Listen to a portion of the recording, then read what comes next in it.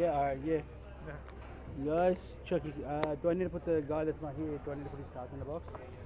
Alright, beautiful. Alright, he's full. Oh, but everyone else put your cards in the box. Alright, seat 1 folds, seat 2 folds, seat 3 folds. Seat 4 folds, seat 5 folds. Can't not play the first hand on the feature. Seat 6 raises to 400. Seat 7 folds. 4 is a blind. No, call, sorry. Call's 400. I'll make it 16. Alright, Let's seat play. 9 makes it 1600. Seat 6. Alright, it was a flat, and then seat 9 made it 1600. And then call. Yep. No problem.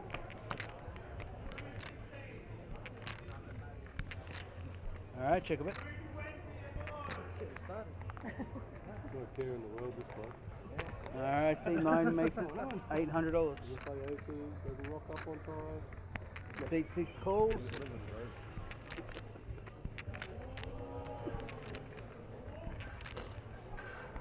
Alright, check a bit.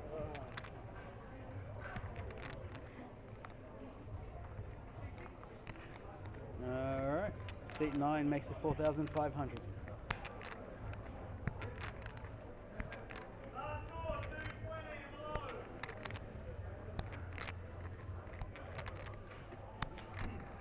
You gonna block me first hand on the feature table? Oh. Alright, seat 6 folds. 9 shows ace 8. A pass. Great turn. Button this move, thank you very much. Sending out the message telling them to watch after the first hand. I'm not even going to message them what I do something good. Yeah, that's what he's Everybody's a critic from their lounge at home, aren't they? Yeah.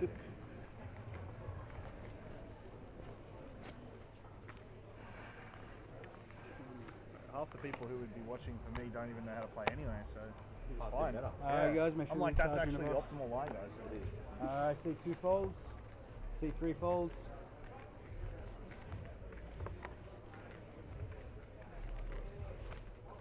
Alright, seat 4 calls.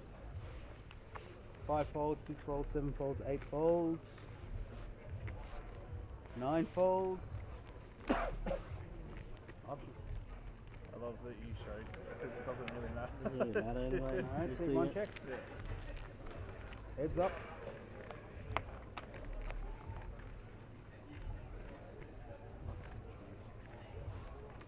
Check. I had an Seat ace 1 as checks. well. Does it matter kicker? No, lower. Worse. How much? Better kick up. Seat 4 makes it 800. Ace kick, you probably did, you know. Seat 1 folds.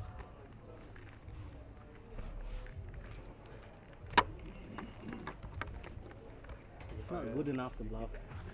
On the feature table. Where everyone can see it. The way the first one is.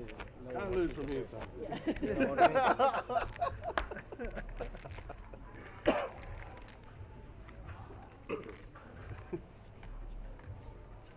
This is complicated as well. Yeah. Yeah. It's head down there. It's the only reason I said yes. Alright, seat 3 folds. Seat 4 folds. Seat 5 folds. Seat 6 folds. Seat 7 folds. Seat 8 folds.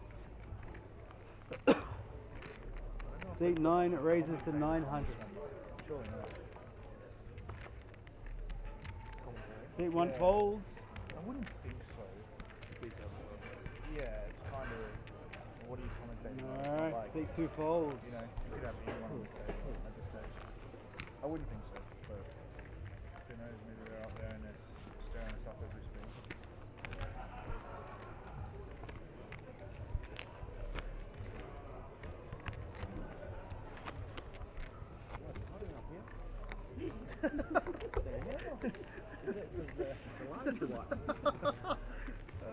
It's the pressure getting Pressure, yeah. Oh, really? Have fun, guys. Don't lose. First screen no watches it for somebody.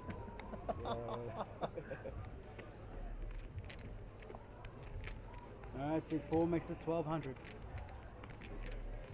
The last time I Seat was 5 on a folds, feature, seat was 6 folds, like seat ages 7, ago and when I 8 first started folds. playing at APT, and I'd so overplayed everything because I thought, oh, I'm on the feature, but just like had no idea how. Seat it's like 9 a deer in the fold. headlights. Seat 1 folds, seat 2 folds, seat 3 calls. Can you throw it in, please, Rob? Thank you.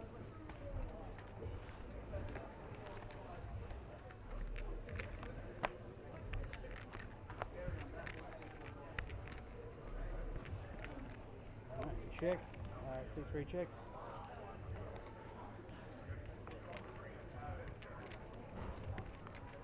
Seat 4 bets 2-1. Seat 3 folds. Fold, fold. Thank you very much.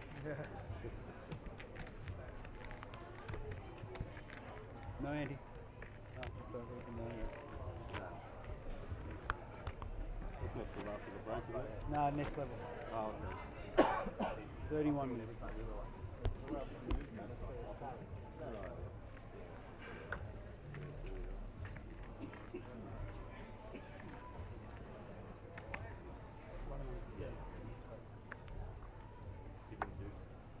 Give him the deuce, you got it. Alright, 400 to play. Fold, seat That's all I'm 5 thinking. folds, seat 6 folds, 7 and 8 folds. Just anyone's. It's like someone going to be zero. Oh, see one pop, good. Yeah. Alright, seat 9 makes it That's why I saw 800. the first one. Seat 1 folds, seat 2 folds, seat 3 folds, seat 4 calls. Heads up. I'm pretty sure he said something about if you knock me out, he's just going to take the table back down there. So Check. incentive to just keep me in, I think. Hey, how about over there? The ones Tell the one taking my chips. Alright, seat 1 check. No, please. it is cool. Seat 4 check, seat 9 bets 700.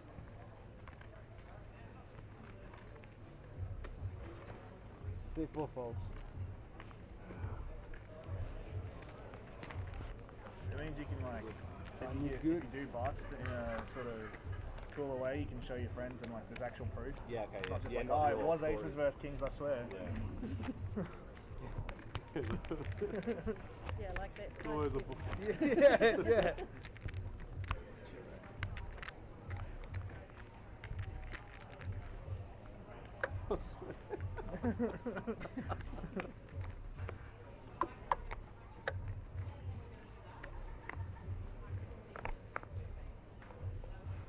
Fold. 6 folds, 7 folds, 8 folds, 9 folds, 1 folds, 2 folds, 3 folds, 4 calls, 5 checks. Heads up for a flop.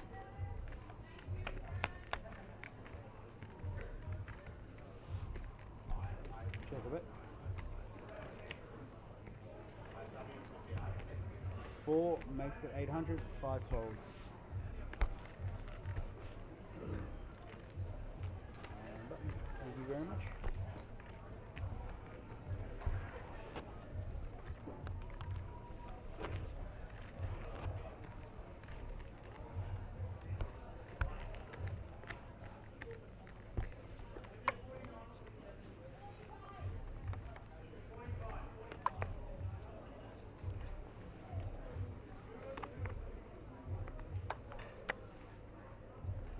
Alright, 7 folds, 8 folds.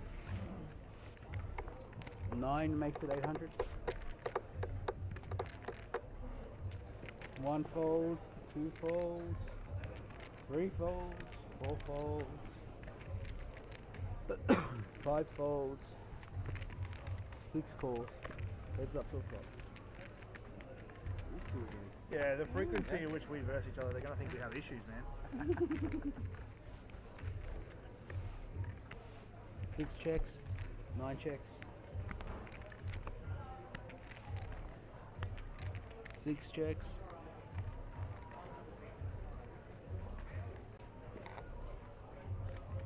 9 9 made it, that's 2,500.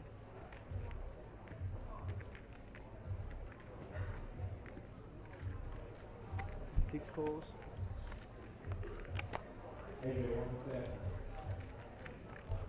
Check a bit.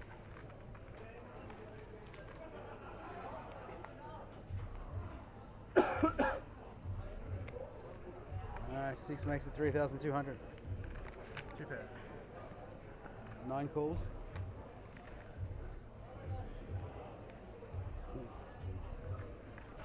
Six shows, 2 pairs. I'll tell them to tune in 20 minutes from now. Yeah. This is Start where it off with a started. winner. So you pay the big one. Yeah, Top two. that's it. Let the guy get there on the turn. Yeah.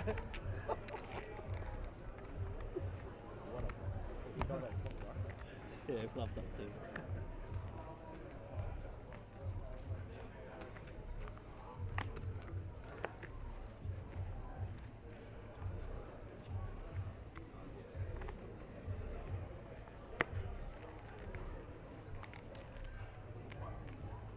Alright.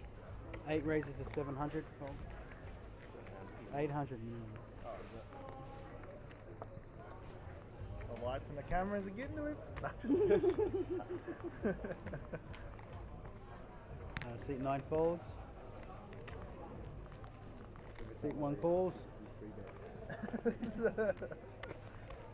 Seat 2 folds. Seat 3 makes it 2,100. Seat 4 folds. Seat 5 folds. Seat 6 folds. Seat 7 folds.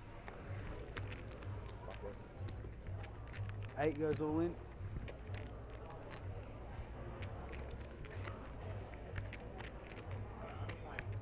Seat 1 folds. Sets on the 3 betting. Every time I realise. TV. I'm gonna let that happen again on the future table. Seat 3 folds. I would say TV. Yeah, it's pocket twos. Pocket twos? Yeah. Well, it was an ace king. You know that much. Maybe it wasn't time, he switched it up. Oh yeah. But I realise every single time I raise it, it's 3 bet. So this time I can do a very good in. Maybe he just doesn't like it. Probably. But yeah. You have pocket ace? Yeah, me too. You put them on pocket pair. Look. Pockets? Yeah.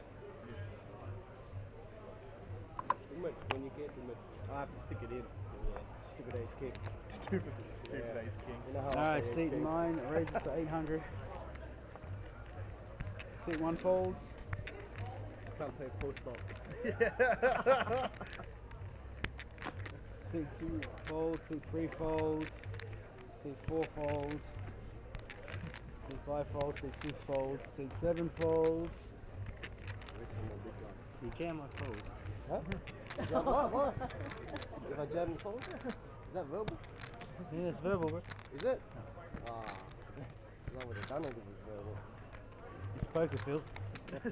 Yeah. Alright, seat 7. I see 8 balls. Heads up. Okay. 8 and 9 both check. You should have just jammed 8 3. red 700. Shit out. I got quads. Button's good. Thank you.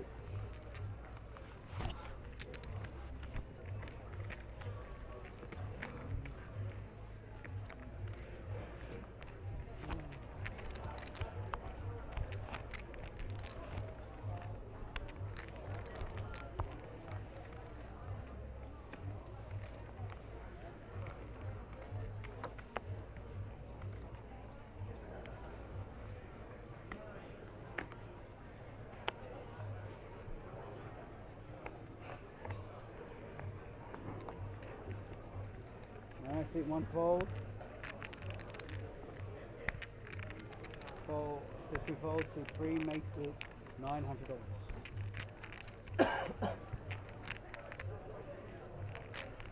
Seat 4 folds, seat 5 folds, seat 6 folds, seat 7 folds, seat 8 folds, seat 9 calls, 3 runners. No, thank you.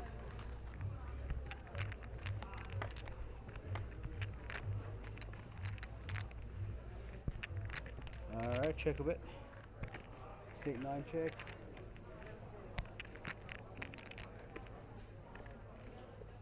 Alright, seat 3 makes it 1100. Seat 4 folds. Seat 9.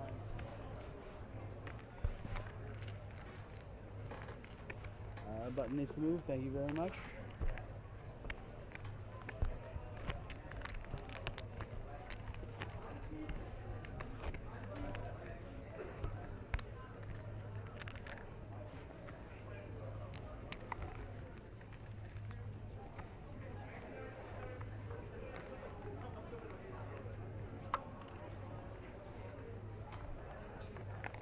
Alright, C2 folds, C3 folds, C4 folds, C5 folds.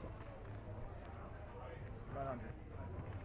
Alright, C6 makes it 900. C7 folds, C8 folds. C9 folds.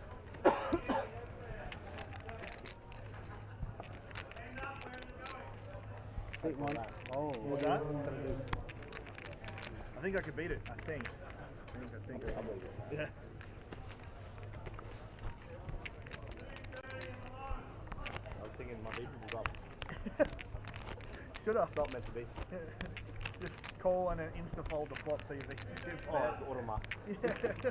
just to get the stat. Yeah. That's funny.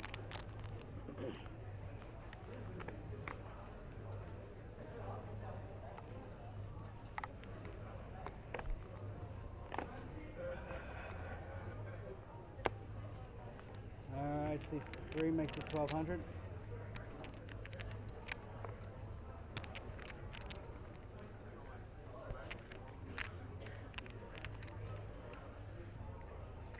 C4 calls, C5 folds, C6 folds, C7 folds, C8 folds, C9 folds.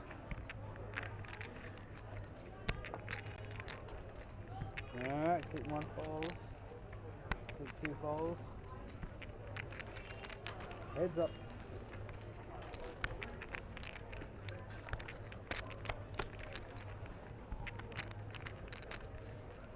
Alright, check a bit.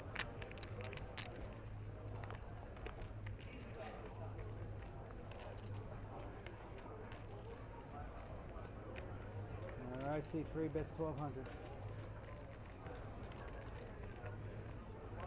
Yep, 1200. C4 calls.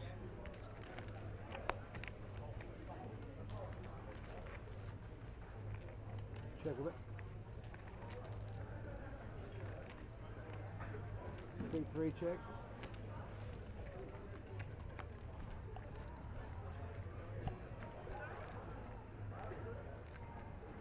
C4 bets 2,600. What did your partner say about you being up on the? What did your partner say about you being up on pizza? Oh, he's up back home in New Zealand. So. Ah. Yeah, I just text him. He's back home with the kids. So. Alright, C3 calls. Yeah, we gathered around the table. Yeah. C3 checks. So why not? Yeah, exactly. Not going to happen every day. No, that's right. C4 bets 8,600. Yeah. Like you said, it's just a bigger table Yep, in the same spot. exactly. Comfier chairs. Yeah. It is. It's definitely. Yeah. Yeah. I'm really enjoying not having an uncomfortable chair. And I'm trying just for 2 hours. Yeah. I'm playing with it. Exactly. I'm just waiting for my monster and I'll double up Yeah. and then we finish. It's a long day. It is a very long. I know. C3 folds. They just keep getting dark. I have to like send my friends a link after the whole 2 hours is over, so I know whether it's worth watching or not. Something like that. No, just AI edit some stuff Yeah, out, yeah. man. Done. You get to it first. Yeah, that's right. There you go, we're live. Alright, now if you look up, you can see your pretty faces. Right. Oh, you're not here. Yeah. I wonder where you are. I folded. Ace king though. At least they didn't take the photos like I thought they would. That's good. No photos. Maybe final table. Oh, in previous ones, you've had to get your photo taken too. Maybe like when it's like. No problem. Yeah. I'd say if if we were like the final table. Yeah. 4, 5, and 6 fold. 16. 7 makes it raises 1600. 8 folds. Yeah, it's the first hand. I told you I had 9 ace. folds. I wasn't lying. An 8 on the One turn probably fold. would have been a better card for me. 2 and folds then you get some and more 3 money. folds. What's that? There's your monster. Like No, double no. blind. I was like, just one pull over there.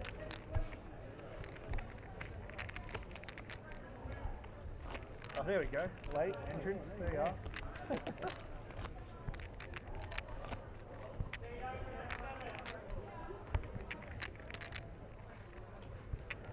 Okay, so I have to put my cards here, is that what I have to do?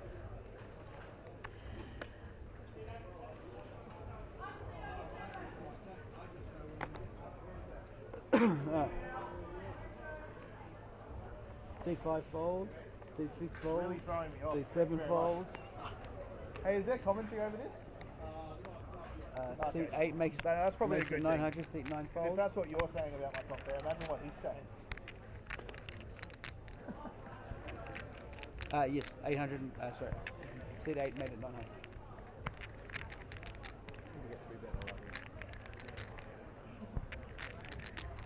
Seat 1 re-raises to 2,600. Seat 2 folds, seat 3 folds.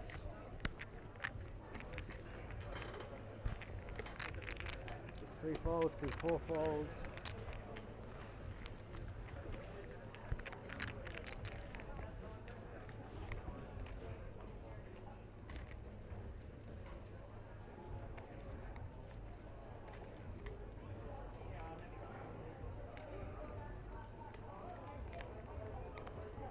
Seat 8 calls.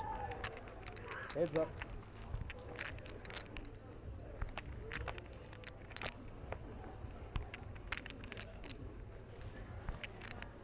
Check a bit. Seat 8 checks.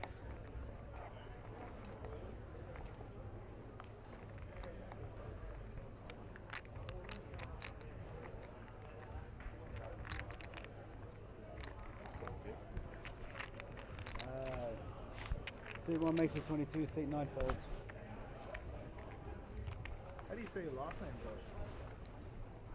Like in English, well, Australian goes in autonomy, but like European Croatian, it's included. Ah, so the Croatian. Yeah.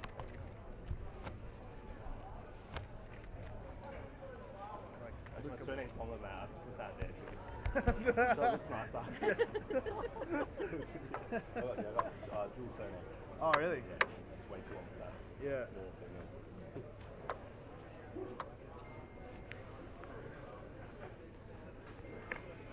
Could have just like abbreviated it down.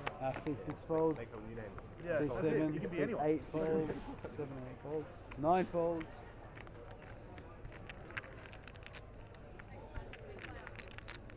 Seat 1 folds. Is it a dual serve name?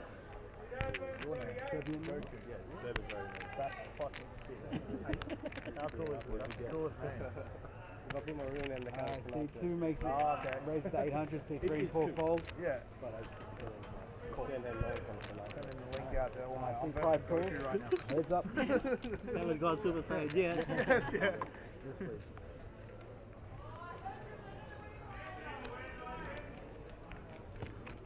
Beautiful.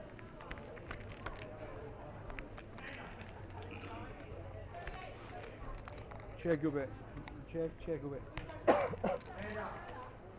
Check. Check a bit.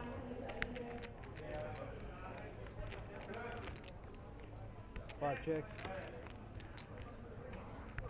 2 checks. Check of it. 5 checks. 2 checks. 9, 10. Ace 3. Ace is good. No one folds. Come on. Yeah, ace man. One caller.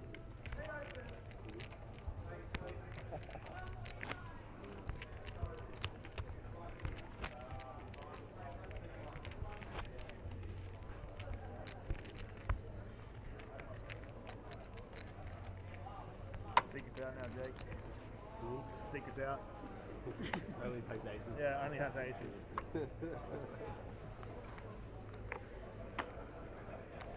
Wait till you see the action on the button with it. 7 folds, 8 folds, 9 folds, 1 folds, 2 folds, 3 folds, 4 calls, 5 folds, 6 checks, heads up.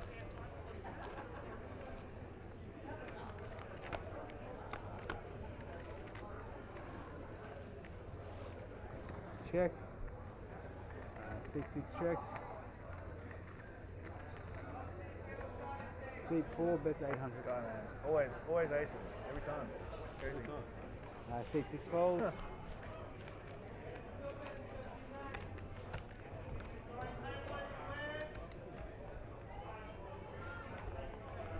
Button needs to move. Thank you very much.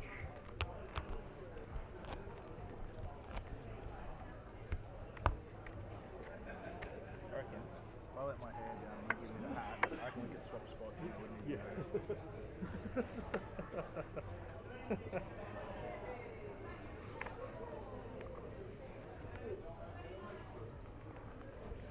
8 folds.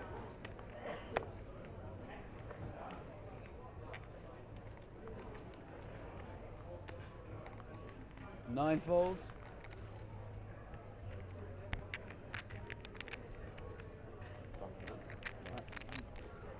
Alright, see 1 raises to 900. See 2 folds. See 3 calls. See 4 folds. See 5 folds. See 6 calls. See 7 calls. Alright, 4 runners.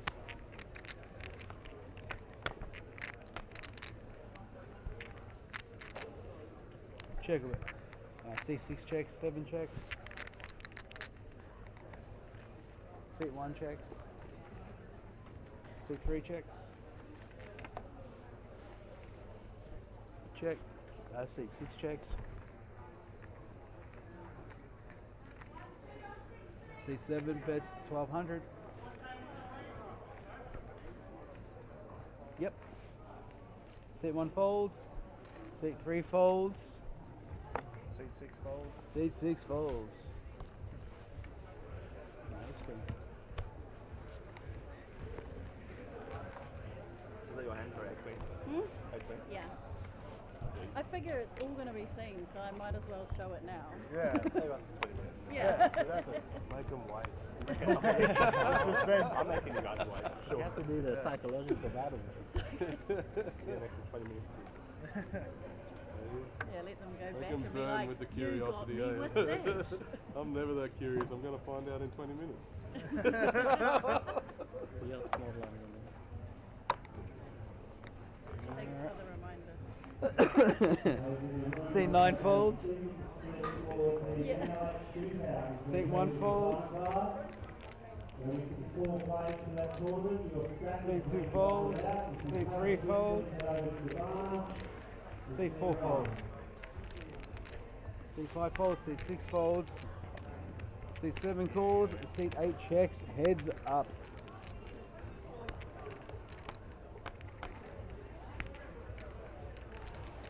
Check. 7 and 8 check. Check a bit. 7 checks. 8 bets 600. 7 folds.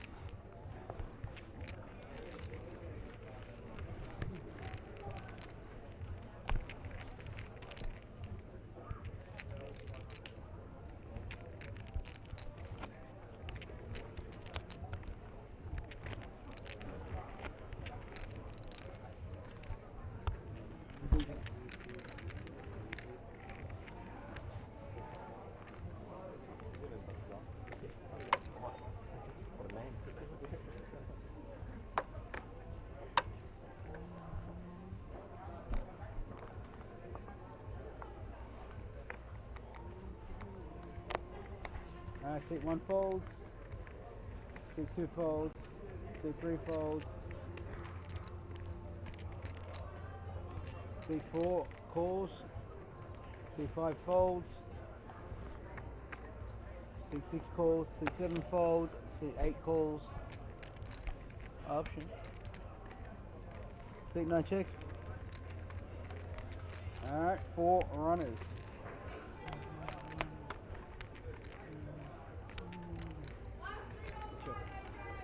Alright, check, 8 checks, 9 checks.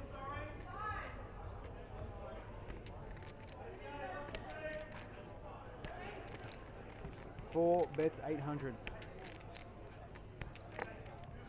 6 folds.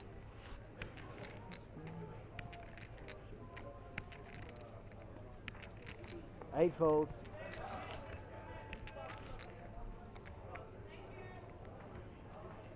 9 re-raises to 2,600.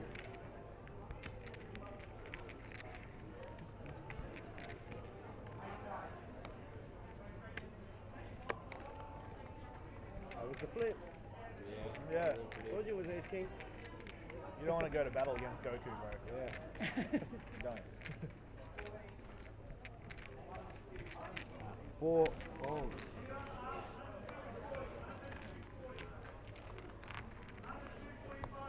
Same hand when you hit the set of 8. Alright, but next to When me. you hit the set of 8. You hit your set earlier against Yeah, the hit eight. 8. Yeah.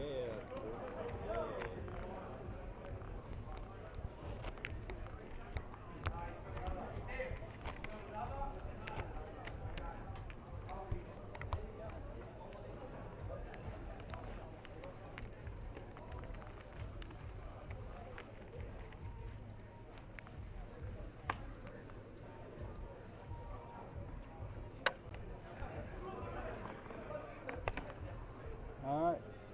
2 folds, 3 folds, 4 folds.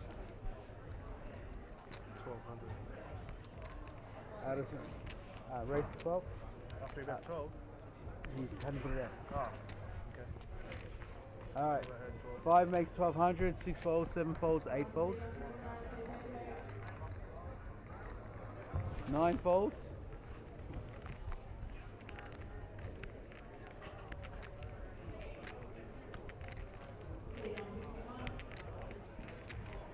Alright, seat 1 folds. Oh, you down a fold. Yeah. I thought it was working. I would have done it.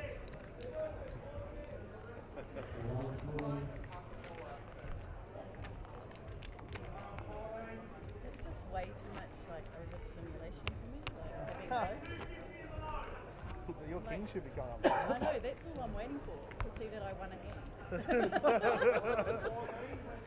Oh, I mean, you see yourself get dealt kings, you're like, oh, did I win this? Yeah.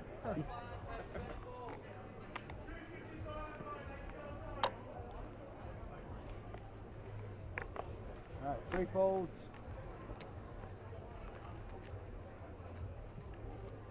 4 folds. 5 folds. 6 folds. 7 folds. 8 folds.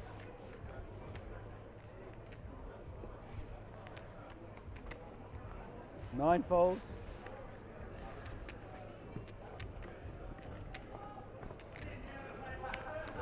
1 fold. Option. 2 checks. Heads up.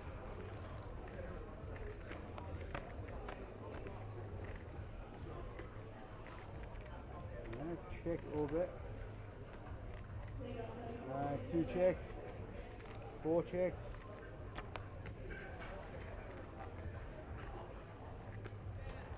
2 checks.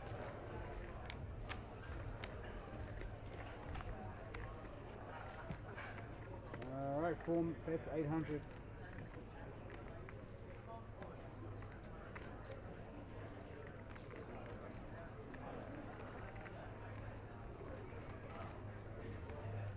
Two re-races to 2,000.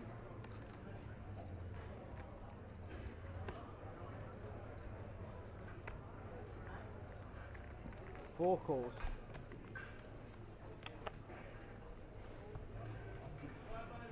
Check of it.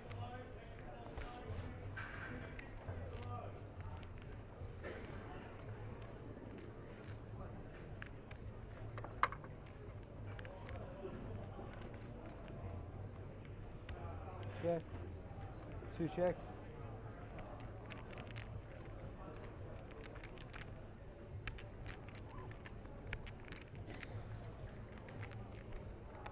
Four bets, 4,600.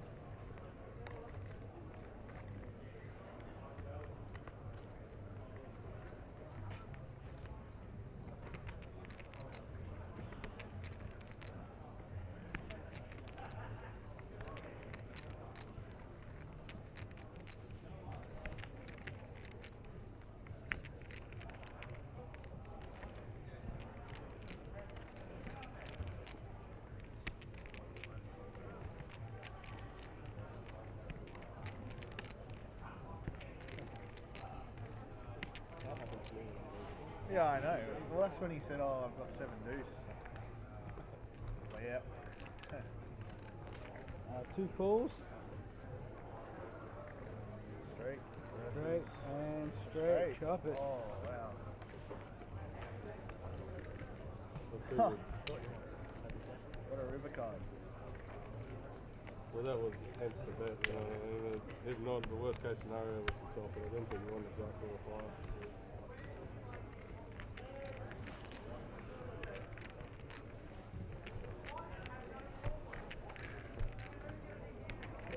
Oh, what the heck? 8s and 8s.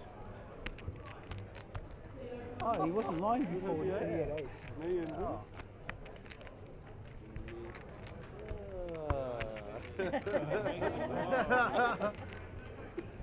Don't be scared, brother. Don't be scared. Too worried. Lights, camera, action.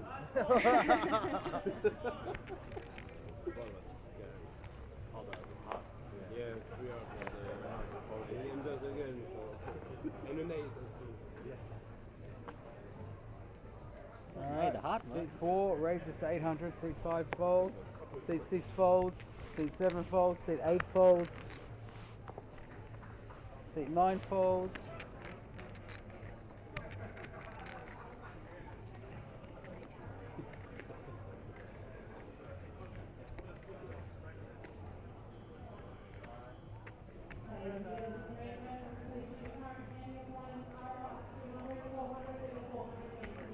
Guys, next hand, 200, 400, we get 400 in it.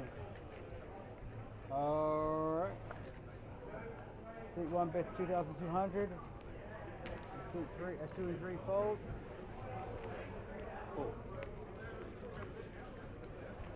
Seat 4 call.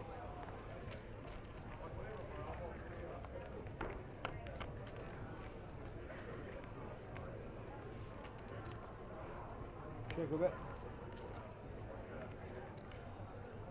C4 checks. C1 checks.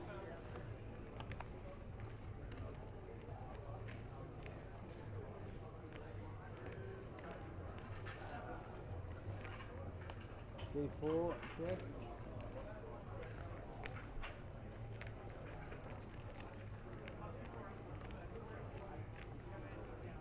C1 bets 2,000.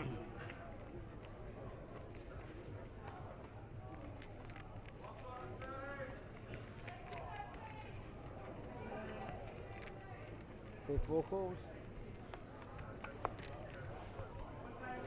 Check of it. C4 checks.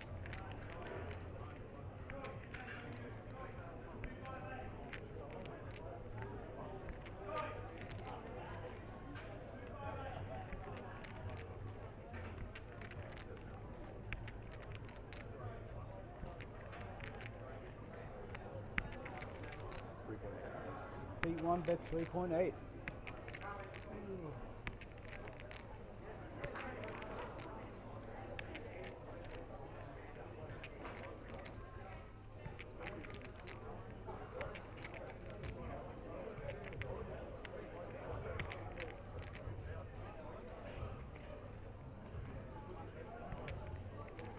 Cool. Calls. C4 calls. One has a straight. 3.8.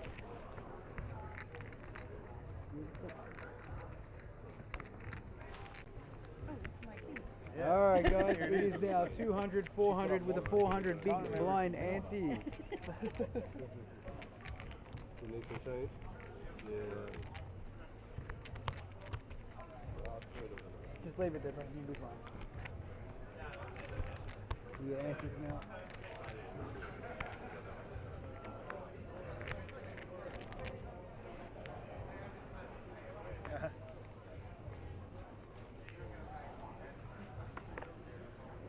All right, 400 plus. All right, 5 folds, 6 folds, 7 folds, 8 folds.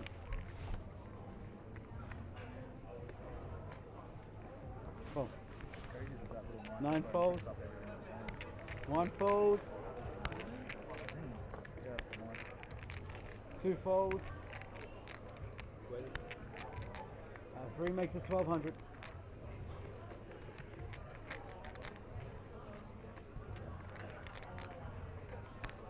4 calls.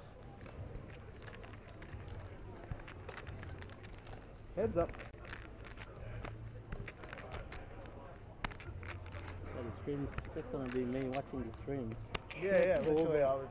That's not Thinking like the that. same I just don't need to look at it.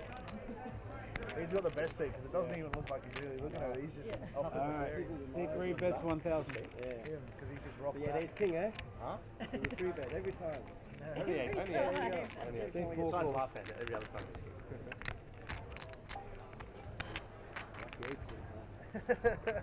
Take a bet. I was happy when you snapped over. It still wasn't a good flop.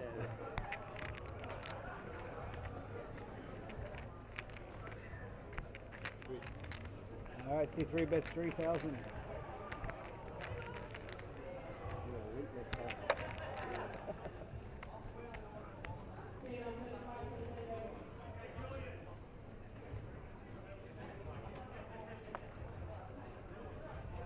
C4 falls.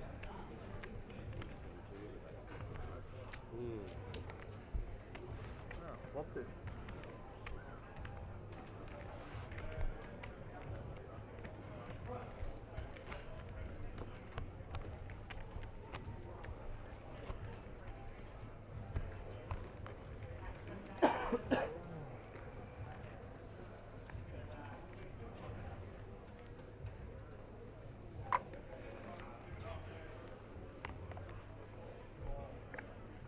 Alright. 6 folds, 7 folds, 8 folds, 9 folds, 1 fold, 2 folds,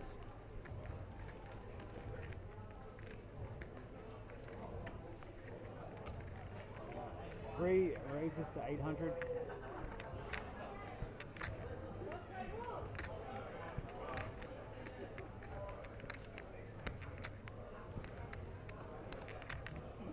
4 re-raises to 1600. 5 folds.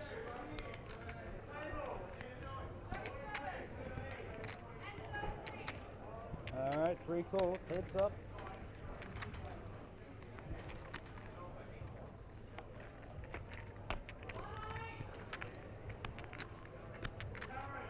Check it out.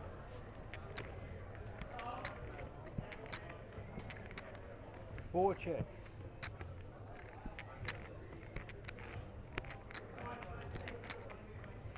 3 checks.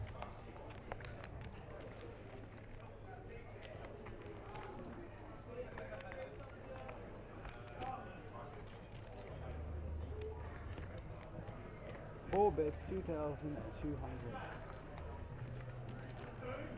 3 fold.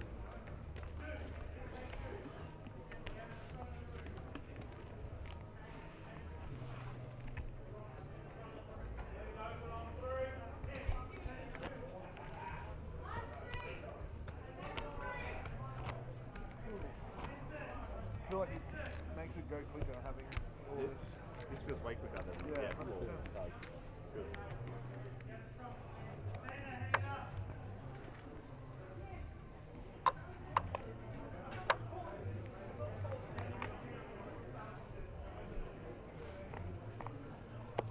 Alright, 7 folds, 8 folds.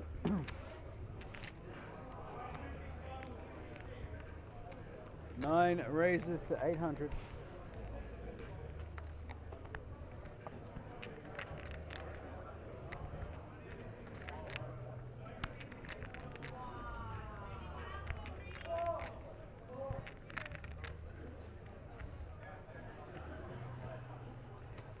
One re-raises to 2,400. 2 folds, 3 folds, 4 folds, 5 folds.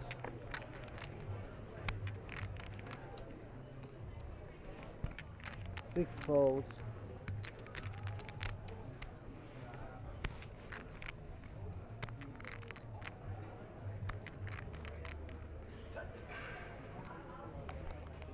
Alright, 9 calls, heads up.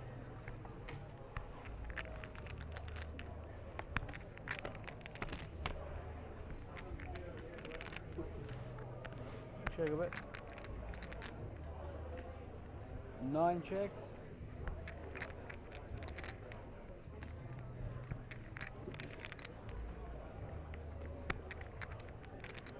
1 check.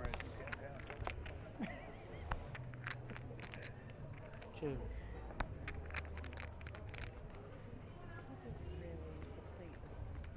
Yeah, honestly. 9 bets, 3,600.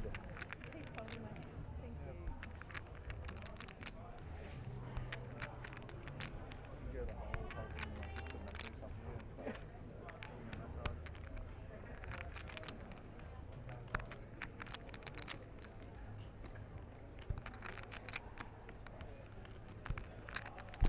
One calls.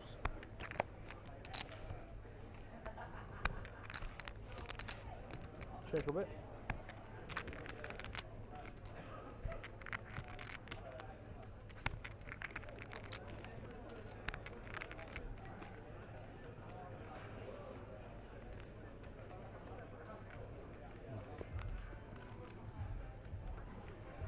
Nine bets, 12,500.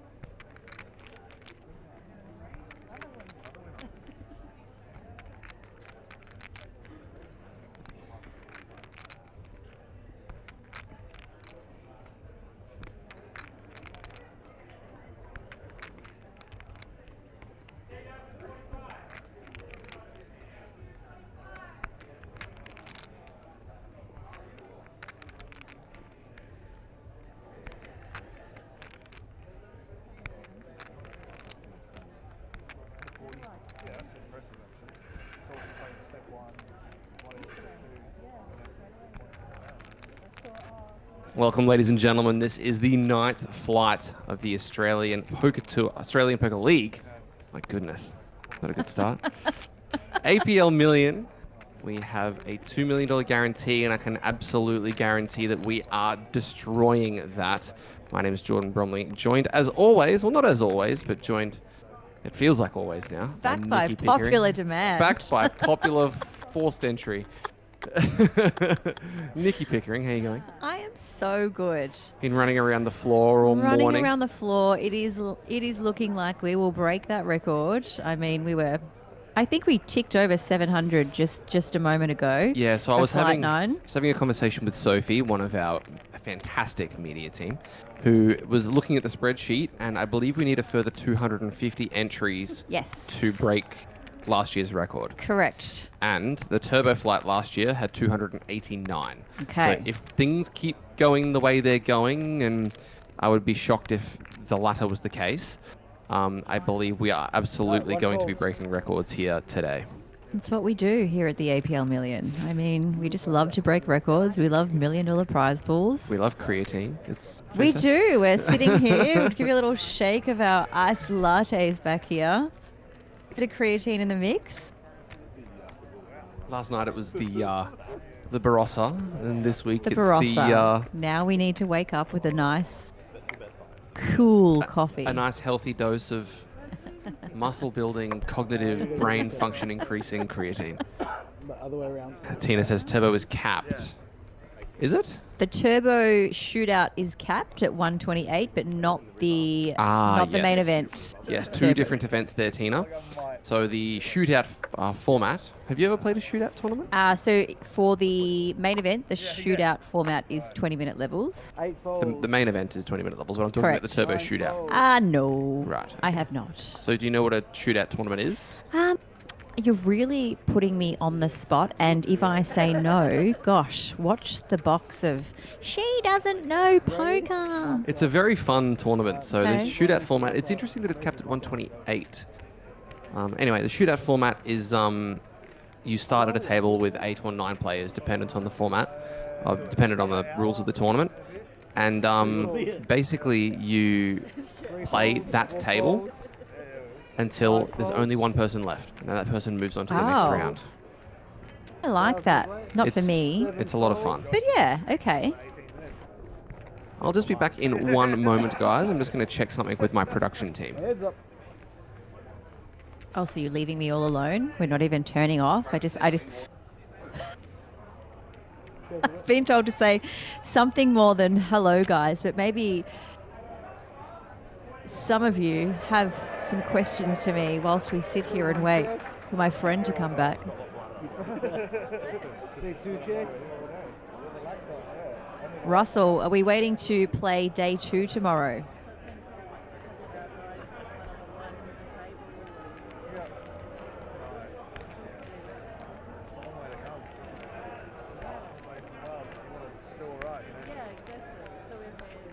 Sit 1 check. Jeremiah is filling us in on the increased cap at 144. Sit 2 check.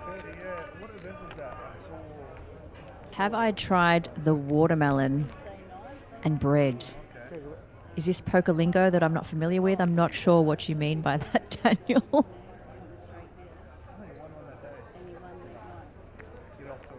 Yeah, and we were like, stoked. Sit 1. Bets 1400.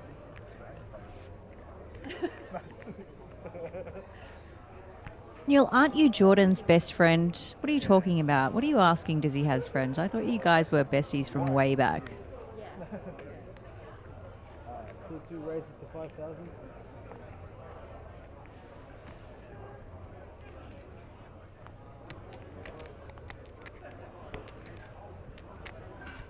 Russell, good to hear that you've bagged for day 2. Quite an achievement.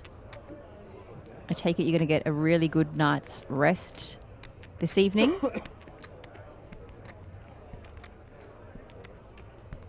Sit 1 goes all in.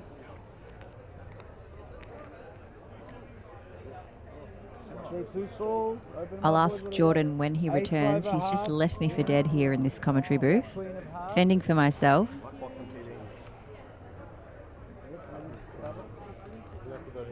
We'll see that on TV.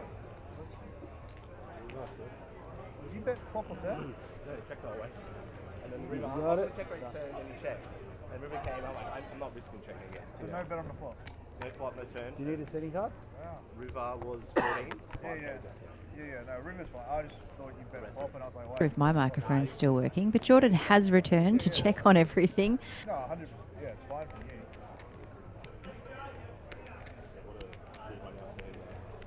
Nice hand. So far, so good, yeah? Oh, now what I said before about this table being final table works. Because so long as there's an influx of players to keep bringing chips. Don't worry, the guys. rest of us I'm can back. stay. Daniel, I'm not sick of you, I promise. We just had a slight issue on our end. We were looking at the wrong stream. Well, I realised that. Keep doing our thing. That's So I just had some All right. sit banter 9 in the raises chat. Thanks for 800. everybody who sound pitched like in. you. Folds, sit 3 folds. Picking up the action now. Hi, fam. Pocket 8s under the 4 gun. folds. What are we 5 taking it folds, to, 6 sir? folds. Looks like 7 800 is folds. the request. Daniel says, wait, Jordan has friends? What the? 8 I leave for folds. 3 minutes and Daniel turns on me. I know, these guys. That's insane. And yes, absolutely, congrats to both the sweet lads. What a run. So, Guacchini, I'm going to let you know that we literally had an all-in and a bust out. So, the screen that we were looking at in here was the wrong screen. So, we were doing commentary on what was happening on the screen, But because we have a setup here at the APL Million where we have screens that show down the front of the poker room what's happening actually on the table itself at the time with cards down coverage, that's what we were looking at. So we didn't actually have the delay in front of us. So we didn't see that crazy hand that you guys would have seen. The worst thing, I didn't put him on a jack or a five. So But we're good now. We're good to go. We are rolling. And we're going to carry onwards. And we're rolling. Shout out to Krilly. Hope you're feeling better, my friend. like I said, the worst case scenario is he had the jack, but it was just not the way the hand played out. It was no way. Four.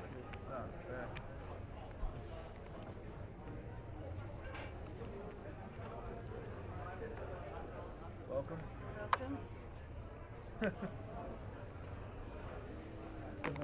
Yeah, all good now. The sweet life of Jack and Troy. That's pretty funny. Not bad. Those two guys taking home, what, over $550,000 collectively? Something in that vicinity, and they've still got the main event to go. Yeah, the twins walking away with $500,000. I wonder if they did go to the Star to celebrate last night. I think Jack was possibly pushing more of a quiet celebration. Look, I don't think either of them are actually old enough to be able to be allowed into the How Star. old are they? They turned 22 Stop it. a week ago, yes. 9 checks. Very nice, very good manners, both of those boys. Oh, great guys. I Fantastic appreciate. guys. 7-6, ace-4, and ace-9. Looks like the 7-6 is going to feel best about this one, but Chris Tate does have a double gut shot. Will he get it? No, he won't. 9 of hearts change. Oh, sorry, Jack of hearts changing not a lot. This pair of 7s still the best hand. My man, Chris. Oh, sorry. Yeah, my man, Chris, rocking the Mandalorian jumper. What's Star Watching any Star Wars? You ever watch Star Wars? Do you know what? I don't think I've watched a single Star Wars. You're not the first person in this Don't booth to come say at that me. this week. Don't come at me. I'm sorry. I have watched all the Rocky, if that makes up for it. That does not really, because it's a Have totally... you? All the Rockies. I know it's completely different, but I mean something that I would have never watched voluntarily. I've seen Rockies 1 through 5. I haven't seen Rocky Balboa or either of the Creed films, but apparently the Creed ones are very good. Yeah, look, I thought I've seen enough Rockies. They're all blend. They all blend. We actually had a Rocky at the feature table yesterday. Were you here for that, with Rocky here? I would never forget a Rocky. Rocky Churong. I made about 8 to 10 knockout references. No. David Miles says she was going to sing. What were you going to sing? What was I going to sing? I'm disappointed. I tried to get on the piano at my Okay. at my hotel last night, but the security guard didn't let me. Rude. He's a Russian guy with face tats. I didn't really want to mess with him. 4 folds. He just looked at me and went, "Store," and I walked off. Just too scared. 6 raises to 1,000. Couple of 7 likes folds, for that. 8 folds. What do we need to do 9 today for folds. some likes? You guys give us some Tell ideas in the chat. us. What are we going to have to do to make sure we get as many people tuning in I mean, as possible? If you're here, as a polite gesture, Okay, 1 you call, should just heads up. like upon entry. Thank you. Here we go. See the little like bubbles pop up? All you Thank you gotta so do much, is guys. ask. Sometimes. Is that an angry face? Yeah, but I'll take it. there's I'll the- take the- your the- angry face and there's I'll no- raise it. There is no angry react. It just it just shows you what could be. As we see the Queen of Hearts is what is on the turn. Chris still with the best hand, but Josh, I like the this. gut Oh, shot. isn't that just a dream for Ace Jack? it's not a bad Suited. flop. I mean, I guess the Queen is a little bit scary, but you're not going anywhere. Nah, definitely not. Some flops are better than others, and this one is about as good as it gets. Ace jack. Now, I will say, guys, it's been a while since we've been able to commentate on some very deep stacked poker. I mean, these guys are, on average, playing north of 75 blinds. So, Wowee. I'll be honest. Short stacked tournament poker is not my forte. I've never been the best or most studied tournament player. However, most of my poker kind of knowledge comes from around 100 big blind cash games. So hopefully I'll be able to give you guys a little bit of insight into some deep stack play, because often in tournaments it's something that's relatively overlooked. People tend to do a lot of focus on the sub 40 big blind stuff, but Maybe we'll see some 100 big blind action and see some big pots swinging back and forth. I look forward to your insights. Amazing. 5 folds, 6 folds. I'll have 7 nothing to add. folds, You add plenty. Don't undersell yourself. 8 raises to 1200. Goku, 9 folds. I can't believe that is his name. That is absolutely brilliant. You know anything about Dragon Ball Z? No, but I was more thinking Goku Roku. Goku Roku. Counting, I right? have 9 high. Can you count?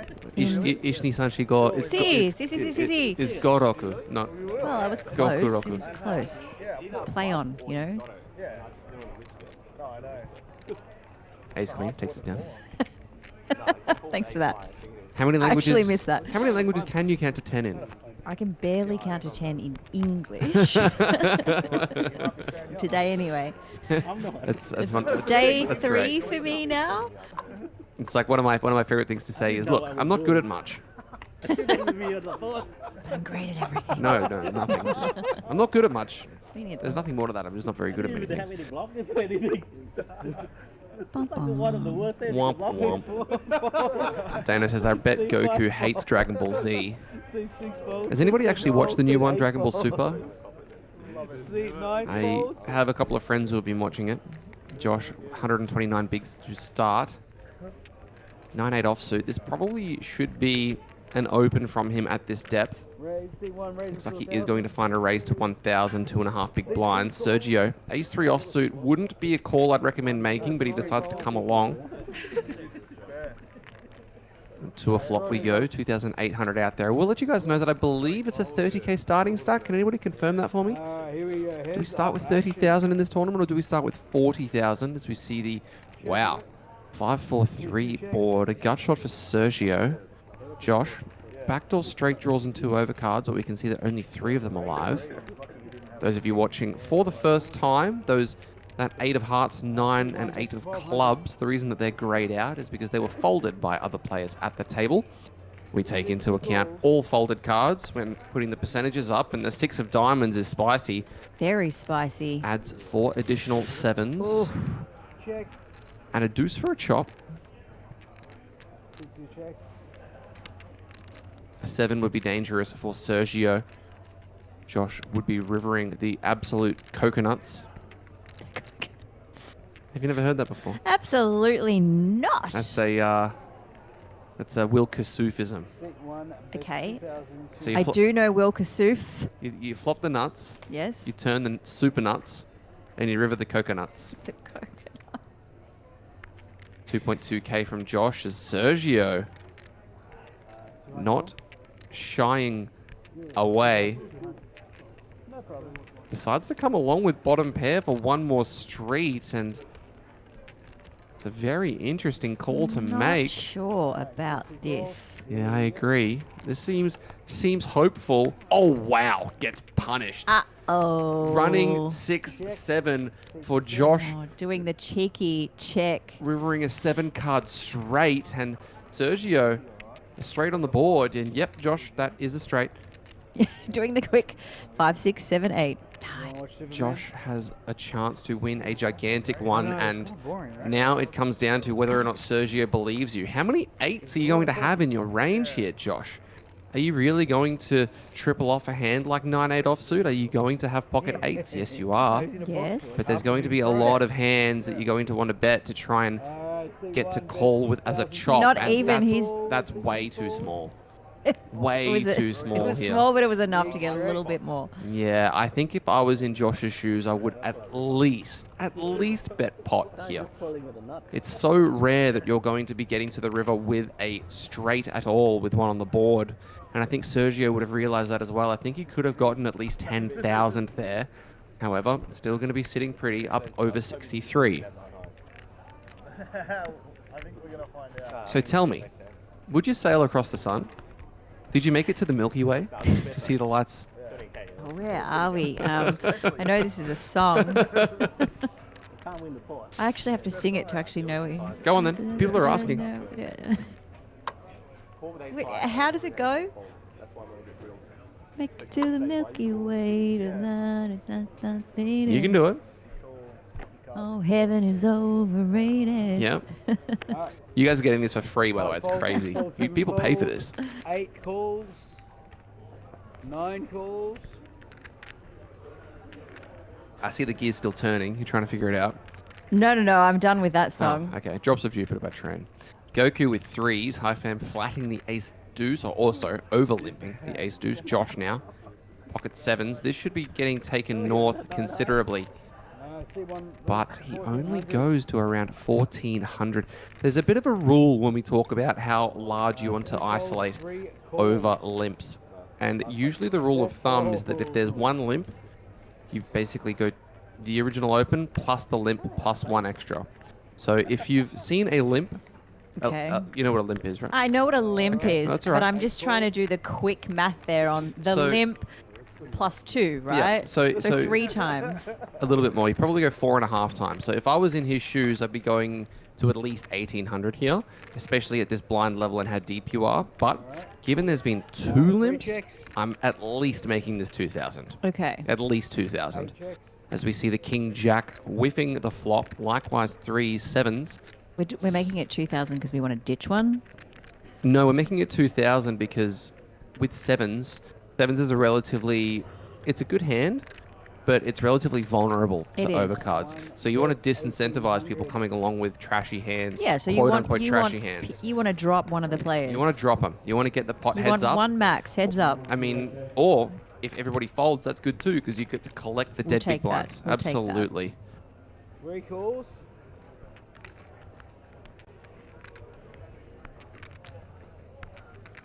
W is saying, no way, that's his actual name. Hey, be careful, mate. He'll turn Super Saiyan. I can only assume this is Dragon Ball Z. Nice work. Zing. 8 calls. Heads up. A lot of people shouting out, tell me. So the song Tell is, me. Yeah. Oh, wow. The King Jack of clubs deciding to peel one off here. I'm not sure I would recommend this with no backdoor flush draw. Absolutely nothing. Yeah, just has King high and Josh with 7s. Probably going to want to check this one back. The small blind is definitely going to have hands like 10-9 suited, Jack-9 suited. Obviously, 6s, 8s, and 9s may decide to trap, but looks like he's reaching again. And I'm not sure what he's hoping to get value from outside of Jack-10 exclusively. Obviously, the King Jack's going to get out of there, but Josh picking up a couple of nice pots. Mason, the admin, says, what a voice. Oh, I know. I've heard that you do have a nice voice. No, you. I'm joking. Being humble. Thank you, Mason. I try. 653 players remaining. 711 entries, but I'll be honest. I think that is going to get a little bit larger by the end of this flight. I'm going to get the tab up to tell you what it is currently in real time. There's still 2 more hours of late registration until it's locked out as, yep, that number is a little bit low. We're up to 739. And if you're waiting to enter this one, we're taking alternates under 330. Late registration closes at 6:15 this evening. 3 hours of late registration. And then, of course, Turbo, Flight 10, very last chance to fire at this incredible tournament. 6 folds, 7 raises. April Tooman, locating the Ace-King offsuit, finds a raise to 1.6k, and well, we've spoken about this in the past, ladies and gentlemen. He opens to 4 big blinds, and there's a little thing called telegraphing your hand, which basically means that if you pick a large size like this, usually it means that you're strong, but not quite as strong as Tom in the big, waking up with the Allen Alders, American Airlines, the Spirit Rockets, Pocket Aces. Whatever you want to call them. What does his tattoo say? Can you read? It says McMahon. McMahon. And if you refer to the left side of the screen, you'll see that that's his surname. McMahon. McMahon. No chance. No chance Just in case in hell. anyone forgets. That's my name. April with the Ace King now. Alright, 7 folds. Mason wants you to do the Jet 2 holiday cover. I'm not sure what that is. You don't know that meme? Well, I mean... What? The Ace King folded? Who? Alrighty. Let's just open to 4 big blinds and then fold when we see any aggression, as the 7s are going to go down as well. Nice fold, but I don't know if that one is what anybody here expected. A snap fold. Snap fold from the ace king. Smart. Smart. Nothing beats a Jet 2 holiday. You haven't heard that? Really? But that's it? Is there a song? Is there a jingle? It's like, you know that song, the Darling Hold My Hand? Oh. Yeah. That song plays, and then this chick's like, nothing beats a Jet 2 holiday. And they've been in a lot of memes with pictures of like Chris Brown and a woman, and they've got a tag over him that says nothing, and then a tag over Rihanna that says a Jet 2 holiday, because nothing beats a Jet 2 holiday. Yeah. No, not familiar, but right. thanks for sharing. Yeah, I haven't really been the biggest fan of Chris Brown. His last big hit was Rihanna. As we carry on to Josh with the 8-7 offsuit. He peaked. Oh, dear. It's only downhill from Rihanna. Wait, you didn't get the joke? No. You know there was like, he like beat her, right? Oh, did he? Yeah, whole DV case. Oh. Yeah, not good. Anyway, terrible human being is Rihanna. I mean, Chris I Brown. know you're trying to tap into my awful sense of humor. Yeah, but we spoke about this today is yesterday. not the day for it. I know that it is. It absolutely is. Let us know what kind of jokes you guys want to hear today, because all of them are going to come out. The final couple of flights of day 1. Let us know who you want me to speak to. Main event. Big field out there. There are a couple of people Who that are have we mentioned, supporting? a couple of people that have mentioned to me that they want to come into the booth. We might have some conversations with the likes of maybe Sean Ragazzini, Luke Martinelli. I know that certain other players have been reaching out to me wanting to jump in. Naj might come in at some point today. I think Dean Cox from Perth wants to come have a chat. So we'll see if we can get all of these guys in. It'd be a lot of fun. Stonecross is asking how are the numbers looking so far. Do we know? We just went over it, but we're at about 740 entrants in this flight, and we only need a further 200 to break last year's records.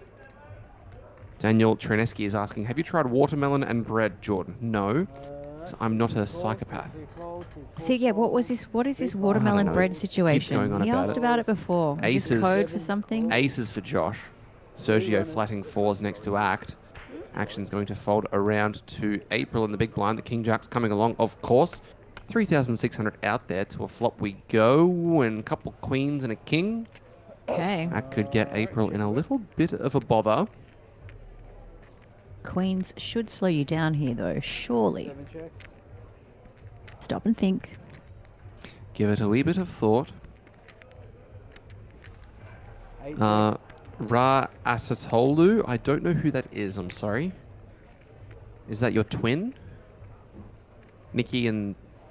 You just fell for the trap. He came in before and said something which I wasn't going to fall into, but you just did. I might have done it on purpose. As you see the king double queen board. And 2 check. Mason the admin say, hey, have yous been to Samoa? I think I have on a cruise actually, but I think I might have stopped in there on a destination. As a destination, I did a cruise from Sydney around New Zealand to Hawaii, and I think Samoa might have been one of the stops, but I'm not 100% sure. As April reaches out after the flop checks through. Seat 1 calls. Oh. Josh just sneakily coming along these paired boards. Obviously a little bit difficult to navigate. April, one of 3 outs. That is the Not one furthest of thing them. from it. The most diamond of Oh, deuces. she's giving it a go. Looks like she has actually... I think she flung in the turn bet as... No, maybe she has found a bet on the river again.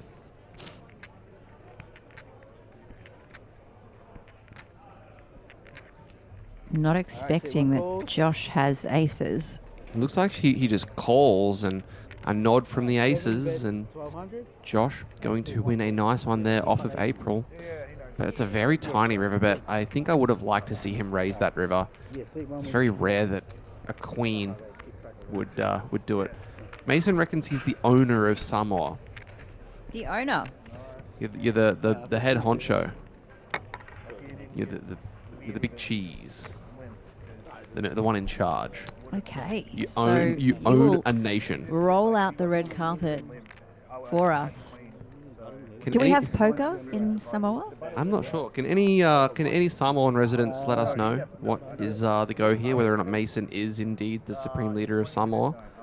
I don't know if that's the right word to If use. he is, I mean, we appreciate you stopping by. Too small, yeah. Appreciate your time. So you give me Tytran's asking, hey, what time is late rego for this game? I believe it closes. 6:15 this evening, There you go. And if you miss that one, there is the turbo flight. 8 p.m. Starts at 8? Mm-hmm. Oh, okay. It's a bit later.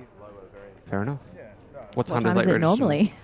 I don't know. What time does registration close for that? That I do not know. Why not? Well, Disappointing. yeah, sorry. Let me find out for you, I am lovely to ladies and disappoint. gentlemen. because we're naturally supposed You to. see, you aim to disappoint. Alright. I've given 9 up raises trying to 800. please everybody, and I'm just here. I'm in it. If you don't like it, tell your story, Walkham Pal. Thank you, Stern Cross. Registration for the turbo flight closes at 11:15. One pulls. Freddie asks, how do you not know if you have been to a country open bar lol? It was 11 years ago. And, yeah, I don't know. Alright. Hope you're doing well, by the way, Freddie. 5 folds, 6 folds. Couple of 7 hands going on folds, 8 here. folds. Jacks from high. Josh just had to flick in the King Jack offsuit from +1. Not sure I like this, especially given there are some stacks that could give you some grief behind, and also this range from high is very strong. Alright, 3 runners. Jake McMahon and the hijack didn't see a queen 9. He didn't want to play. To a flop we go. Oh, and that could get him in trouble. See 9 checks. 9-6-3. All the multiples of 3 out there as High decides to check it. Likewise, Josh. Check. Is High doing a little check re-raise situation here? I think a check raise could be called for as the bet goes in from Jake. Looks like 1,200. No, 1.6 as... Wonder if High is going to take it to 5.2. Seat 9 re-raises to 3,600. Seat 1 folds. No, 3.6. That is a very small check raise. Just min raise. Ra Atu Tolu is saying, sing again, Nikki. You sound like a young Kylie from Neighbours. Oh, young Kylie. I'll take young Kylie. Quite the compliment. Thank you. 8,600. As Jake, that looks like more than what the initial announce was. High with these jacks is coming along. Big pot brewing, 20,600 out there, but that ace of clubs may be a bit of an action killer. Check from High, Jake. Those sunnies, McMahon on full display. And you get a much Speaking of better action killers. Wow, he's reaching. Fires out a bet worth what seems to be 12k. on par. Alright. C4 raises. Now what do you do with jacks? This range, when you barrel the ace turn, it really looks a lot like a set. So we look But alike, so just don't get confused. obviously, we can see that it is a very, very overplayed pair of 9s. And I'm not sure whether or not High is going to want to continue when he's barreling a card that's meant to be good for him. Gets a look at his stack. He's obviously got 31.7 behind. That flush draw did brick, but he does have the Jack of Spades in his hand. So he won't be feeling too fantastic about this prospect, but maybe he just feels like Jake is going for it. And if that is the case, maybe we just run it. And then he still has the river card. He does still have the river to go. Jake not out of this, going to win this roughly 1/9 of the time. Jordan Z says, pretty nice bet. It's a good bet, but I don't know what it's trying to accomplish. Is this a value bet? Does Jake believe this is a value bet? I don't think he thinks it's a bluff. Kane Dalziel says, I need to fly up to this tournament. What is this? Yeah, man, I told you. I told you days ago. How are you not on a plane? Still time. There is still time. Where are you from? You can make it for flight, the last flight, main event. Yeah, I mean, also the Terminator, 6 p.m. You've got 8 more hours of opportunities to be able to play this main event. Get yourself down to Southport Sharks on the Gold Coast as High is trying to get himself out of trouble. Trouble that he's not even in. Yeah. Jake. The longer this goes on, the more I feel High is going to be letting these jacks go, and Jake's going to get away with murder. You know what table they do like after this? They will pick one. What will it be, Mr. Fam? You're going to try and get back on that table. Yes. What's that? So you're going to try and get back on the other Do we think that possibly someone is chasing a flush from the flop? That's the difficult thing, So- is that when people check raise flops, sorry, when people 3-bet flops, typically it's immediate value, not potential value. So, and usually when the ace comes on the turn, they would try to check back to realize their flush draw. So the fact that he's barreling again really in High's mind is probably weighted more towards sets, 9s, 6s, 3s. But then obviously the question opens up is what do we do with 9s? Does he 3-bet that hand pre-flop? Is this a funeral service for the jacks? Not yet. Oh. I think he's doing it. Oh, no, he's not. No, he's Oh, the he's chips gonna, are set, he's folding. and I think he's they folding. are going down. Bye-bye, Jacks. Oh, it's tough. No! Holding on. There's Every no way. You time. can't come back from this. Once you lift them Yeah. off, This body language Hang on. really smells No. of, oh, they go back down. No, Oh, they down they go. go! Jake takes that one away. Definitely a better Definitely upgrade. thought his hand was a Yep, little bit 3-6 stronger with a than it was 6. in actuality. Jake's and taken over. He's going to win Feel that free to pot. call him Nate. He's fine with I that. wonder if he still thought that he on. had the best. I wonder if Oh. he feels like he got a better hand to fold, or whether or not he got a worse 9 to fold. I'm sure in 20 minutes we're going to find out. Because I've only just realised that we don't have table audio. That's okay, I'll fix that later. who needs table audio? There we go. No, that was just me double checking the Facebook video. Wonder how my mate Chris is doing out there. Cool. Waddy, let me know if you need me.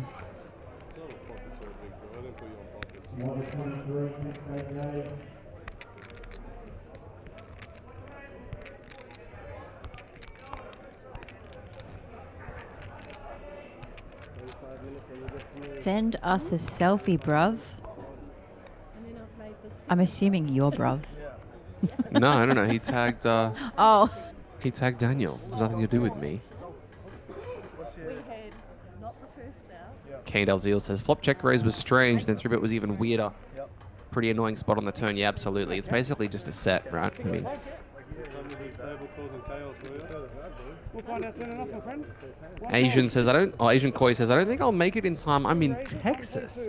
I'll start walking now. Well, I'll see you in a couple of years' time. this ain't Texas.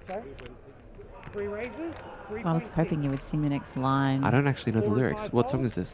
You don't know that song? What did it say? Do it again. 7 and 8 fold. Does anybody else know You don't what know. song You I'm- don't know it either. You just This know the ain't lyrics. Texas. Yeah, that's right. You can hold 'em. Oh, is that Lay your cards down, down, down, down. who is that? Oh my god, you don't know? It's probably a me thing. Do you know? Beyonce? Is that okay? Is that Texas Hold'em by Beyonce? Correct. All right. You win. I've actually never listened to Cowboy Carter, so I wouldn't know. Jacks finding a 3-bet here. 6s and the King Jack suited coming along as well. Declan Feckney says, crazy to think Jake McMahon's playing this tournament less than an hour after pulling 3 kids out of a burning cubby house. What a bloke. He is the hero we need, but not the one we deserve. How dare you don't know? I apologize. Not the biggest Beyonce stan. I mean, you don't have to be a Beyonce fan to know. That was probably #1 for a very long time. I think it may have even been performed at a Super Bowl. Oh, sports. Look at me. Look at you go. Look at me. King Jack turning a king. Asian Koi says, Beyonce, that song blows, IMO. Is blows a good term? Under no circumstances is that a good term. It's only good in one setting, really. No, let's not go there. Sergio, pocket 6s checking. Jack's checking as well. And King Jack's going to win that one. Hi, fam. Getting some chips back off the back of the previous pot. That's good, thank you. Hope you guys are having a fantastic Friday. It is Friday, isn't it? I lose guess track so. of time. I lose It's track of it's a time. public holiday here on the Gold Yes, Coast. I drove past the show actually. Yeah, you didn't stop by and get yourself a little No, corn dog? I went to the beach. Okay, I went to the lucky beach. you. Was that nice? It was actually colder than I expected that it would be, but I definitely needed some salt water in my face. Lovely. Yeah, I feel a lot better. I did not get any vitamin D today, so we'll see how that fares. Shout out to Liam Murray tuning in. I'm getting a look at some amazing focaccia that he just made. He made that? He made it, yep. Killer. So sick. Things seems to be in the way, but I need to get this Something screen. in the way. Who's that? Do you know who that was? 4 folds, Something in the way? Yep. 6 fold, 7 fold, Nope. Nirvana. 8 Oh. folds. Sorry, I just needed to respond to a business. 9 races. Is that my favorite poker-related song? We spoke about this the other day, didn't we? Maybe we did. What's your favorite poker song? This was more about what do you listen to when you're at the table. Yes, actually, quick shout out to Andrew Morley. 4 Spades was in the chat yesterday. We were talking about listening to Intro by the XX, and he sent me a photo of him listening to the seamless looped version. There you So go. I hope it's doing very well for you. 1 calls. The question there is, what's the weather there, fellas? You want to tell us about the weather, fella? Listen, fellas, it is... Look, I think I checked it this morning. I think it's about, what, 20 degrees here at the moment. And It's actually 8 folds. really, Two really races. nice. But it's beautiful. The sun is always shining. It's easy to get up nice and early. The sun is shining, the tank is clean. The tank is semi-clean. I listened to some Beethoven's bangers. Yep, Beethoven and classical music's a really good thing to listen to when you're trying to focus. As High is obviously focusing on getting some chips back once more. Finds a pretty large open size. The blinds have ticked up. Oh, the 8 of diamonds is very, very spicy.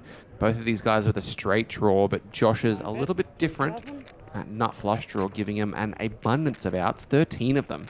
Still flipping on this turn card, and I wonder if Josh can win a pot with a straight on the board again. The offsuit 5 would cause dramas for both of these gentlemen. Goodness, 13 outs. 13 outs, as they say, is... Have you ever heard the terminology too many outs?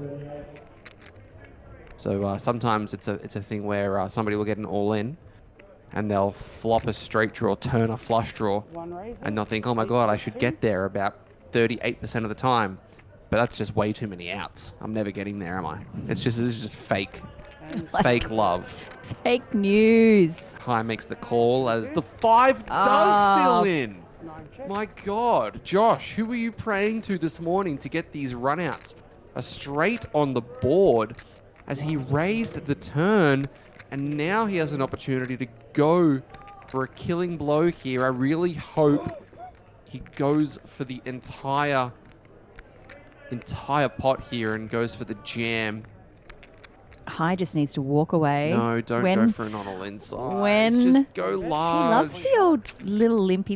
He's really leaving so much money on the table, I think. But for High, he needs to just get up, walk away, and just not play any hands for an entire orbit. You've just had jacks, you've just had tens. It's not working out for you. It's not your time. Yeah, he does call, and High gets a look at those tens and is just a little bit deterred by what's going on at the moment. Daniel's saying too many out syndrome. Turns out not. Turns out that's not the case. Ra says it's fine here in Miami. Have you been to Miami? I have been to Miami. Damn, I'm jealous. I want to go to Miami. I've heard great things about the food, the bars, the people, the people that are there. I don't remember the food, I can tell you that. The women were beautiful. Oh, wonderful. It's not confirmation bias, it's just bias. I mean, Gold Coast is probably as close as you can get Yeah, to Miami. amazing. If Gold Coast was a place in the US, it would be Miami with a... I guess Miami and Vegas have had a baby and they've tried really hard to make it cute and exciting. But it actually just, is a bikie or something. Have you been to New Orleans? No, but it's on the list. One of my favorite nights out that I've ever had 8 marks. was in Bourbon Street, New Orleans. I bet yeah. it was. How many beads did you collect? I collected a couple. I collected a few, but my favorite thing about it was at the time when I was there, I was 21, and I prided myself Just legal. on being able to drink a fair bit on nights out. Of course. And on the corners on Bourbon Streets, these things called tropical aisles at the time they were called, where it's the same as Vegas, where it's a drink in the street rule. Yes. But everywhere in Bourbon Street, you can have drinks, you can do all that kind of stuff. There are no rules. And they had a drink in this big, tall plastic jug that was called a hand grenade. Of course. And it had Midori and vodka and anything else you can chuck into it. And I was like, you know what? These sound good. I'm going to have a couple of them. Thinking that I'd probably try and get through like 5 or 6, thinking that I was, this big drinker, blah, blah, blah. I had 2 of them and I could barely walk. It was hectic. It was such a fun night. Nola is amazing. As we see a limped pot here, A6, 9-6, King 9. The Jack 10-8 board could be very interesting. Josh potentially with another chance to cooler somebody else with a straight, a pair of 8s, pairing the board. 8 of diamonds. Nobody with a backdoor flush draw. I need you to pronounce the town that Ra is suggesting Gold Coast is similar to. Wakatane. I feel like it's... I can't say it. What is it? What is a Tane? Why are you wanting the pronunciation is Wakatane, I think. Right. Can you confirm that, Ra? Mason owns a Miami restaurant, Komodo. A Miami restaurant, actually, Miami Gold Coast or Miami? 2 calls. 6s. River. 6. Chose 2 pair, 8s and 6s. The ace 6 is going to get paid on the river. Very thin value collected there as April down to 16 big. Sergio sub 20 also. Josh cruising. 160 big blinds it looks like. Cruising. Asian Koi says, rough place to live, fun place to visit is New Orleans. Yes, I was there on a G Adventures tour, which is Kentucky, but it's marketed more towards European kind of markets that I just came across. I did a 24-day trip from New York on a bus to San Francisco, stopping at a number of places. And one of the guys that I was on the bus tour with got mugged in New Orleans. Oh my gosh. Yeah. He got pushed out of a moving car. It was pretty hectic, yeah. Yeah. Yes, I am correct.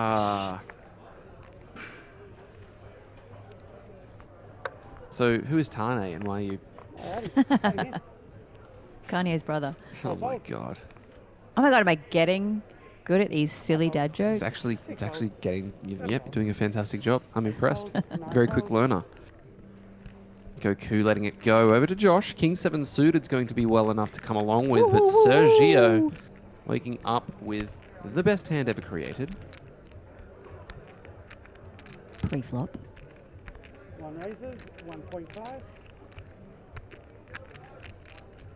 Wonder if we're going to see him just request the triangle or if he's going to try and 3-bet. Rocking the Southport Sharks headgear.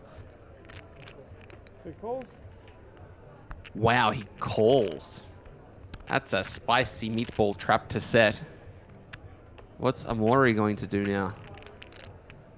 Get out of the way. Looks like he Raise to 5. Oop. 3 raises, 5,000. is taking it to 5K. Music to the ears. Dun, dun, dun.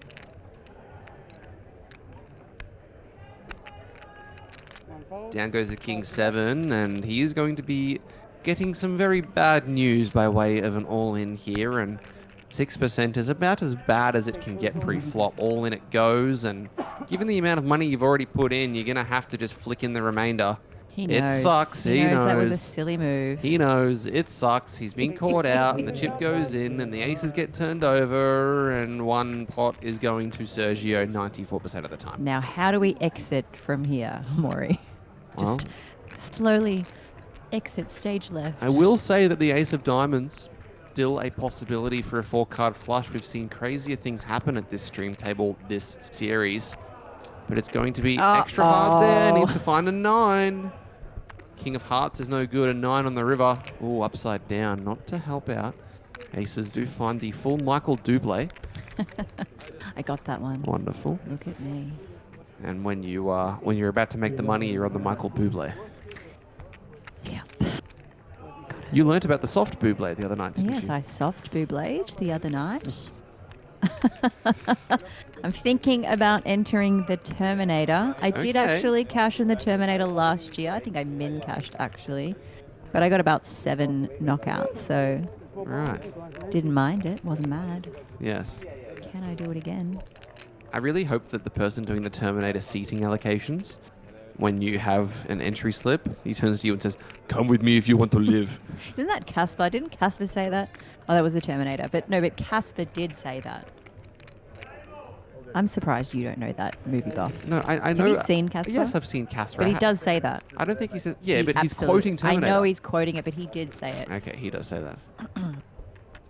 Get down. There's a bum in there.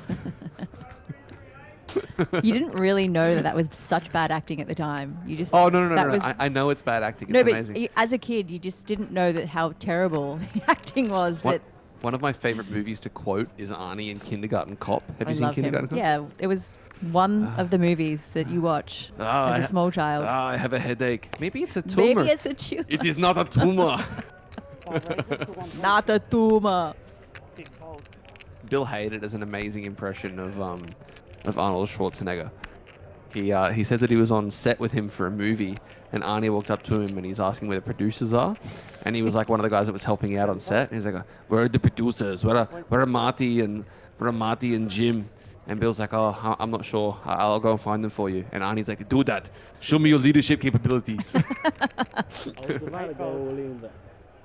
Tom opening the King Jack. Goku not going to get involved with the Jack 9 suited.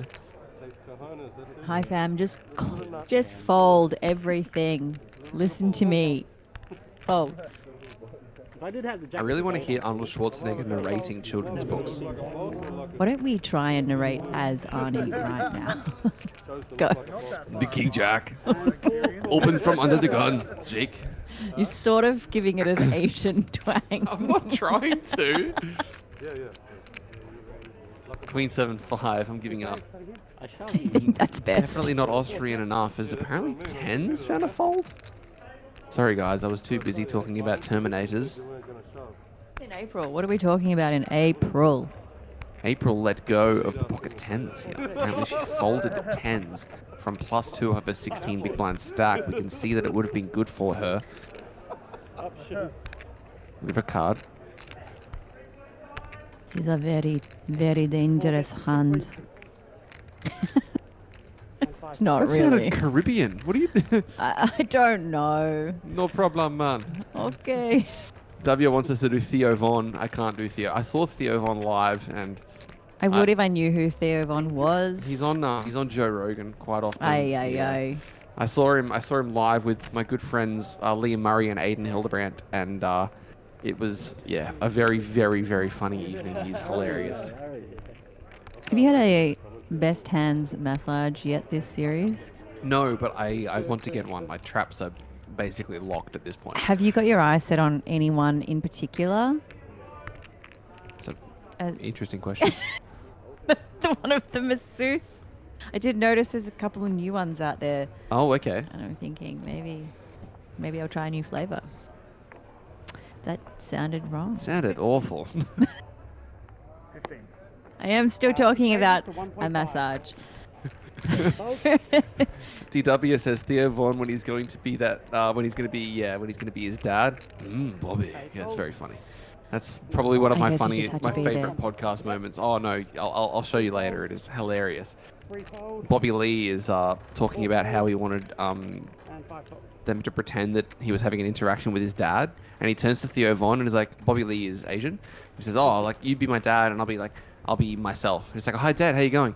And Theo Von puts on an Asian accent, totally unprompted, and it is very, very funny. Just know Brendan's back there saying some shit. 680 players still in. Yeah. Field saying 7:38. Giggle as soon as it all happens. Hope you guys are having a fantastic Friday, enjoying the nonsense we're doing here. Nikki with a striking headache. But we're going to work through that. Do you want some Advil? Something forming in the head right now. That's okay. We're going to make it through. All right. It all gets back. Let us know if you guys have any questions, anything else you want to chat about. We're obviously going to be talking all kinds of nonsense today. Listen, yes, April did fold the 10s with 16 bigs, but she is still in. Today is one of the, to be honest, my favorite days of the series as far as commentary, because nothing too serious is going on. We get to chat about some poker, but these day one flights do have quite a bit of absurdity, and we get to have a lot of featured guests in, and we'll let you know when that will happen. I think we're going to have a man with a very glorious beard arriving relatively soon. Is it ginger? It's not ginger. Then it's not glorious. I don't know about it. Pretty glorious. It's a pretty glorious beard. Mr. Dean Cox is on the way. Let's see if we can get him in the booth to chat some things. Whilst I go and float the floor and chat to a few of the main event players.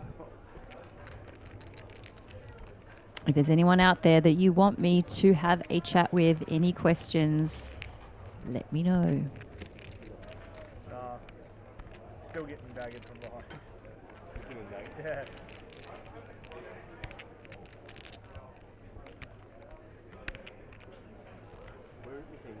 Tubby says, Dean Cox, the Sydney Swans coach. Yes. One and the same man. Yes, the ruckman. Yes, absolutely not the same person. But it's the thought that counts. No, I think if this Dean played AFL, he would not have a good time, I think is the phrase I'll use. Yeah, so, but the other day there was 3 of them and they were somewhere else. I don't know where. Main event deals. Okay, so again. Yeah. 8 folds. 9 folds. 1 folds. 2 folds. 3 folds. 4 fold. 5 fold. 6 Are we fold, getting a walk? and 7 check. Sorry. Just want to quickly shout out the Ville series. Going to be popping up 2 runners. in I a did couple of months' see time. a little beard out there, maybe. I don't believe that was correct. 19th of October to the 26th of October. The lovely Ville Resort and Casino. If you haven't been there yet, you are missing out. Have you had the opportunity to go up there yet? Not for poker, but I actually stayed next door at Ardo, which was beautiful. Would be a great place to go and play poker, I must say. We call it the Poker Holiday series. Yeah. Have I told Anywhere you? where you can get a pool, lovely weather. Oh yeah. Let's get there. There's an event at the series that I always love to participate in whenever I'm there, which is the cocktail menu Hyper Turbo. Hyper Turbo. Favorite Yes. cocktail? Bloody Mary? Bloody Mary. No, my all-time favorite, the Bloody Mary at the Ville specifically. There's a bartender there that makes it very spicy, and delicious. But my go-to cocktail at the moment is a dirty martini. Danger mouse. Very, very dangerous, but good times. I think it might be around when is the bill? The 19th to the 26th of Races 1.2. October. Maybe there's a little birthday trip in there for Ooh, me. hello there. Maybe. 34, 35? Oh, flattery gets you everywhere except there. 2, 3, and 4 fold. Nikki Pickering, ladies and gentlemen. 5 and 6 fold. 1.2k from High Fam. 7 folds. Okay, is this time high? Has your luck turned around? Definitely should be getting a defend here from Goku. Does flick in the call, and to a flop we go. King 9 of clubs against the Ace Queen offsuit. Ace Queen the favorite. What will the flop have to say about it? Nothing at all. 863. 8 checks. Nikki's putting the pieces together for that one. Turn card. Oh, the Queen of I'm clubs. just feeling it for high, but heck, here we go. This is it, high. This is a sign that you are on now. 8 checks. Things are turning around. Things are looking up Millhouse as he checks it back. River 3 does not change a single solitary thing. Time for High to try and extract some value. Looks like he goes large. Overbets the river, unless he's said 2.5. No, he does overbet the river and King 9. Whilst you could be tempted, Absolutely not. under absolutely no circumstances. Somebody's Wendell saying, can I Saylor. chat to Wendell Saylor? He's at Table 8. Do you know who Wendell Saylor is? I will, shortly. No. If Wendell Saylor is in the building, we absolutely have to speak to him. Okay. What do we want to ask Wendell? What is an all-time rugby league great playing poker here? I'm not even kidding. He's a very, very good rugby league player. Former Australian professional rugby league footballer. Yeah.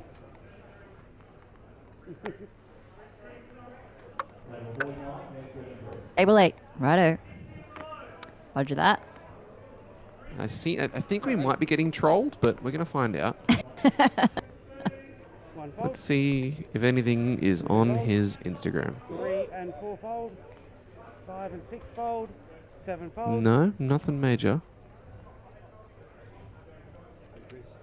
Are there people of poker following Yeah, so All in? you've got to play till the end of See, the mine is all likes in. of Wendell Saylor? which is like 500. Hi fam is all in. Ace Queen offsuit. It's like 8.5. Oh, Goku. Yeah, so 9 hours of break. So. Originally raised 1.6, but is going to relinquish. Stay right here. I'll be back in just a moment. You're out to deal with these people. Leaving me alone? For how long? 1 minute. 1 minute. 1 minute. You can count. Okay, we're going to need the people to talk to me. We're going to need some likey likes. We're going to need all the things. Yeah, yeah. I think It's a lonely place to be back here all by In this area, yourself. like this plus this room is 57 tables. Maybe Jordan's gone out to But there's verify like if 30 Wendell other is tables, a table not including 8. the side room, Mozza and the other one. So all up maybe what, 80, 80 to 100? Closer to 90.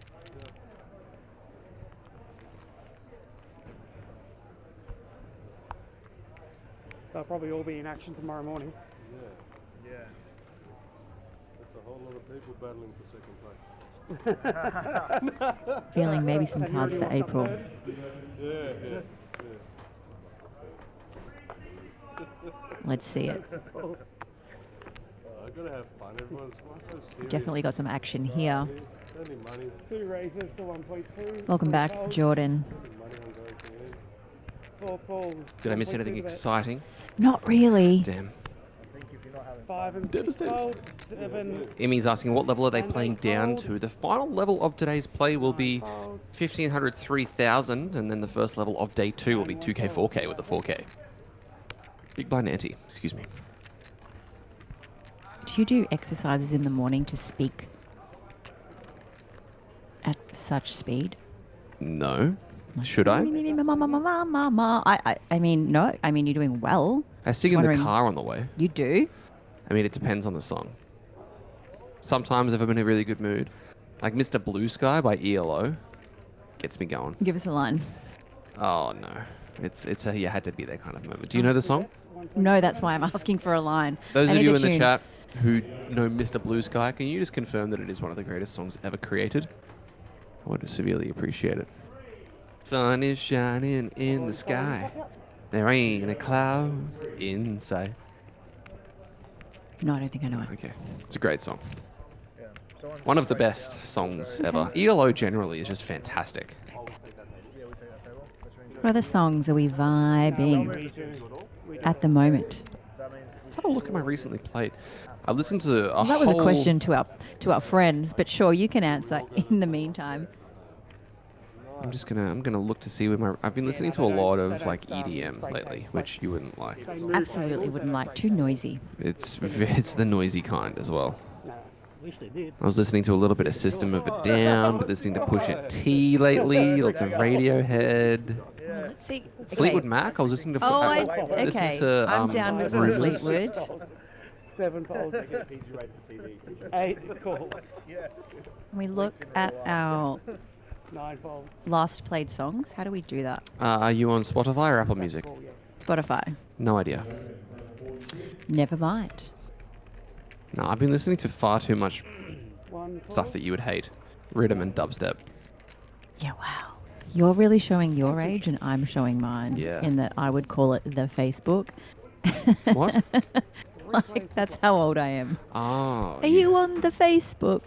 Well, The have you interweb. seen the film The Social Network about the Yes. origins of Facebook? So you know Yes. it was called The The Facebook. Facebook, yes. King And- 10-7 is a big flop for Goku.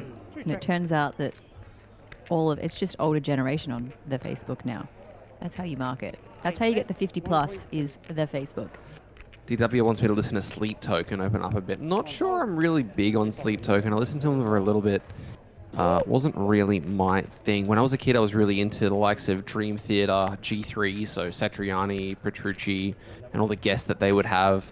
I grew up listening to System of a Down, Blink-182, Chili Peppers. What's your all-time favorite album?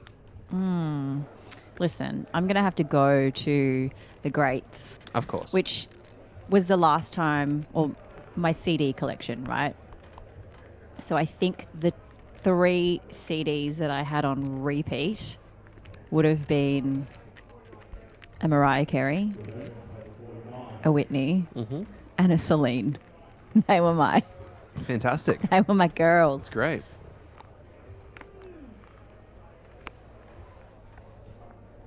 James Wilson says, Spotify, go top left corner of your profile pic. It's under that. Oh, okay. Hold on.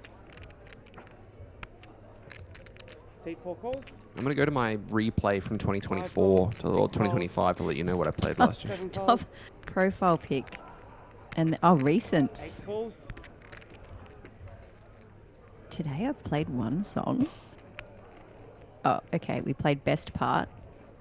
Oh, yes. We were listening to that last night. 9 calls. Yesterday I played one song. Queen Jack of Crowded Diamonds. House, Weather With You. Yeah, great one. Like Everywhere you go. that. Everywhere you go. Checkman limping. Goku also limping. Josh with the ace jack may try and take this price up. We saw him make it a little bit too small. I wouldn't hate to see him go north of 3,000. Looks like he goes 2.4. We're about to find out. 2 calls. 3 calls. Hybrid Theory is the best album produced. Do you mean the low end theory? And Hybrid Theory. That sounds familiar. So the 2.4K raise is called in 1 spot. Is it going to be called in 2? Seed 8 is Linkin Park.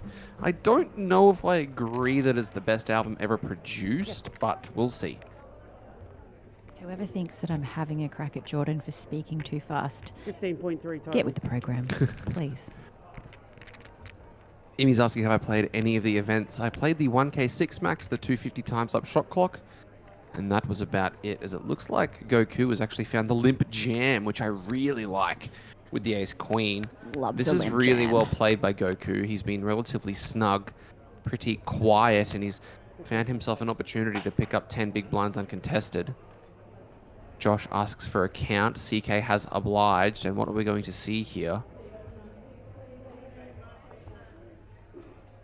Josh getting another look at this. Is it for 25 bigs? I don't think you're going to want to call this. He does relinquish. Jake, Queen Jack suited. Those sunnies. Oh. Getting a look down at his stack. If he makes the call, he's actually going to be in better shape than the ace-jack would have been, but obviously still not feeling great about it. 15.3K represents more than a third of his stack. I don't think he's calling. Yeah, I don't think he's calling either, but we've seen crazier things happen on this feature table over the course of the series. Definitely sort of looks like. Oh. Again, we have an issue with our audio. We can't hear anything that's going on, but as soon as we do, we'll be able to relay this info. You guys are going to have to let us know what's being said. Perhaps trying to pick up a little piece of information. Any tell?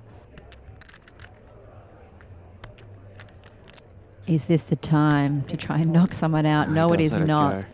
So, my favorite albums, there are 3 that come to mind. Similar to you, I guess. So, the first one is System of a Down's Toxicity. Okay. Fantastic album, front to end, absolutely fantastic. The second one is a little-known indie alternative album that is not little well-known. I'm kind of joking about that. Called For Emma Forever Ago by Bon Iver. Got it. Back in 2008, I believe it was released. When maybe. I peaked, 2008. Oh, really? Yeah. Fair enough. And My third is probably going to be Mad Villainy by Mad Villain, which is MF Doom and Madlib. Absolutely fantastic underground hip hop record, came out in 2003. Underground hip-hop? Oh, it's fantastic. MF Doom is a cute. personal favorite rapper of mine. So, yeah. Highly, highly recommended if anybody in the chat likes MF Doom. Remember, all caps if you type it in, but let me know. It was 561. Plenty of eliminations have come through. I know, imagine. There was some eliminations very early on. Imagine waiting all this time. Pretty Busting crazy. out. Getting a quick look at the total number of entries so far, 779. And I will let you guys know that we're going to be heading on a break in roughly 7 minutes. 7 minutes. Val says, saw Sode live at Big Day Out in 2002. Fantastic set. I'm very jealous. Sode would be one of the few bands that I would love, love, love to see live. Off the top of my head, System of a Down, Rage Against the Machine. I would love to have somebody like, I'd love to see a couple of dubstep producers that nobody would really like, nobody would really know. Like the likes of Joe B, Eugene, 7L. Nobody's going to know them. High fan with the 10-9 suited facing this 3-bet. It's a very pretty hand. Too pretty to fold, and that is what he has decided. At this stack depth, I think it could go either way, but the size is relatively small, so he's going to come along. And is he going to be rewarded? Oh my god. Open-ended straight flush draw. If the 7 of hearts comes, we are going to witness a nuclear explosion at this table. Ooh. Full house v straight flush. The walking sticks. Look at me. I've picked The walking up. sticks. I'm picking up the poker language. One day at a time. 6K is the bet from the open-ended straight flush, and he jams. Whoa. And high fam can't be folding an open-ended straight flush draw, even on a paired not. board. For the amount that you've put in, he's going to have to say gamble as he puts it in. Gamble, gamble. Sevens find the check jam. 10-9 is a favorite. And let's see the turn and river. High fam with 12 outs. He does have an 8 as well. Oh my god! It happens! The 7 of hearts. A full house against a straight flush. High fam locates the 7 of hearts to give himself the 4th best hand you can ever get. And wow, the whole table loved that one. What a turn card. What a cooler between these guys. And well, there's our excitement for the day. I just want to see a replay of that. That gets the heart rate flowing. Wow. What a pot there. See, what did we say? High, it's turning around for you. Around. It really has. He's gotten himself back up to 44.1k. Jake, obviously, not going to be loving that outcome, but that one is worthy of a photo. There was no escaping that. No chance. Out come the cameras. Crazy stuff at our feature table here at the APL Million Flight number 9. And with that, we are going to be heading to a break, ladies and gentlemen. Have yourself a 15-minute break. Get yourself some water. Stay hydrated. We'll see you soon. Sorry? 21, yeah. That's... What a hand. That's where the fish is like that, huh? Hey, I do it for the cameras, brother. I work for the cameras. This is what I do. Thank you, brother.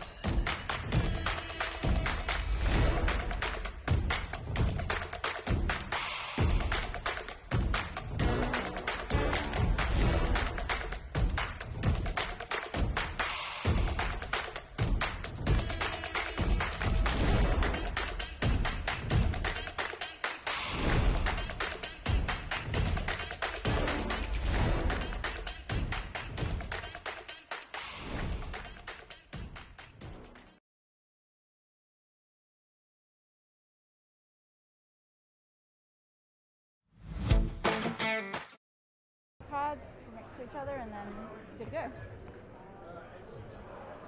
800 is spent. Sorry, 9-fold.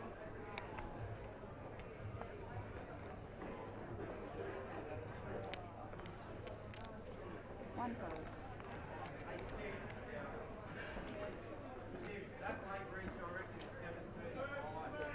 Welcome back, guys. Hope you got a good break. Hope you got a nice, healthy glass of water. Make sure you're staying hydrated. My special guest, who's in right now, has done exactly that.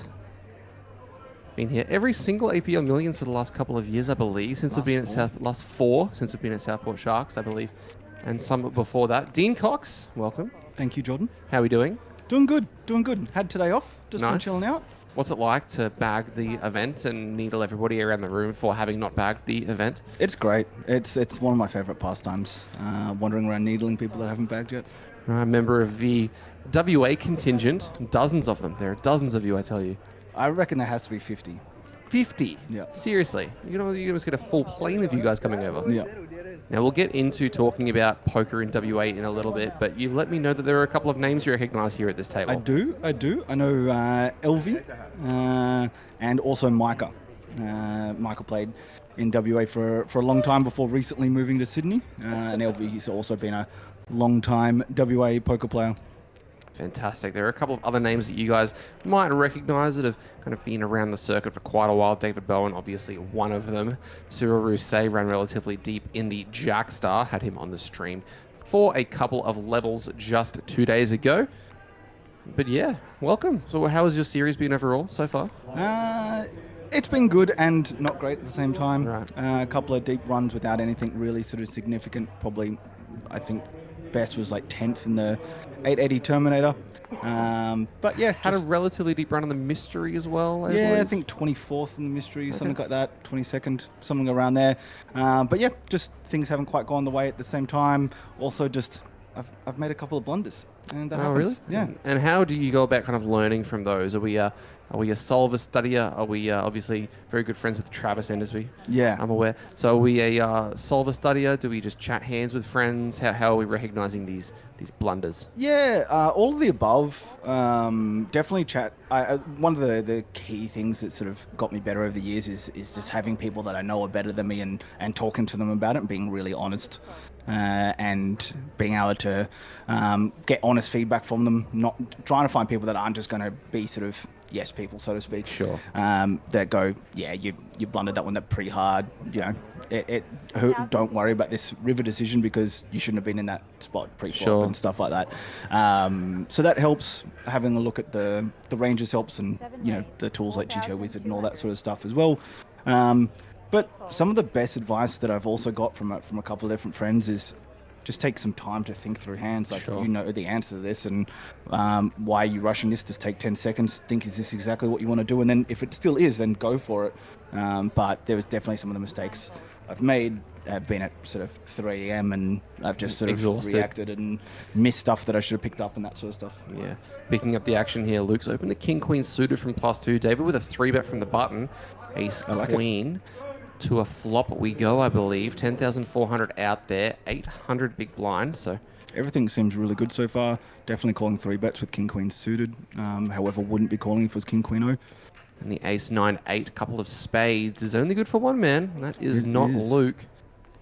And it's Luke has the backdoor clubs and a couple of backdoor straight draws, but it's really not a nice, pretty flop at all. But it does go check. Check is what we see to the 9 of diamonds turn. Luke, luckily, not improving. So David with the check mark.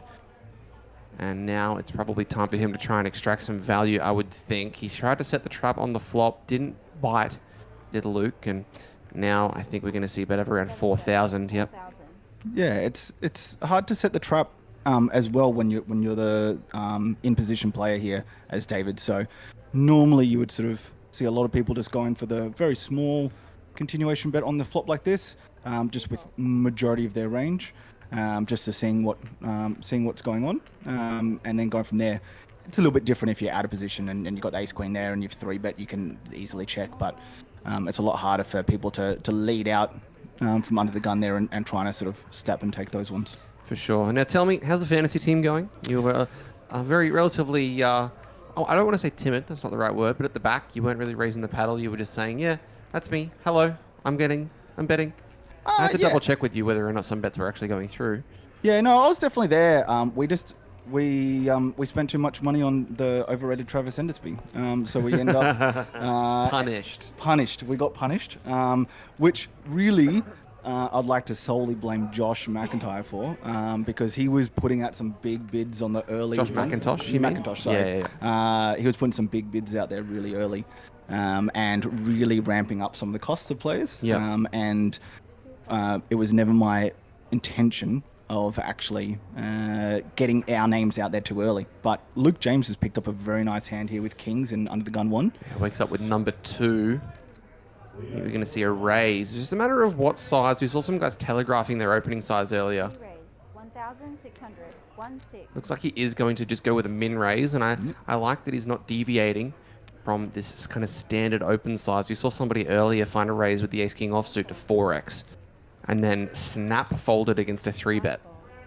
That is an interesting strategy. 3-bet was aces. So just amazing strategy. Amazing strategy, good read. Yeah. Yeah, there's definitely some things. One of the best things about poker is the amount of different strategies that people will bring into it. I'm very much a strong advocate of people pay their money, can play however they want. Yeah, for sure. But LV's picked up a really nice hand in here in big blind, and would definitely expect her to flat here and see a flop. It was actually really cool. LV was chatting to us in the YouTube or Facebook chat for a couple of days prior to her arriving here, talking about how excited she was to play the Centurion. And then all of a sudden she was on the feature table in the money in the Centurion. So that was a fantastic result for her. She is a grinder. And she is not afraid to pay those bigger buy-ins. She played the 5K last year. Oh, wow. Okay. So yeah, she doesn't mind getting in there. She's a real grinder. I believe, from memory, a lawyer by trade. But yeah, no. Really, really nice person, Elfie. Well, no case for the defendant here. The King 3 deuce, couple of diamonds. Ooh, this is spicy. This is spicy. LV with that nut flush draw, but only 27%.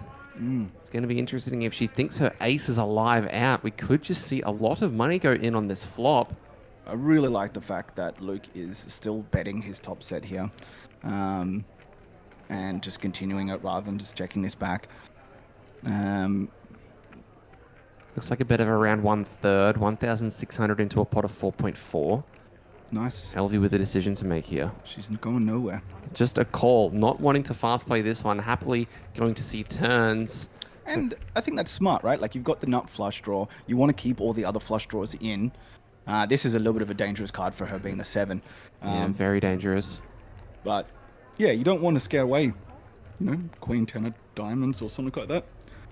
With a 3-bet or going anything crazy, especially with her stack size 20, like it starts getting pretty hard for her to do much more than raise, kind of get it on the turns, and what are you going to do here? So, and Luke's range under the gun 1 is just really, really strong as well. So, wow, it goes about 80%. I really like this size. This is great. From Luke, he's playing this hand perfectly. LV's going to have to call off around 40% of her stack to see this river, and do you think her hand plays better as a check jam when she improves the middle pair? I think she definitely can. You can kind of... It's a bit of a mix. Like, he's going to have a lot of strong King X that's going to do this right up to the top set, but he's also going to have a lot of sort of Ace Queen, Ace Jack, Queen 10, Jack 10 that are going to try and do this and bet small flop and then bet big on the turn, which... You can try and get out some equity, but you can also just flat here and realize your equity as well. It'd be very interesting. Obviously, I haven't seen Luke play before. Does he do this with his air as well? One thing that she may be thinking about is whether or not she actually has any fold equity against this size. If she's going to be zipping it in and she's never getting folds, then... Except for the worst hands that she probably already destroys. Yeah. So, very interesting decision here for LV. Not to be that guy, but the relay period is still open until 6:35 local time, so she would still have an opportunity to get back into this flight. Do you think there is a universe where she folds? With LV, yes. Okay. LV is a very tight player, generally, but my expectation is that she's just going to flat this and realize, and she'll either see an ace or a 7 would be really bad for her, knowing the result. A diamond would be fantastic as long as it's not that pesky 2 of diamonds. Let's see what she decides. Looks like she's going to peel 20,000 exactly out there. LV with 9.9 behind, stack to pot ratio of 0.5. Went over that one yesterday, the stack to pot ratio being the amount you have behind in comparison to the amount in the pot. Oh my goodness, LV, I am so sorry. That is quite a dangerous river card. And with wow, she still checks. Yeah, you can see her. I could see her jamming that, but yeah, very very sad card, unfortunately. Backs into 2 pair where you're going to expect this to be very very good majority of the time, and it's just not. And he rips it. Wow, but she doesn't snap. Play later. Do you think there's a universe where she folds? I don't. I think she's just evaluating everything. He can still have some ace queens and ace jacks here, and he thinks he's just got the best hand when LV actually just has it here. But I really think that she's just going to call off here. I think this is too difficult to get away from. Gets a look at the stack. We can see that if she puts the chips in, it's going to be some very, very bad news. The jury's not out for that one. She will be eliminated if she calls this hand. And now you can just see that she's trying to put the pieces together, figure out whether or not she is potentially up against a worst hand for value. But I don't know that she is very often. Do we really think that at that stack size on the turn, she's going to be facing barrels from hands like Ace Queen, or do you think they would just give up? No, I think that you would, because you want to try and target some of that 4-5, not 4-5, but 4-3, 4-2, and that sort of stuff that is actually really weak against. Like, you keep it really tiny on the flop, they're going to call with all their pairs and gut shots and stuff, and then you're going to put a lot of pressure on that sort of stuff. Realistically, I don't even know how much LV is going to call turns with his weaker hand, unless she has as strong a hand as she actually did from the big blind.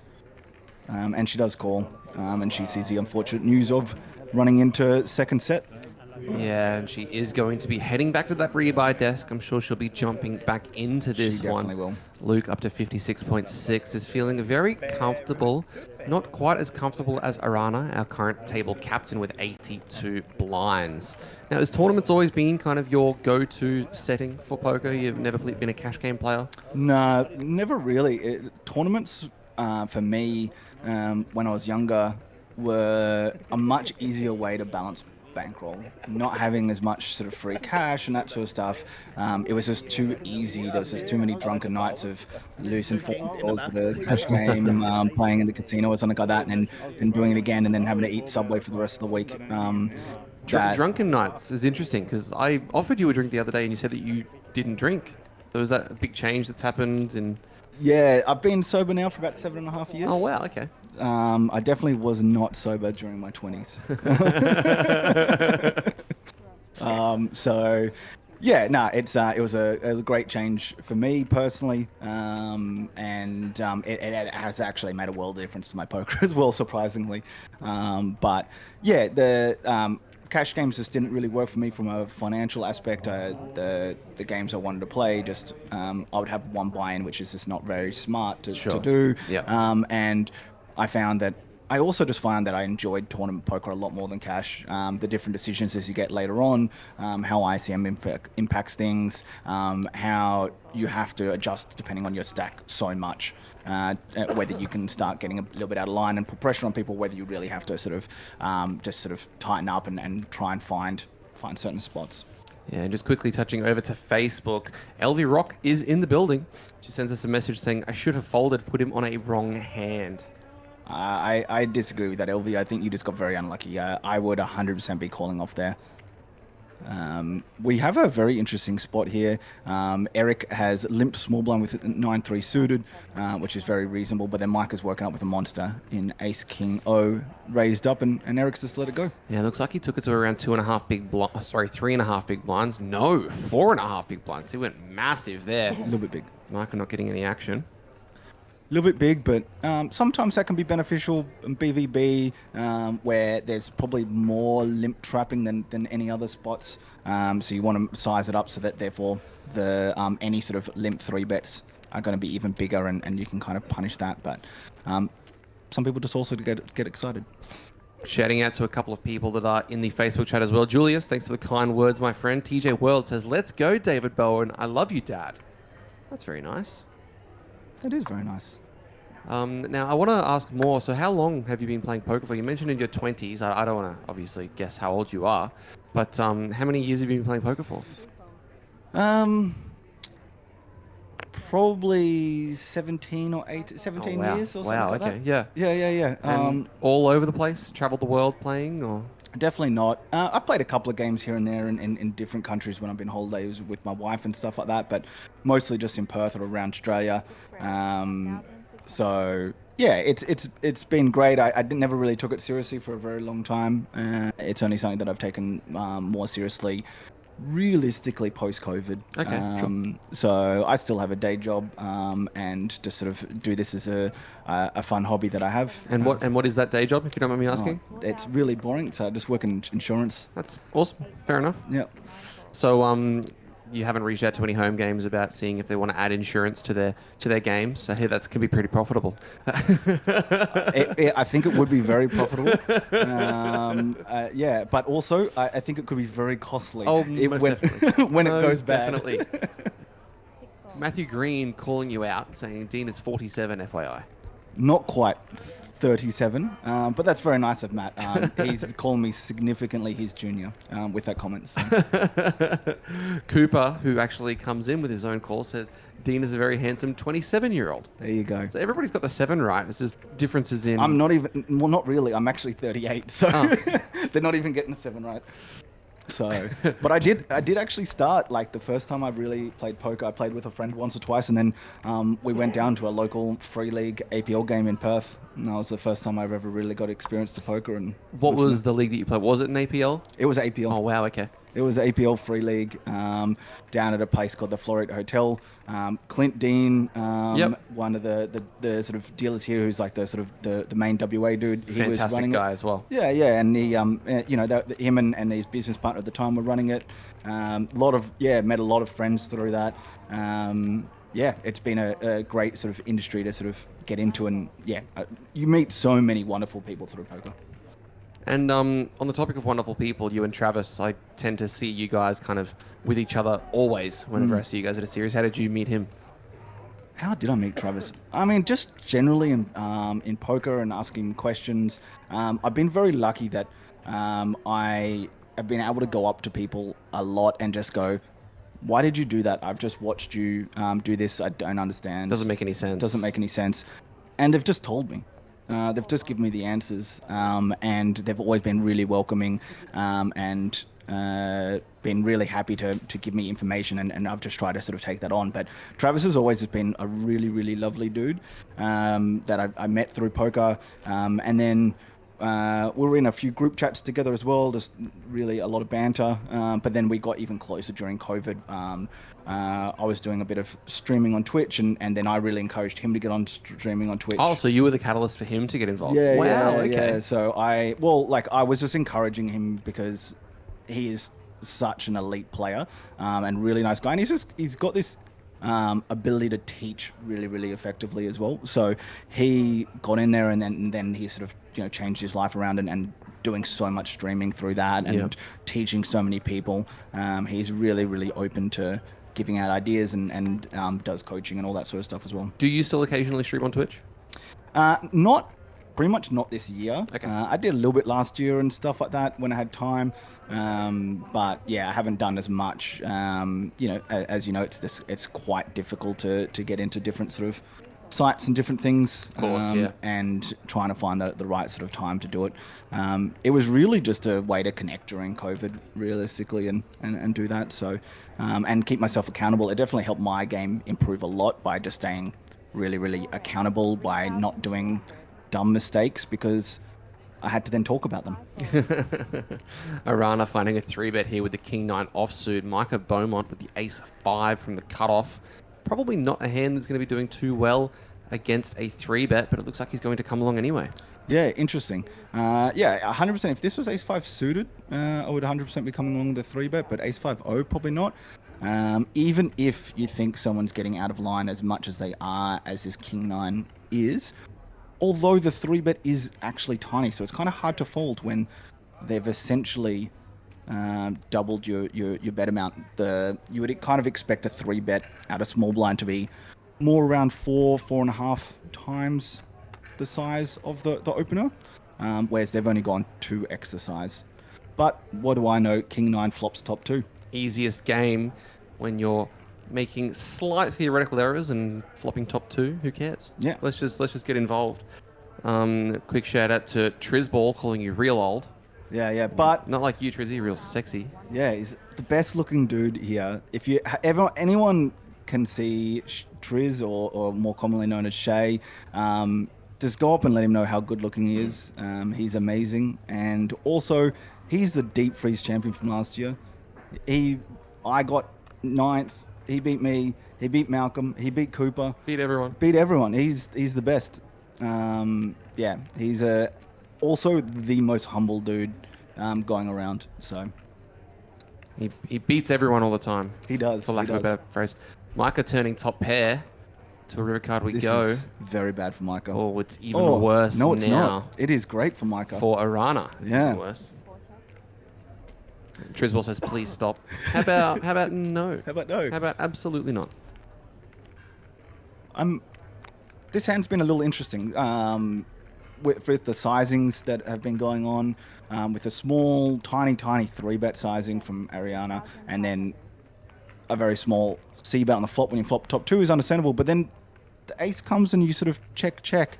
Don't know if you're just a little bit concerned about what that's going to do and what is going to be calling your 3-bets. However, the range is going to be extremely wide due to the sizing of the 3-bets, and I think that some people forget about that when they're thinking through hands is what sizings did I do, and therefore how did that narrow or not narrow people's range.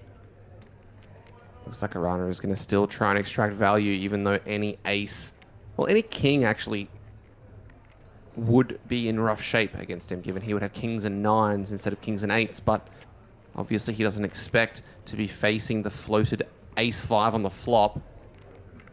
Yeah, again, I think that you can expect to wow, we let see it that. Go. Yeah, because of his sizing. You're not folding anything to the size on both the flop and the turn, except for maybe some really hands that are in bad shape. Michael is going with some 4-5 suited that just bricks the flop completely and has no backdoor draws. You might get some of that to fold with the 2.1, but nothing really else. So all the ace high is really going to call that 3-bet, and then also the flop size bet that happened. Terry's asking how uncomfortable Trizzy is in the chat, and he says a 1 out of 10. And he says a 12. Enter chat at my own risk, and Terry's joining in. He says it's your fault for having so much raw sex appeal. It is. It really is. He stole all of Terry's sex appeal. Terry actually doesn't have any. Oh, fantastic. Yeah. Now, Robbie on YouTube always spamming the chat with plenty of questions and then getting annoyed when I don't answer them. So let's get through some of those. Go for it. Is poker worth it for you to potentially quit your insurance job? At some stage, I would like to.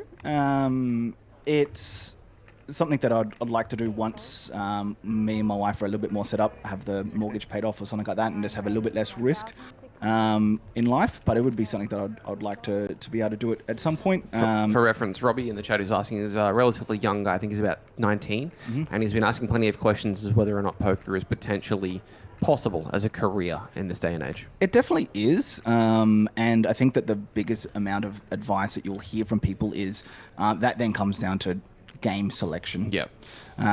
Is it possible to, for example, live in Perth and play poker? No. Yep. Not unless you're a cash game player. There's quite a few good cash game players, but you look at some of the best out of WA in Dale and Travis, they have to leave WA to play the games that they want to play. Yep. So it makes it very, very difficult for them to do this sort of stuff. Michael finds the open with the ace-jack offsuit, Arana 3-betting.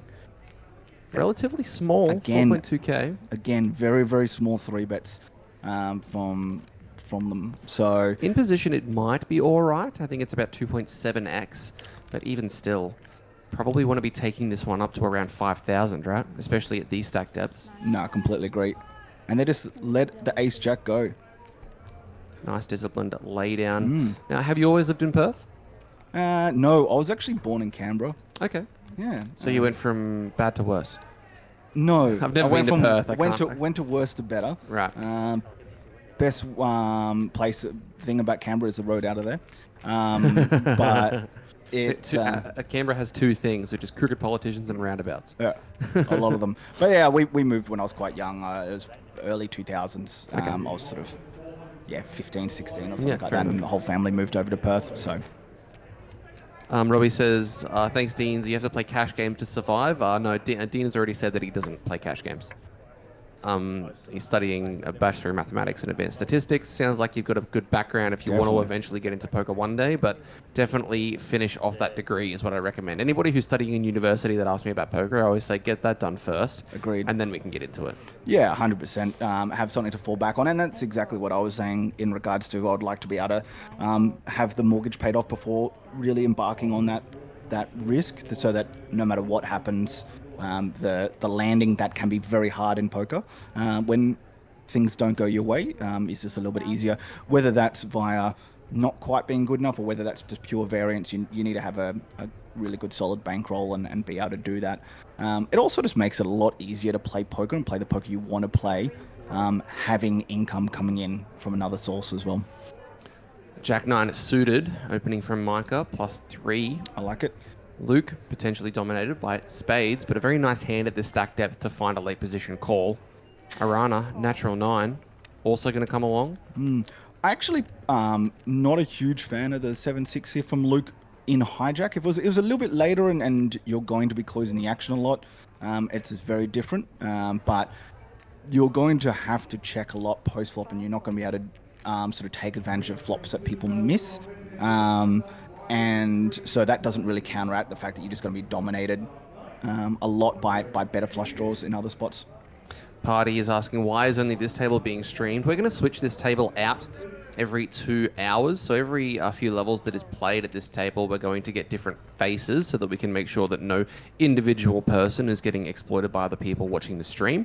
A couple of other questions is... Cooper saying, just know what the turn and river is before it comes out, then you can do anything you want. Yeah, easy game. It really is. Some of the best advice I ever got from Tanya, who's not only a lovely person, but one of the best going around as well, living out of Asia these days, was just, win your flips and win your all-ins. And that advice holds very true. And how about finding the Jack 9 4 board if you are in Micah's shoes? 85% lock on this hand. It is phenomenal. Looks like he's not going to waste any time and reaches for a bet. Which I think you can mix here, right? Like you can definitely c-bet this, and I like it, especially if you identify that the other players you're playing against are generally going to be quite passive and check back hands. Or you can also check and then look at either 3-betting or flatting, depending on what's going on. Be interested to see what David here. I don't think he's going to go anywhere with one pair out of the big blind, with some backdoor straight draws as well. Yeah, comes along with the call, 14k out there. Turn card, not a backdoor card for David. He is now drawing dead. Micah with those two pairs still sitting very comfortably. Blake Aren's asking, was there 781 entries just in Flight 9? Yep, so far. Registration for this flight still available for another hour and a half, so I think that is going to pretty comfortably surpass 800. In fact, it is over 800. We're at 813 in real time. So Micah fires again. David lets it go. Well played, David. Well played, Micah. Well played, David. Eric, who did take the seat from LV, is also a really, really lovely dude. Plays a lot of poker online and real smart dude. Joined by Dean Cox in commentary, one of the mainstays in the Perth poker scene. Feel free to send a question through chat. Unless your name is Julius and Robbie, you guys have reached your question quota for the day. Julius is asking, is poker as a career better as a poker coach or a TD and a poker player? I always tell people that if you ever want to make the most amount of money in poker, just run the games. Yeah. There's definitely been, if you look at the comments that APL have been getting around the rake, there's definitely been some comments around that. But yeah, if you are running games, you're going to make a lot of money. And you can do a lot of positive within the games in regards to listening people and improving. We've seen APL do that year on year. As much as we will all... Wow, this is a nice setup. Eric raises Queen Jack suited very reasonably from +1, and Micah, who is on a little bit of a mini heater, in +2 with aces. Let's see what Micah decides to choose for a size. Looks like 6.1? No, just a call. Oh, the flat. Oh, very, getting very spicy. spicy. Probably recognizing that Arana isn't afraid to get a little bit of... What? I was not expecting that from Arana. So Arana peels the 6-3 suited in the cutoff, but then folds the ace-4 suited in the hijack. Mm-hmm. And also 3-bet King 9-0 from small blind and folds the ace-4. Different strategies. He just knew he was up against it. He sniffed it out. This is going to be... I would expect a fold from David with 6-2 so, but it is currently on Eng Choi with 7-6, which completely reasonable to be flatting with here on the button. Yeah, very, very fine button flat.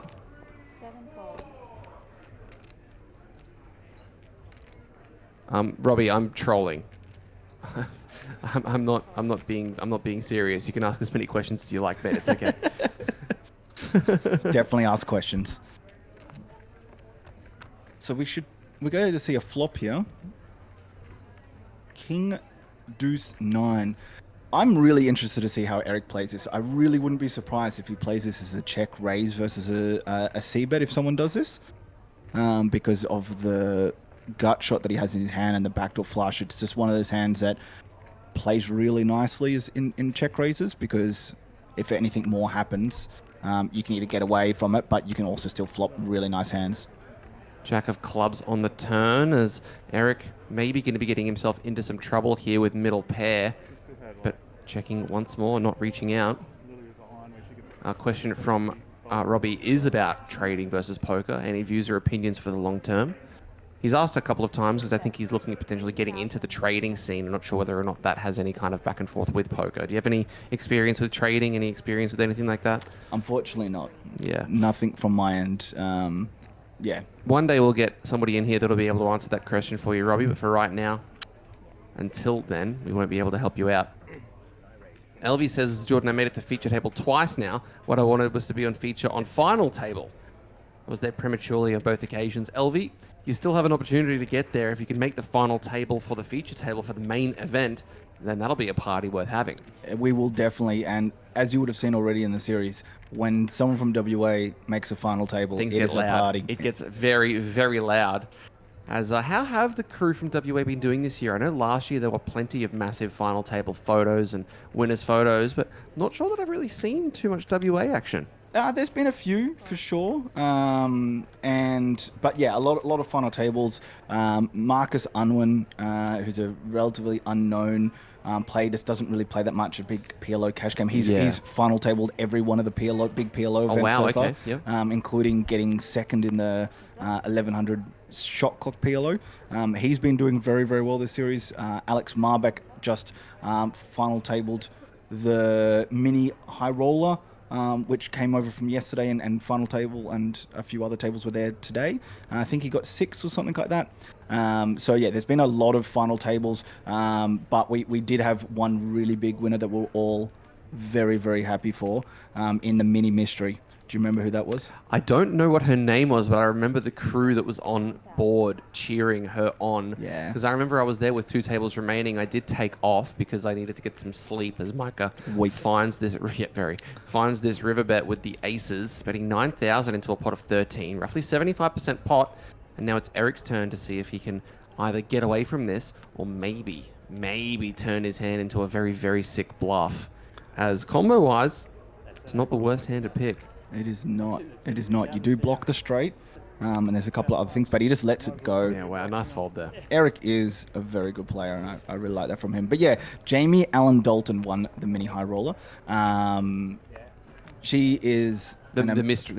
Mini mystery, sorry. Yeah, she is fantastic. She's been doing very well. She's been grinding for a very long time, and another very humble person. But it was so good to see her get a really good result.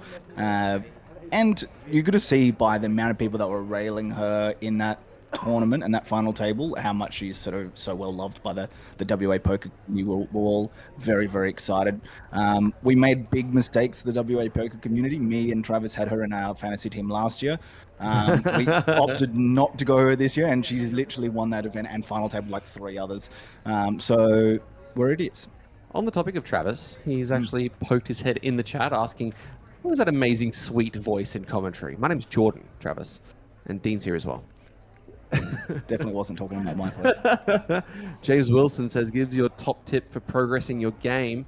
Reps and sets are good, as in playing more, but as Robbie has said, pub poker isn't great at times. So outside of playing more, what would you do to help improve for live tournaments? And Robbie also asking, if there's 20-minute blinds, wants to play big tournaments, but he doesn't know what to do because the 20-minute blind levels feel kind of like bingo. So, and they very much can be in pub poker, but you can still learn a lot from being there and practicing. A big part of it is playing online and getting in even more hands and reps per time, and then doing a lot of study. But there's a lot of stuff that you'll learn within sort of life and business around who you surround yourself by and getting the right people around you. Always trying to find people that are better than you. You don't want to be the smartest person in any poker chat. That is the worst thing you could possibly be in. You want to be asking people that are better than you about stuff, and a lot of people are very, very happy to help. In a break after I busted in the deep freeze last year, straight away Malcolm was at the table. I was like, oh, Malcolm, what did you think about this? Just straight away, just like, oh, yep, check raise was good on the flop, but the king helped Divian's range. You should have been then checking here, and this is why, and just straight away it starts breaking it down. It's the old adage of if you're the smartest person in the room, you're in the wrong room. Right? 100%. Yeah, I always found that that when I was playing poker, as we see Eric deciding to peel this 3-bet, interesting, after his stack size ace-3 suited, probably doesn't perform that well out of position like this. No, it doesn't. You would think that he would probably elect for some 4-bets rather than 3-bets. Yeah, for sure. If I'm calling the 3-bet.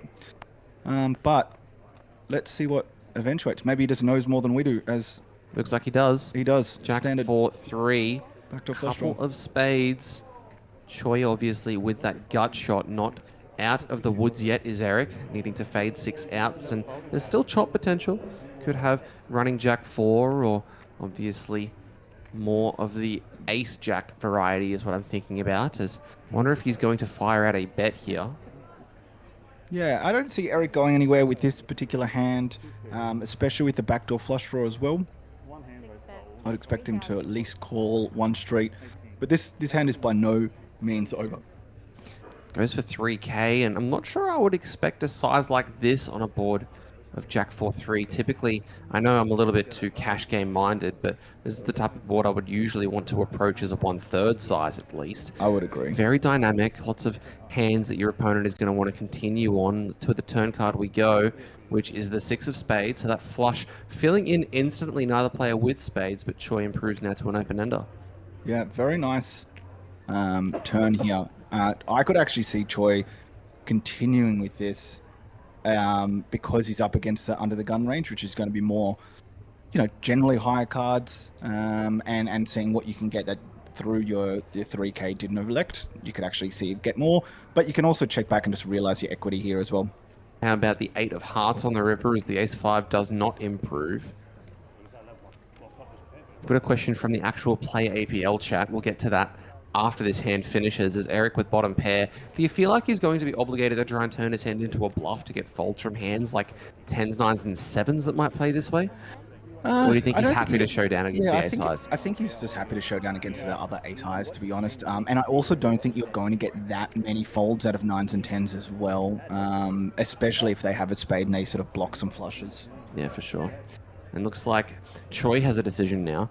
Is he going to try and fire this river, get a fold from what looks to be a 1-pair hand?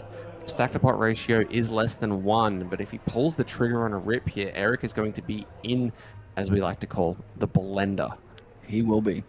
And it'll be very interesting to see how Eric thinks through this. I think he'll take a long time to think this one through if he does go for about 6 bets, 15,000. Wow, he does bet 15. 16. 14,000. And this doesn't really make sense to me. I mean, why would you not jam? It really doesn't. I'm not sure what he's trying to rep here that wouldn't have continued the turn. Like eights? I mean, very, very thin. If that's the case, are you trying to just max value? You know, some ace jack. Again, you'd think that the people are going to just generally continue with ace jack on the turn as well. What about hands like Jack 10 suited and Queen Jack suited? Would they check the turn when the flush draw completes and then choose this size river? Unlikely. So what do we have for value? 10s? 9s? Again, you're not going to bet for that much value because Eric's probably going to play some of his Jack X quite passively in these sort of spots as well. So it doesn't make a lot of sense. I mean, he is putting Eric to the test for 75% of his stack, but obviously, if Eric thinks that this doesn't make sense, we know that he's not afraid to make a hero if he feels like it's going to be the right decision. If he does make the call and he's wrong, obviously he still has the opportunity to rebuy. Rebuy is still available for a further hour and 15 minutes. If he makes the call, he will double up. Do you get part commission for everyone that refers through and rebuys with the Jordan Bromley code? No, I don't get any cut, unfortunately. I am reaching out to a couple of organizations that may be able to help me out with that. Unfortunately, Pornhub hasn't replied, but we'll get there one day. Okay. 14,000 is... that's what I said. 14,000 is the wager. I generally see Eric calling here. He's normally really good at just stopping and thinking through spots. We'll say that he is rocking that WPT Prime Gold Coast, meaning that he would have had to have made a final table at that event to get that cap, I believe. Very nice. So he is an accomplished poker player in his own right, but not this time. Lets it go, and the random bluff from Choi takes it down. Now picking up some of the questions that we've had. Firstly, Connor Spink says, would Queen Jack suited in the previous spot have been a good hand to pick up as a bluff, mainly because it blocks Jack 10 for Queen 10 for a straight, or is it more than just that? And when I think back to that hand, I actually think that I wouldn't like to take it as a bluff because many of the hands that you would like to kind of block in that position, and it's not just the straights, Connor, it's actually a lot of the two pair combos that you'd be happily taking as a bluff. You're blocking hands like Jack 9, you're blocking King Jack, you're blocking all of these hands that a one pair hand wouldn't really be able to kind of be comfortable against. Whilst blocking the Queen 10 is good, given the way he played it by just calling turn and not c-betting the flop, I don't think that is too much in range. So I think just folding at that point is probably the best way to go. Yeah, I agree. With the way that the hand played, it's going to be very hard to get top pair off. And then what are you trying to then eliminate? If they already don't have top pair, are you trying to get them to fold ace jack specifically, and that's it? So you've also got to think about what they can have and what they're willing to fold in those sort of spots with a quite strong range of under the gun open and then the under gun flat. Touching on something on YouTube and something that I'm just going to say broadly for everybody that's talking about it, Sandshark, James Wilson, Robbie as well. The best thing that I ever did that improved my poker game, as the blinds have increased to 501k and Luke has opened the ace jack to 2100, the best thing I ever did was I played micro stakes. So I was playing 10 cent, 20 cent on certain locations that I'm sure you'll be able to figure out yourself. And I basically sat there with charts and revised every single hand that I played and just made sure I wasn't making any pre-flop mistakes. And I did that for about 50,000 hands. Yep. And that basically sped my poker game up from 0 to 50 out of 100 pretty quickly. And this was during COVID, obviously, so there wasn't really much else to do. Yep. But if you think about it in terms of how many hands you can see if you're playing live compared to online, if you're playing 4 tables of online compared to just playing a live table, you're going to see 10 times as many hands. Even if you're just playing one table online, yeah, you're going to see so many more hands because it's just so quicker being all automated.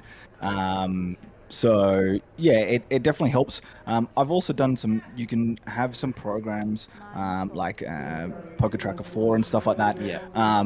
Which when I first started, I thought it was all about just having HUDs and reading what other people were doing. But I sort of learned that the actual best part of it is actually tracking all of your hands and then looking at it from a database perspective. Absolutely. Am I missing all of these particular opens that I should be getting under the gun? Am I over-opening certain hands that I shouldn't actually be doing and learning from that? Are you missing the 3-bet spots that are meant to be balanced in the sense of bluffs and value?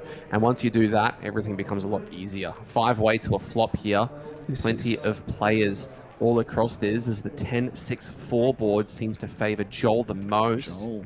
But everybody else has some stuff that they could potentially get there with. Cyril, the next closest in equity, still with 6 live outs, being a king or a queen. A king would be bad news for Michael, as his king jack could potentially go down in flames. Joel. Michael's actually in a lot of trouble because the jack is also really bad against Luke James's ace jack as well. He really wants to see probably a 9 or a queen only.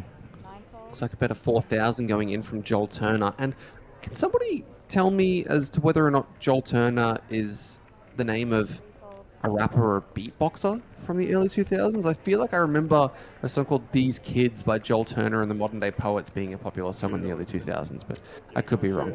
Surely not just Tina Turner's song. No, Jordan Z actually confirms it. Yeah, beatboxer. So there you go. There you go. Play APL question. Hi, Dean.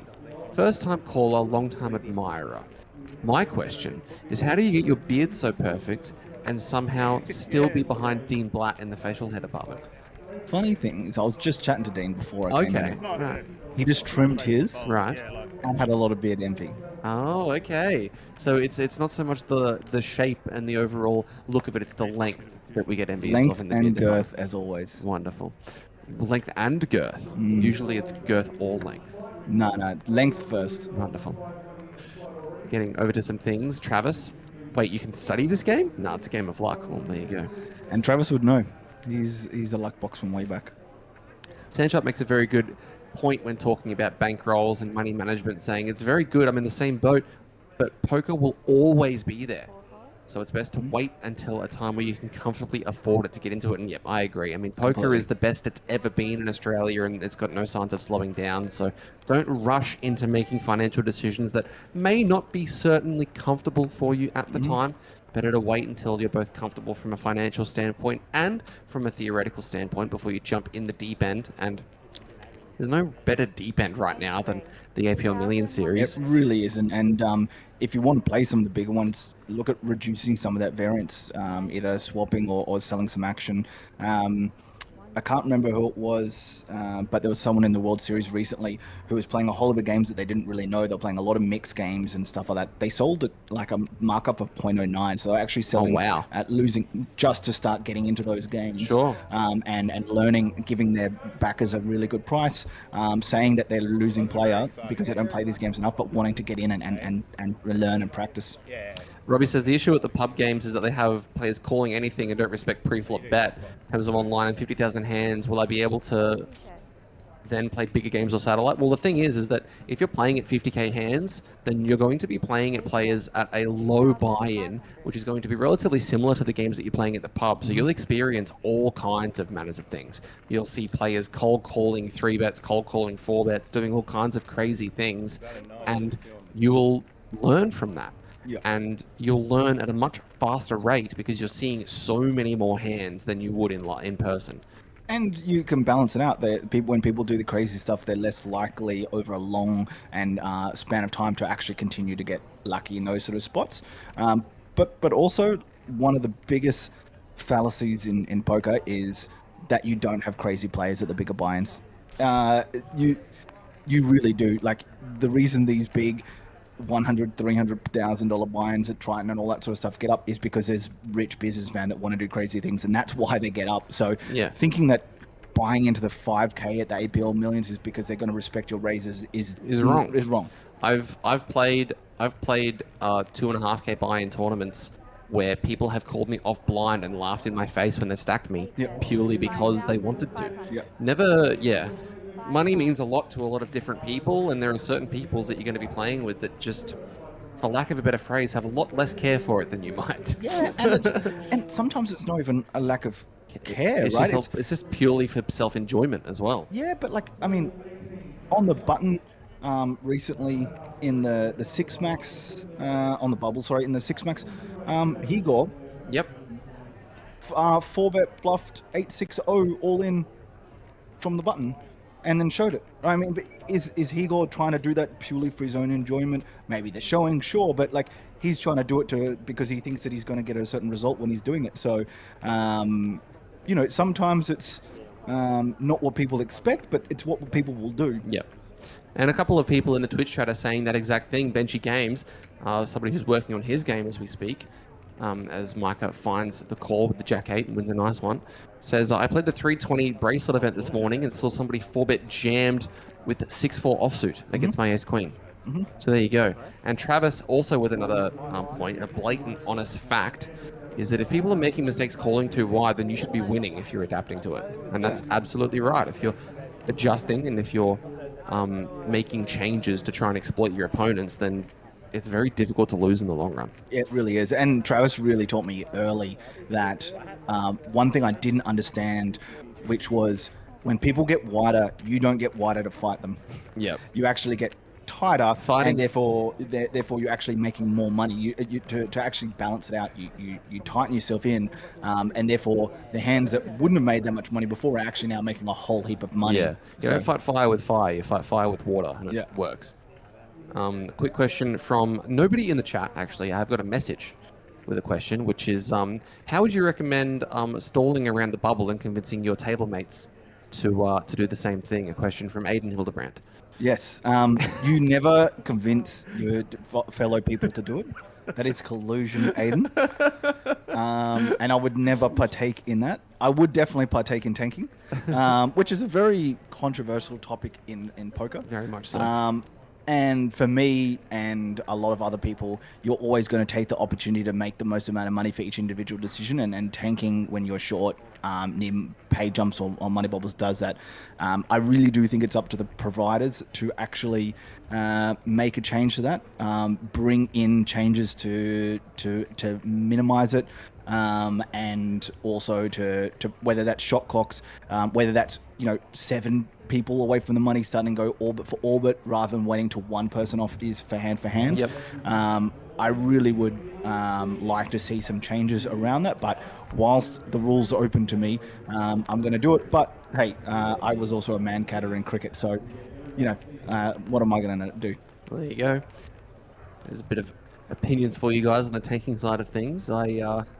I guess there are plenty of precedents that are being set for it as well if people are repeat offenders. I mean, we saw Will Kassouf get hit with the 10-second time penalty, which I thought was fantastic. He had 10 seconds to act pre-flop or his hand was mucked, stopped him from being a nonce at the table, and onwards we go. Yeah, and I've had conversations with Amanda of this, who I respect greatly, and she's like, look, I know who's going to do it, and I'm going to keep an eye out on them, and then I'm not afraid to give them penalties when we see that if people are being ridiculous around it.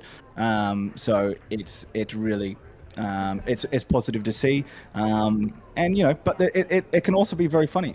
Will standing around and Jehu and Paris were really going into the dark arts of tanking in the shot clock the other day. Dark arts. I got in trouble the other day. I called the clock on somebody in a shot clock tournament.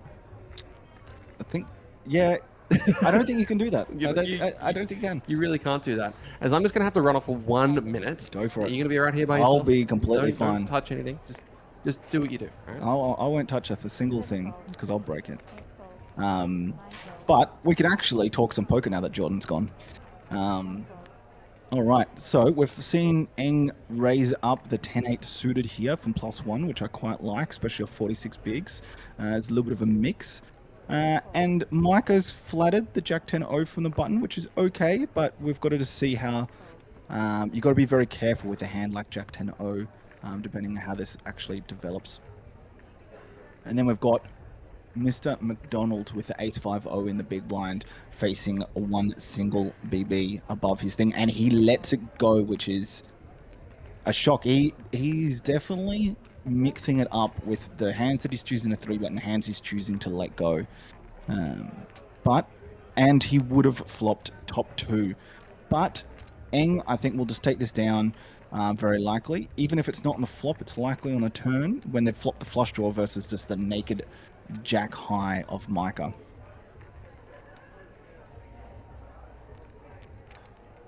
It was just the ace-5-0, but we will have to see what happens. I am very, very surprised that he did fold it, though.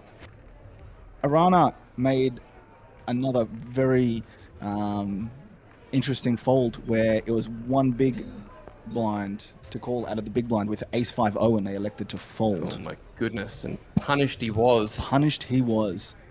Engs decided to c-bet 2 big blinds out of +1, and like I said, I'm expecting marketers to let this go. Cooper saying, thank God that guy's gone. Lock the door, Dean. Is that Felton? He told me not to touch it. Is that Felton being a troll? Which Cooper is it? That's what I'm wondering. I don't know. Darren's asking, will we have a shot clock on near the bubble tomorrow? Not as far as I'm aware. No. They'll go for hand, but that'd be about it. And then realistically, when you go hand for hand, there is a lot less tanking. So we'll just have to wait and see what happens. Snowcross asking, if you were to fire another bullet into the main at this stage, would you rather reg in this one or wait for the turbo at 8? Personally, I'd go this one just because the structure is going to be better. But it really just depends on your own preference. If you want to be getting in at the start and getting at the cheap levels, if you think that's going to be advantageous. It also just depends on if you only have one more bullet. Like if you've only got $1,500 and that's all you've got to play this from your poker bankroll, then yeah, you can do that. If you've got more, then I'd be getting into this now and then and then if that fails, going into the turbo. So apparently it is Cooper Feltham. Feltham, when are you going to come and get in the booth? I want a repeat of last year. Last year's streams with yourself and Gary Lynn were absolutely hilarious. Gary last year admitted to starting an underground gambling ring at his school. They were playing poker for money in the library. That does not surprise me at all. That is fantastic. But would have been one of the slowest games going around if Gary was there. For sure. Well, I think they were doing it on lunch breaks, but they only managed to get one hand in. Yeah, yeah. And all of that was them just looking at Gary while he was taking his action. Yeah, of course. Of course. Snowcross says, yep, you can do multiple entries in the flights. You can do 2 entries per flight. And multiple flights as well. So shout out to a couple of the people that are out there firing that are probably in for 17 bullets at this stage. Potentially a min. Yeah, probably a min. He does like to fire. There was, in that APO, I think a min was in for 17 bullets in the 1500. Yeah, that doesn't surprise me. Likes to fire. 590 left in this one. It says we're at 813 entries. Let's see if I can get you an update on that. No, we're at 829 in real time. I don't know what Terry's talking about. I've never tanked in my life in anything. Complete lies. Can we ban him? I actually don't have that power. Jesus. Julia says, I would love the APL to have shot clocks to implement from near the bubble and pay jumps. Probably we need like 25 to 30 machines complex. We actually have that many shot clocks. Mm-hmm. We have an assortment of goodies in a location that I'm not allowed to mention that would give us the potential to be able to do all of these things. So hopefully it's something that is potentially looked at in the future. I know Joel is very kind of particular with how he wants to approach the shot clock side of things. He doesn't want to bring them in if they're not otherwise specified in the tournament at the start, which I agree with. It should always be specified, but I think it's pretty easy to specify that at certain times things will happen. I just think that they need to look at things rather than waiting for the direct bubble. It is very difficult to manage for the TDs when you've got this many people waiting to stop and do something with one person away from them from the money. And we've seen a couple of things happen, whether accidentally or whether just purely optics, especially in a mystery bounty when we've got very close to the bounty bag, where we've ended up losing quite a few people all at the same time, and it's made it very difficult. James Wilson asking, do you have a website or Insta to follow? Are you a coach as a side job or just giving advice for fun? Just advice for fun. Don't do any coaching. However, whenever anyone asks, I like to repeat the favors that I've had from other people and trying to give them advice, and being just sort of honest with them. So yeah, feel free to, if you're ever around, have a chat or send me a message. Wouldn't say unfortunately, but I am a very sort of vocal person at the table. I'm always chatting and having a laugh. So I like people chatting to me and asking questions. I just had someone message me the other day from WA that I've chatted to a couple of times to sort of say, hey, I've got a hand that I can run by you when you want to. And I have no issue when people want to do that. However, I'll be by no stretch of the imagination the best player. I generally try and just talk to them about the things that I've learned and then also recommend other people to listen to and what things that people have told me before previously. Benji Games on Twitch says, so you're saying I can send you all my hands to review? Yeah, exactly. And the answer, Benji, will be fold. pre-flop. Julius May says, would it be considered collusion if a table agrees to call the clock after 2 minutes if someone is tanking? No, I don't think so. If the table is agreeing to tank, then that is collusion. But I was in a spot just recently in the Jackstar where we went into the break, and I was in a really big hand for absolute piles, and I was tanking. Surprise, surprise. And who would have thought it? Who would have thought it? And I wasn't tanking for anything other than I was literally thinking through this really big spot. The chip average at the time was about 90,000, and this pot was about 400,000. Yeah. And the guy that I was playing against, who was really nice, and said, look, we need to give these big dealers a break. I need to have a break. We've got about 40 minutes left on the clock. I will call clock on you at the 10-minute mark. You can have as much time as you want till then, but that's what I'm going to do. And I actually really appreciated them verbalizing that. Yep. And just letting me know that, hey, I'm going to do that now, rather than, okay, it's been too long, you've got 30 seconds. Yep. But I think the biggest thing with calling a clock is how consistent are people tanking, and what is this pot size going on. If this is just if they're not tanking regularly, then just let them have it. If it's a giant pot, let them have a bit of time. But if they're doing it regularly, or it's just a really simple, hey, this is pre-flop and it's the action's on you, then yeah, you get 10 seconds. If you start taking a minute and the action's on you and there's no raise in front of you, I'm going to call clock myself. Absolutely. Picking up the action here, looks like Arana's opened the button with ace king. We've got check, check, flop. Turn, Arana's decided to fire on the 7. Interesting. And he's been met with a check raise. I love that from Eng. The check raise with the 2-0s and the gutter ball. When Eng is the one that favors his board. No, sorry, I take it back. He's actually led flop and barreled turn with the queen 9. So finding the lead on a board that's very good for his range. Yep. Now to the turn card, he bets 7k and gets raised to 17 by the ace king O. Arana is doing some magic here. They're making some very, definitely not GTO plays, but a lot of them seem to be working so far. Game theory optional. Yeah, definitely optional. But this is interesting. What are they trying to represent here from the button? Their range is very wide from the button. They're not generally going to be as strong as ace king, and they just get it through. They're value bluffing ace king high. Stonecross watched a video earlier on YouTube about the WSOP tanking controversy.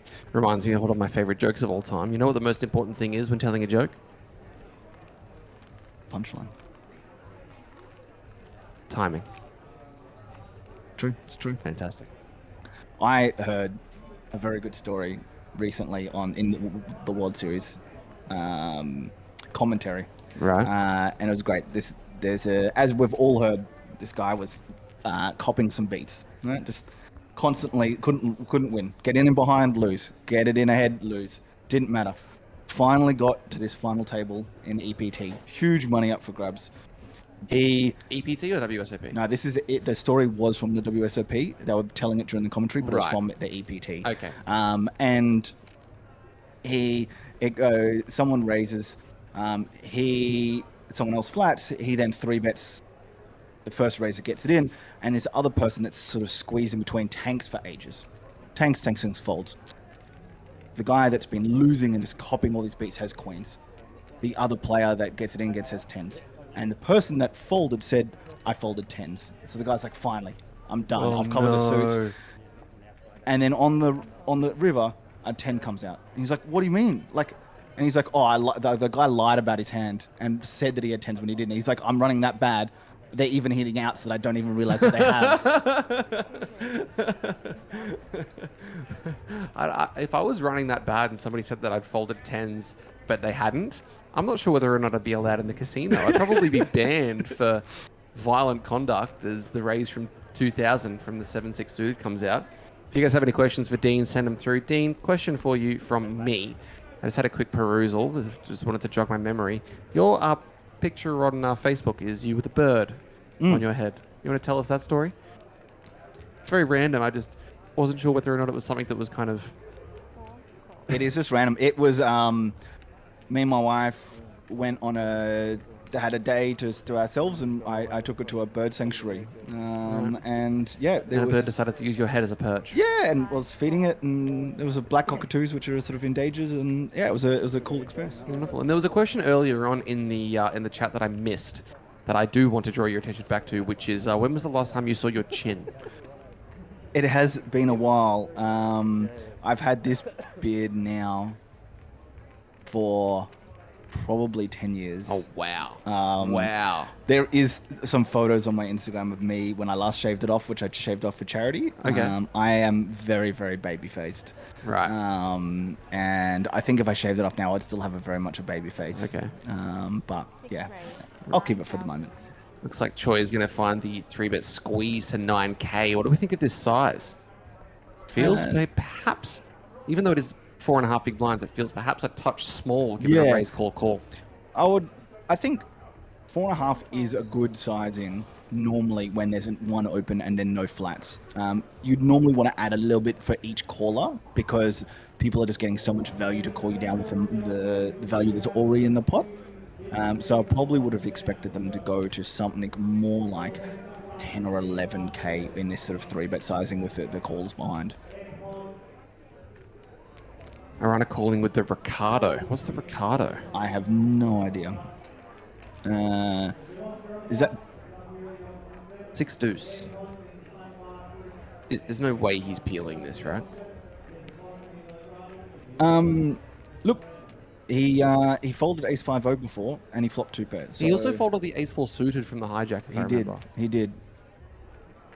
You know, there's a lot of theory that goes. Oh, he lets it go. I thought he was putting in the call. I was like, I think there is some players that very much go with the theory of, okay, well you've got big cards, I'll take low cards. Ones. Let's go. Let's see what the flop happens. I've seen people put in money, a lot of money in PLO with like any 4 random offsuit low cards when it's gone like 3-bet, 4-bet, all in call.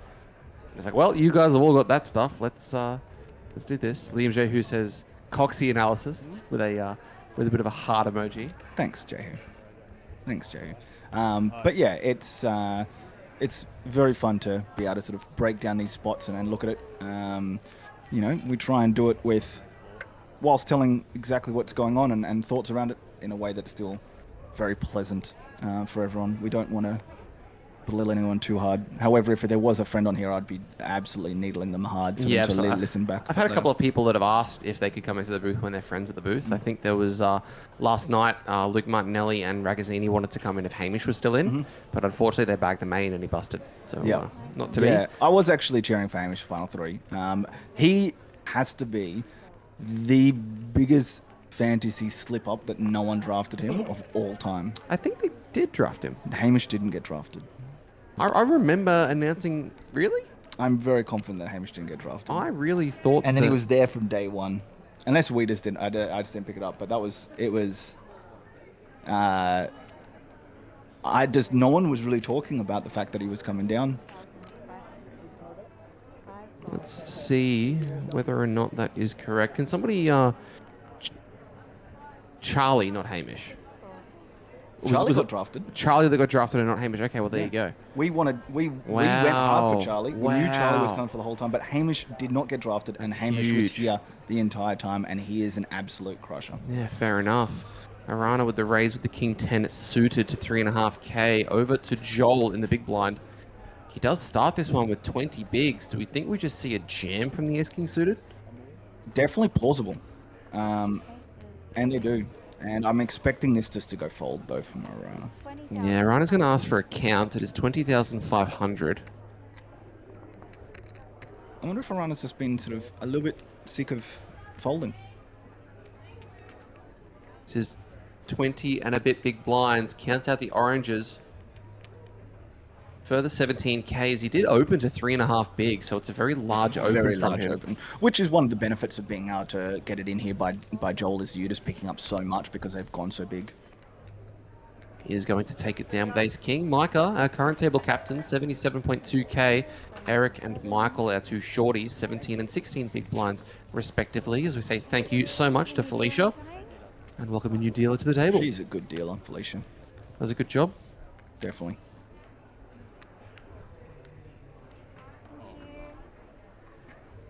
So what are we doing in our spare time when we're not playing poker or dealing with some insurance side of things? What do we like to do to relax apart from travel? I saw that you Was it Japan for Christmas last year? It was. Wonderful. It was, Did you have a good time? I've never actually seen snow, so I'd love to hear all the stories and ideas that you have. It was very cold. It was a lot of fun. Me and my wife like to travel quite a bit, and went up to some different areas of Japan that we hadn't been to. Walking around in -10 and stuff like that. Oh wow, it's very cold. Very cold. But yeah, it was a lot of fun. Do a little bit of traveling. Poker's definitely a big part of my free time, though. And then watching sport and catching up with some friends and stuff like that. Got a question from somebody, which is I don't know whether or not it's them beginning to tell me a bad beat story, but the question is, how often should one contemplate walking away from the game? Interesting. It's a very weird, interesting question. Isn't it?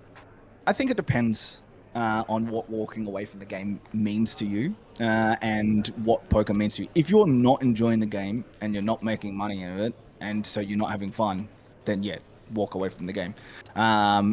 If you're trying to make a living out of poker and that's not working and you're losing, then potentially winding it back, getting a job, and then playing for just enjoying. Taking a break is one thing that I definitely. Taking a break is so underrated, and it's something that so many people who just have this grinder mentality don't do at all. I mean, I know so many people that, for example, I know people that played during COVID. They legit played every single day for 200 days straight, and then they were wondering why they were burnt out. Yeah, it's like, come on, man. Like. Taking break is some of the best things I've ever done for my poker, as we see the call from Micah against Arana's 8s. Oh, 100%, especially if things aren't quite going well. I think it was 2 years ago, being here, I had a pre-average series for a point, and then some friends come over, and I went to Dreamworld with a friend, and we went on some rides and just took a day off, and then surprise, surprise, the next day I get fourth, and I think it was probably something like the mini high roller or something like that. And I guarantee you I would not have got fourth if I didn't take the day off the day before and reset my mindset and feel fresh and ready to get back into it and ready to look forward to it. So yeah, it's like I remember having a conversation with Alex Linsky actually, where I was chatting to him about mindset, about how I wasn't really enjoying it too much, and was there any advice? And he said, oh yeah, I'd recommend taking a break. I mean, I took a break at one point and it was the best thing that I ever did. And I kind of said to him, I was like, oh, how long of a break? Like a week, a fortnight? And he goes, dude, I took like 6 months off. And it was the best thing I've ever done. I've absolutely loved it ever since then. Yep. And yeah. The casino even did it for him. Jesus. Micah facing this bet from Arana betting 12.5k into 16. But yeah, it is very, very important to take breaks, whether it be short, whether it be long. I think it depends on how much poker you play as to how long you need the break from. Obviously, Linsky's an absolute crusher and plays a lot, so a longer break is going to be beneficial compared to someone that might only have, might play once or twice a week and casual. Then you might only need a week off just to reset and just don't play the regular games that you do play. Absolutely, as we actually see that Micah peeled the ace-7 and then was met with an 80% pot bet on the ace-king queen board and folded top pair. So that is an example of what some aggression can do for you. It definitely is. Probably identified that there's probably not a lot of nice cards that they're going to see on the turn that they really want to do. Micah's generally pretty good at being able to identify future game and being able to sort of just stop and go, okay, what's going to happen next street? And then Micah wakes up with the 8s that he just faced, woken up with the red kings. The second best hand ever created. What's your favorite nickname for pocket kings? Kings.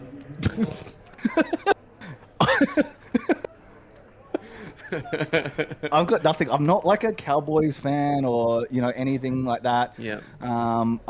There's not a lot of like poker nicknames when it comes to cards that I sort of really get into. Most of the nicknames that I've got for cards are like really personal, like in jokes with friends. Yes. Some friends have this hand called, which is 9 deuce, which is shattered dreams because you shatter people's dreams with it. Right, of course. They've won it a couple of times. Right. Big thing in WA is the Mandarin nuts, which is 8-5. Amazing.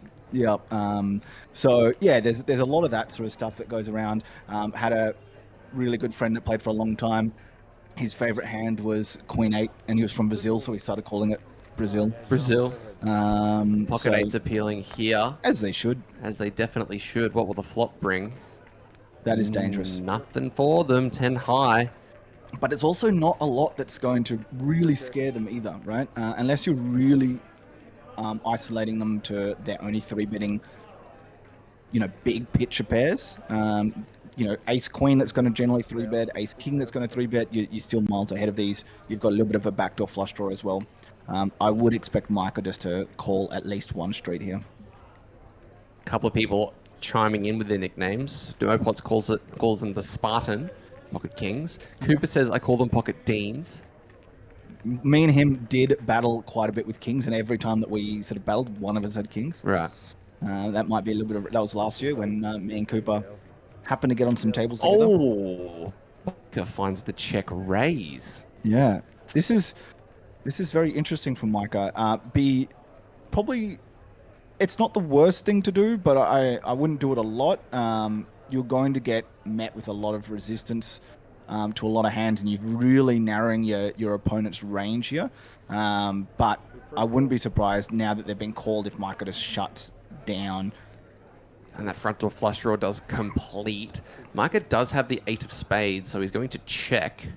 And now what is Luke going to do when that flush gets in?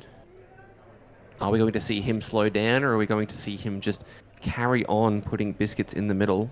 I think you can carry on putting biscuits in the middle at this point. Because of what's going on, you're generally going to be versing a lot more 10x than you are flush draws at check raising at this spot. Checks it back, and the 6 of clubs connects with the river, so these kings do hold on. Those spades don't get there, and Micah is going to try and extract some value. That's 13,000. It's 13k, and this is not going to end well, as I don't think Luke is ever going to be folding this river card. I really don't. 13k, and the thing is, I think after that check that Micah's going for value here. I really don't think Micah... You think he's targeting ace high? Yeah. Wow. I mean, the pot is 57 with that 13, so this is a 1/4. Yeah. Yeah, it's so milky. Yeah, he's just trying to go, okay, you've got ace king, let's go. Maybe even some level of block, but like the way he showed his eights, he was just kind of like, isn't this good? Yeah, I feel like this should be the best hand. Yeah. No, not today. Not today. As with that pot, Luke goes north of 84,000, so cruising around the 85 big blind mark. A couple of other people with nicknames for kings. One of the nicknames is Aces Magnets. King Kong. Kingities. Kingities. That's terrible. I hate Jickities as a nickname. It just does my head in. Julius with an actual question, which is after 4 hours of poker, my brain is mush. Any tips on building the stamina to play these longer days in the tournaments? Well, the thing is that these tournaments, you don't play for 4 hours straight. You play for 2 hours, you go for a 15-minute walk, you stretch your legs, you get your mind reset, and you get back into it. The only people that really play really long stints of poker are cash game degenerates that don't know how to take a break. Yep. And you'll hear or Travis. And you'll hear, but even then, if he's playing online, he gets a 5-minute break every hour. Yeah, but he doesn't take it. Yeah, he's an idiot. He is. Well, one thing that I would recommend, and one thing that I try and do, is every 4 hours or every 2 hours or wherever you want to kind of get a break, just get up, go for a walk, go outside, take a deep breath. Just do whatever you can to kind of reset your mind and get back into it. I don't really want to ruin one of my hidden gems, but I will. Whenever there's a break that's longer than 15 minutes, so if we get like a half-hour dinner break or whatever like that, I will go down to Knocky Knocky Brothers when we're up here, which is a great little Italian place. It's about a 10-minute walk away. You can order online to get it to like takeaway. From here? Yeah. Oh, it's fantastic. So you can get down there, bring it back, and then I'm generally like eating gnocchi at the table. But the walk is it's a really nice walk. Is it near the hospital? Yeah, just down where there's like a Woolies, there's a sushi train, there's a gnocchi place, Thai place. It's really, really beneficial just to get out and stretch your legs and do stuff. Get out of the venue. We order it through Uber Eats for pickup? No, you can actually order it just through their website. Oh, wow. Okay. So you don't even need to do Uber Eats. That actually sounds amazing. It's whenever a restaurant focuses on one thing, they do like 9 gnocchi dishes, and that's it. Wow. I love gnocchi. Gnocchi's delicious. It's so good. The cafe across the road has like a menu that's like 7 pages long. And yeah, it's terrible. Cafe 63. Yeah. I'm not a fan of it. But this gnocchi place, phenomenal. The puttanesca, so good. Oh, it looks like Micah is going to call off this rip from Eric. Eric piling in 15.5 blinds with the ace-8 suited. Over to Joel, also folding, and these guys are going to flip. Yep. Bit of a fake flip. A little bit, especially with we saw at least one of the aces going out. I am rooting for both of them, but considering Micah can take the beat. How about quads? Quads, I was rooting for Eric slightly harder, but this is locked up. Death by quads as Eric Mao is going to be heading to the rebuy desk. Micah. I know, Eric. Back up to 56.1. He made a really interesting decision with the ace-3 earlier, and it seemed to be his downfall. 103 people watching on Facebook. If you're watching on the Facebook live stream, don't forget to like the video. Likewise on YouTube, if you're watching YouTube, don't forget to subscribe to the YouTube channel, the Play APL channel. Also like that video too. You guys on Twitch, if you're not following, make sure you do so. Plenty of faces that I'm recognizing in there today. And I'm here with Dean Cox, one of Perth's finest poker players. Do you have any questions for him? And one other question that I wanted to ask, I ask everybody in about something to do with sport, but it's staring me in the face, and it's on your cover photo on Facebook as well. You're a big Bulls fan. I am a Bulls fan. And how are they going, and how are things looking for the next year? Terrible. They've not been good for a long time. That's just, yeah, it's not looking good. It's a very badly run organization. They had the 90s. And then we had Derek Rose, and then that's about it. So I much prefer to focus my time on the Sydney Swans. Yeah, fair enough. Well, you might notice my name, Jordan, obviously, very, very closely intertwined with the Bulls. You may come to realize that Michael Jordan is actually named after me. I actually did know that. So you freaking that one, did you? No. The other way, huh? Yeah, no. You got to learn everything from me. Yep. And, you know, but one of my other side hobbies is I'm the head coach of the Sydney Swans. Yes. Former AFL ruckman. Yeah, quite the accomplished ruckman, from what I understand. What was that like? Business. It was great. It was great. I actually have met Dean Cox. I got to have lunch with him through work. Being I work for like the major sponsor of the Swans. How is Dean Cox? It's huge. He's a very, very tall man. But yeah, it was great. I actually got to tell him all the jokes I used to say about him behind his back. Oh, right. Because... are you older than him? No. Okay. You're similar ages, though. We wouldn't be too far. Oh, no. He was playing while I was in school. He originally played for West Coast, right? He only played for West Coast. Only ever played for... And West Coast, the team that you support? No. Oh, you Sydney. Jordan doesn't listen to me. It's just in one ear and out the other. I never learned to read. And yet you're trying to off all these screens. I know. But yeah, I generally went with my name being Dean Cox and him being in WA being a very big deal. I got a lot of questions about it. I would often, if I was calling people at work, I would get giggles from the receptionist saying, "Hey, it's Dean Cox." But yeah, I'd be like, "Oh no, I'm terrible at football, but I do have a better nose," because the guy's quite known for having a huge honker. But a huge honker. What else do you do with a nose but honk it? It was always going to be fun. Oh, of course it was. This is a Travis T says they have a $90 million PW3. What does that mean? 2,400. P-Will. That's a player for the Bulls. They spent $90 million on a very average player. Should they have spent $90 instead? Yes. And the funny thing is, we've got a very good player in Giddy, the Australian. Yes. I heard a story that Giddy rocked up to Melbourne on the off season and just started playing pickup hoops with a group of people, or rocked up to some like third grade random basketball thing, and they're like, "Why the hell are we playing against Josh Giddy?" Yep. I've definitely heard that. And yeah, they're now arguing about not wanting to pay him $40 million a year, and they were trying to give him $20 million a year or something. I think the reason he was there is because they, the team that they were playing against had a 17-year-old girl on. As we carry on, Arana with the ace-5 offsuit. Yep.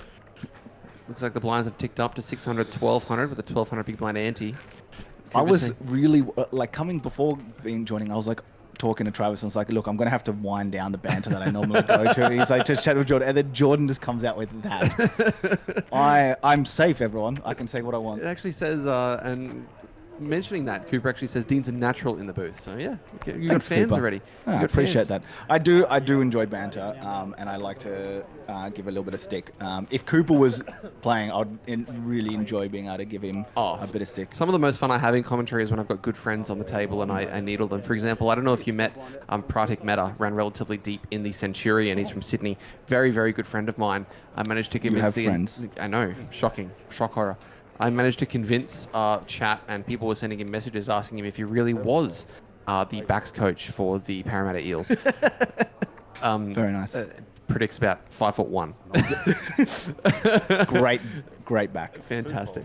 And how he was actually an ex-premiership player with the Eels, and how he got sent off in a grand final for King hitting Darren Lockyer. And everybody was wondering what was going on. It's like, really? You're affiliated with the Eels? No, he's he's an air traffic controller. Not at all. He's not an air traffic controller. Arana with the King 7 offsuit in the small blind. Are we going to see him raise? He's flying 72k.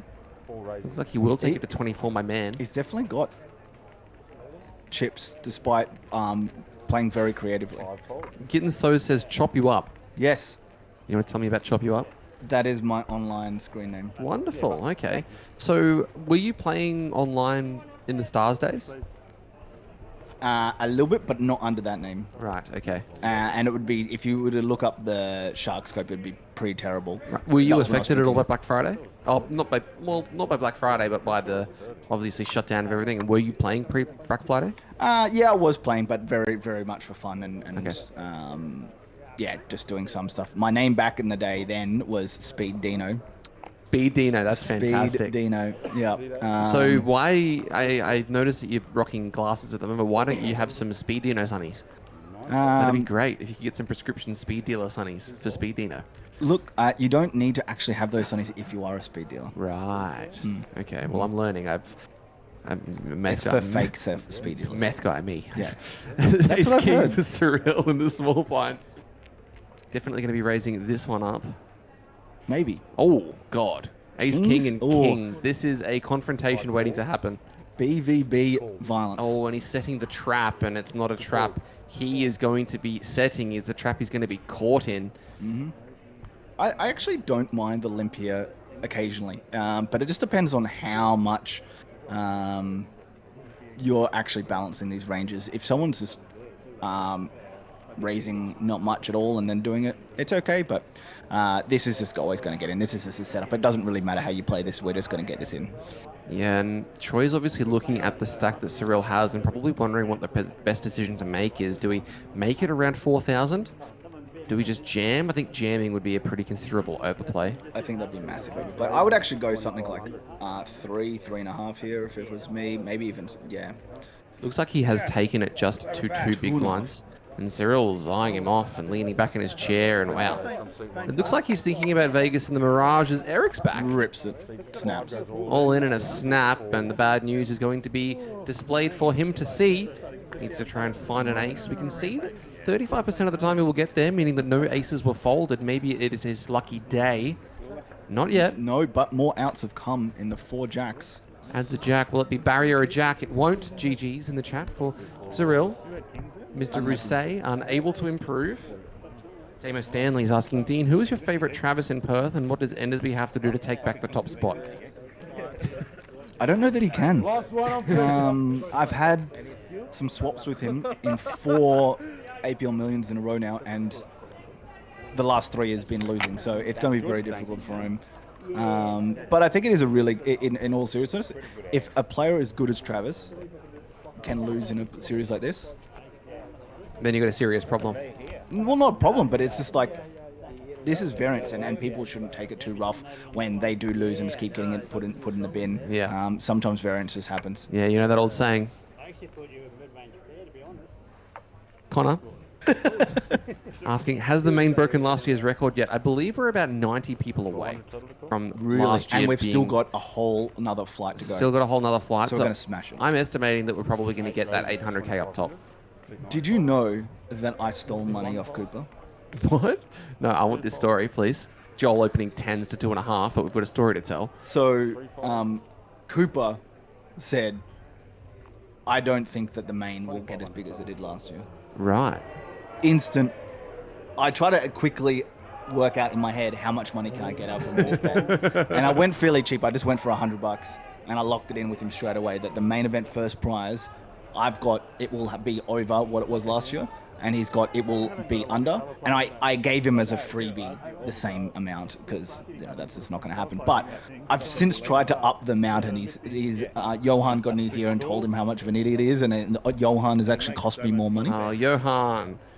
That's not good, man. Don't get involved in a wager that you're not in the middle of. Let the man get scammed. Exactly. I tried to start going, I'll give you 3-1 if we can up it to a K, but it hasn't happened.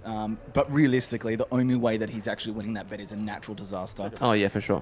Which now has to happen in the next hour, but and the next flight doesn't happen. Queen 10-7 as Joel with middle set. Very nice. Little gutter ball and backdoor flush draw as well for Eng. Yeah, 4 kings to worry about as well as those backdoor hearts. Joel firing out 2.5k, noting that he is very short here. He is. See what Choi wants to do. I never mind betting middle set because you do unblock so much stuff that you're just going to get value from.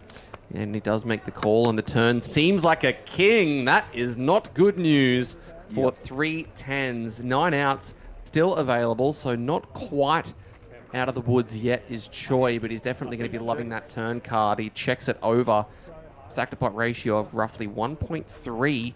So we'll see whether or not Joel is going to be able to get out of this one alive, as Travis reckons that live poker is rigged.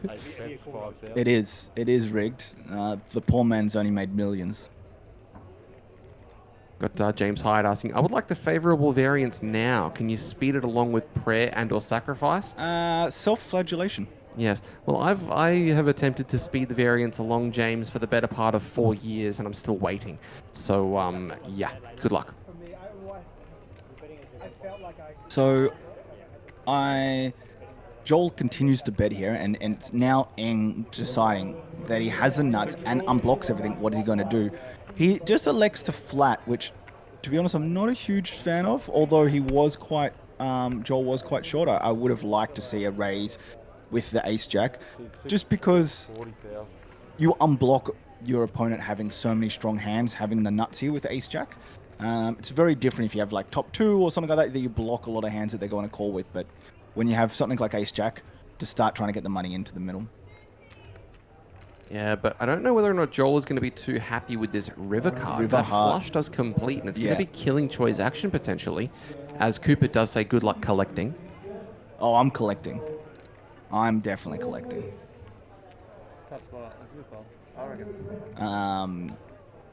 As I do have a question actually for you, Dean, after this, off the back of some of the things that have been asked here.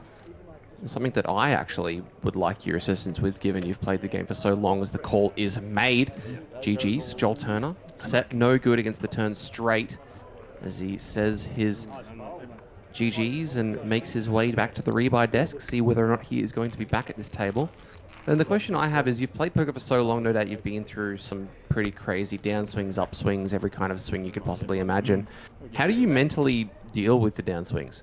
Such a massive part of poker is not just your ability at the table, but also your ability to kind of get back up and keep on fighting. Something that I've been dealing with is a lot of negative variance. How do you deal with it? A couple of things. I think that what you suggested before in regards to taking small breaks is really positive, especially if it's really affecting your mental game, because the biggest thing about variance, in my opinion, isn't really the variance itself, it's how it affects people. Sure. And then the mistakes that people make after the variance has hit them, and they start being more defensive, or they start being too aggressive and trying to defend their spots rather than trying to make the most profitable plays. But before then, it's just about understanding that it is variance, going back to potentially some basics, talking to people, running through hands with them. Hey, did I make a mistake, or is this just variance? But going back and looking at the process, not worrying about the outcome. Did I make the right play here at this point in time, or was I doing it for another reason? Was I just scared and trying to book a win, and just having a look at that? I've also quite a few times throughout I've gone to like recording all the hands I've played in attention to make sure that I'm just really, really focused and sending them to friends. But also, a lot of people, they think about the final hand that they bust on, which often isn't the hand they're actually making a mistake on. So by looking at a whole heap of hands and going, for example, like we might look at the way that Arana's played, it's not necessarily the fact that the different hands that they've played recently or anything like that, but like, well, what about that 3-bet sizing with the King 9 out of small blind? Is King 9 a good 3-betting hand out of small blind versus like a hijack open? Is the basically essentially min raise a good sizing to do that? Now, he flopped top 2 and he probably isn't going to think, oh, well, this was bad because they had a positive outcome initially. But they're the hands you actually want to learn from long term and having people to be able to talk about that sort of stuff and looking at things in a really big space rather than just looking at, oh, I got it in with Kings v Ace Queen and I lost. Okay, well, you just did the right thing. But how did you get to that point? How did you miss out on all these other chips to make you be able to withstand that big variance spot? Yeah, and what another thing that I would definitely recommend that people think about is when actually breaking down hands, it's very easy to kind of focus your decisions and focus your kind of stress and thoughts after the fact on the key decision in the hand in your mind. For example, if you were forced to make a decision on the river for your tournament life, and that is the decision that you're focusing on, is that the thing that you should be looking at, or should you be looking at the fact that maybe you shouldn't have even defended the hand in the first place? There's a couple of people that I chat hands about as we see a jam from Michael here for 16.5. Eric out of the way. I like it. David's Ace Deuce O. Maybe going to be considering whether or not this is a bit wide, but I think 12 bigs is a bit too much to be calling with Ace Deuce, especially when it's going to be for almost half your stack. And you're just going to get dominated by the hands that are generally jamming here, right? Like pocket 3s, for example, is just dominating you, yet it's such a generally a weak hand. Any Ace X is going to dominate you. You're literally hoping that you're versing a hand like at 9, 10 or King Queen, but they're also going to be in really good shape against a hand like Ace Deuce. Like for example, talking about the decision factors and what you should be focusing on instead of worrying about the decisions that lead to your bust out, which is like, for example, if somebody sent me a message a while back, and I'm not going to say who, but they kind of said something along the lines of, look, I opened Ace 10 offsuit, 50 big blinds effective from +1. I got 3-bet by a late position player and I called. Well, okay, cool. Then you call down a triple on a 10 high board and you bust against jacks. Maybe we shouldn't even be in the hand pre. Like peeling Ace 10 out of position, not probably a recommended thing. It's just going to get you in a lot of trouble, especially depending on the play dynamic. And like that's kind of the main thing. People get to a river decision, they're like, oh, should I call? They're going to be bluffing King Queen. They're going to be doing this, doing this. Yeah, sure. Why are you here? Yeah, and I think it's a really big thing about learning with poker is also the information that you give people. Hey, this guy 3-bet me from low jack. Okay, well, what was the stack depth? What did they 3-bet to? 7-fold. What has this person done? Oh, I've sat there for 6 hours with them, and this is the first 3-bet they did. Okay, well then, just put that in the bin then. You don't even worry about looking at the charts because they're not following the charts. So they've 3-bet you once in 6 hours. Just let it go. Yeah, and it's really crazy how much information you can pick up if you just sit there and pay attention and do nothing other than try and figure out what everybody's doing. I played a cash game recently where I had been playing quite a lot, knew the players pretty well, as we see a limped pot blind be blind between 8-4 and 9-6. Knew the players pretty well, but it had been doing a lot of focusing really intently on exactly what everybody was doing, and managed to get myself comfortable enough in a spot where 4K effective in a 5-5 game, I managed to 4-bet fold kings pre-correctly. Sure, it sounds psychotic, but I was so confident in my decision that it didn't really feel too crazy to me. Yeah. And that's the thing when people are first learning GTO and studying that sense that they're often apply GTO in the wrong settings. Yeah. GTO is a great learning tool to work out what the baseline should be, but it's designed to play against someone that's playing the exact same way. And if people aren't doing that, you need to make adjustments. Well, no human being is ever going to play GTO. No. Icaxon gets pretty close. Yeah, so does Linus, but fair enough. Yeah. 5 of diamonds on the river as Micah's 6 is the best hand. Check on the turn. Eric arrives to the river with one of the worst hands he probably will, but not going to fire. And I think Micah is just going to want to check back this definitely pretty poor pair of 6s. Eric just says good hand and puts it into the muck. Getting a look at the V-pips. Mike have been the most active. Adrian Toe fresh face to the table. Absolutely 0 hands played, but obviously he only just got here. What a nit. No hands. 30k, 25 bigs, played 1 hand, and they folded. But it is good that we got Eric back. As the count for this flight has overtaken the 860 player mark. So Amazing. That number in the top right is slightly out. That's just due to the delay, I'm assuming. 1200. Mark Smith says, Travis is a good player due to good living. Gets a fair deal of luck. Good living. We'll do that. Who is the dean you're talking to, Sharky? You know Mark Smith? I think I know who that is. Yes. But he is completely wrong. You don't reckon Travis is a lockbox? Negative. Right. Travis is one of the best players in Australia. There you go. You heard it here first. It shouldn't be first. Travis is an extremely, extremely good player. And the thing that people don't identify, it has been really interesting for me hanging out with Travis a lot, how many people come up and go, Travis, do you remember this hand that we played 15 years ago where you got really lucky on me? And he obviously generally doesn't remember because he's just played that much poker, but people will identify one spot that they got lucky, but people also get lucky in spots. Everyone gets lucky. It's what you do with it in those spots. But it's also like, if you are being aggressive and you're taking spots, you're going to like sort of realize that luck a lot more than other people are going to. Eric just going to find a 4-bet jam with kings here. David finding a very loose 3-bet with Jack-10 offsuit +2 versus gun. I think he's just going to get folds all the way through here. Yeah, I don't think anybody's going to be sticking around. David probably feeling a little bit silly, tried to get a little bit out of line and was straight away. Snap punished. And it's interesting that we talk about people getting lucky, but the aggression factor going in their favor off the back of it. Last night we saw a hand between Hamish Crawshaw and Troy Sweet, final 3 players of the Jackstar, where Troy opened the King 8, faced a check raise on a Queen high board or a Queen 8-3, called the flop. Turn was a brick, he blocked the turn, got called, and the river was a king, giving him 2 pair, and he bet and managed to get a call from Hamish, who had a queen on the flop, and people will view that as, oh, he got really lucky, but obviously, sure, he did get lucky on that river card, but the aggression factor that he had to get to that spot, he didn't fold the flop when he had the pair, as he probably shouldn't have, facing a check raise on a board like that. There's a lot of things that goes into it. It's outside of just luck itself, as we see David now with King-Queen. Yeah, and you know, the more hands you play, the more you're going to realize different things, and there's a balance point, right? You play a lot of hands, and everyone will play against people that are playing way too many hands, and they get lucky on a lot of people, and they get frustrated with it.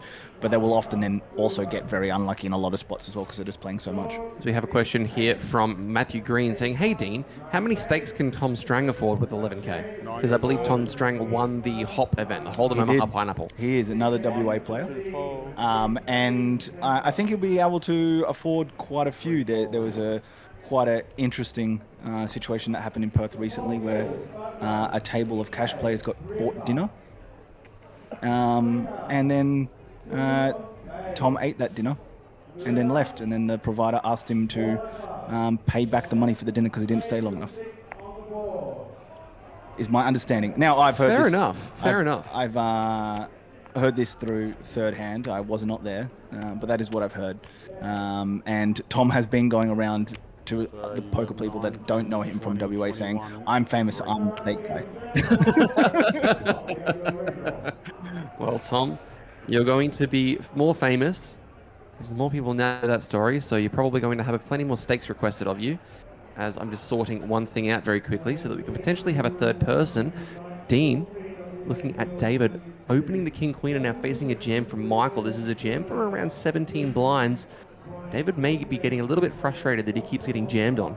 He will definitely get frustrated, but this is definitely a hand that you just don't really want to be calling this amount of chips off. You're just dominated so much of the time, and even when you're not dominated, you're probably flipping against middling pairs and stuff like that, and it's just, you're just not going to realize it enough. And we see here in this situation that he is absolutely just dominated. But my experience with David is that whilst he'll get out of line in spots, he's generally, when actually put to the test, you'll generally sort of just make the correct decision at that time and try and pick up a lot of smaller pots with those ones. So it doesn't surprise me that it makes a good fold there. As we say, welcome, Nikki Pickering. Welcome. Wow, I'm just blown away. Your analysis of King Queen offsuit is far better than mine. I loved it. I'm going to use that to my advantage, but not this evening because the Terminator, no chance I'm getting on that. Oh, really? How many entries has it got so far? I actually do not know, but the line for flight 10 is out the door at the moment. Do you want to give us a little update on how many entrants we are away from breaking the record? Absolutely not. Look, last time I checked, which was probably about 30 minutes ago, I think we were sort of 130 away. Yeah, but wow. Probably even less than that now. We were over 800, and we've got flight 10 streaming in the door. Let us know in the chat if you are going to be one of the people jumping in the last flight as actions. The turbo flight as actions around to Adrian. Not going to raise the King 10 or 25 bigs. Which I like. I like the fact that he's just sort of let that go. It's a hand that doesn't play great, and you want to do a little bit more protecting of your stack at 25 bigs. But this raise from Michael 7 seems very reasonable. Is there any other news you can give for us, Nikki, from the floor? We've been stuck in here for a couple of hours, so we might be a little bit out of the loop. And I will say that I think the guys here are going to be going on break in about 3 minutes. So you've timed yourself really well. I have. It's just a short stay I've booked in for. I did have a quick chat with David Bowen at some point earlier in the day, and he has fired several bullets. He couldn't tell me how many, but how many do you think he's fired?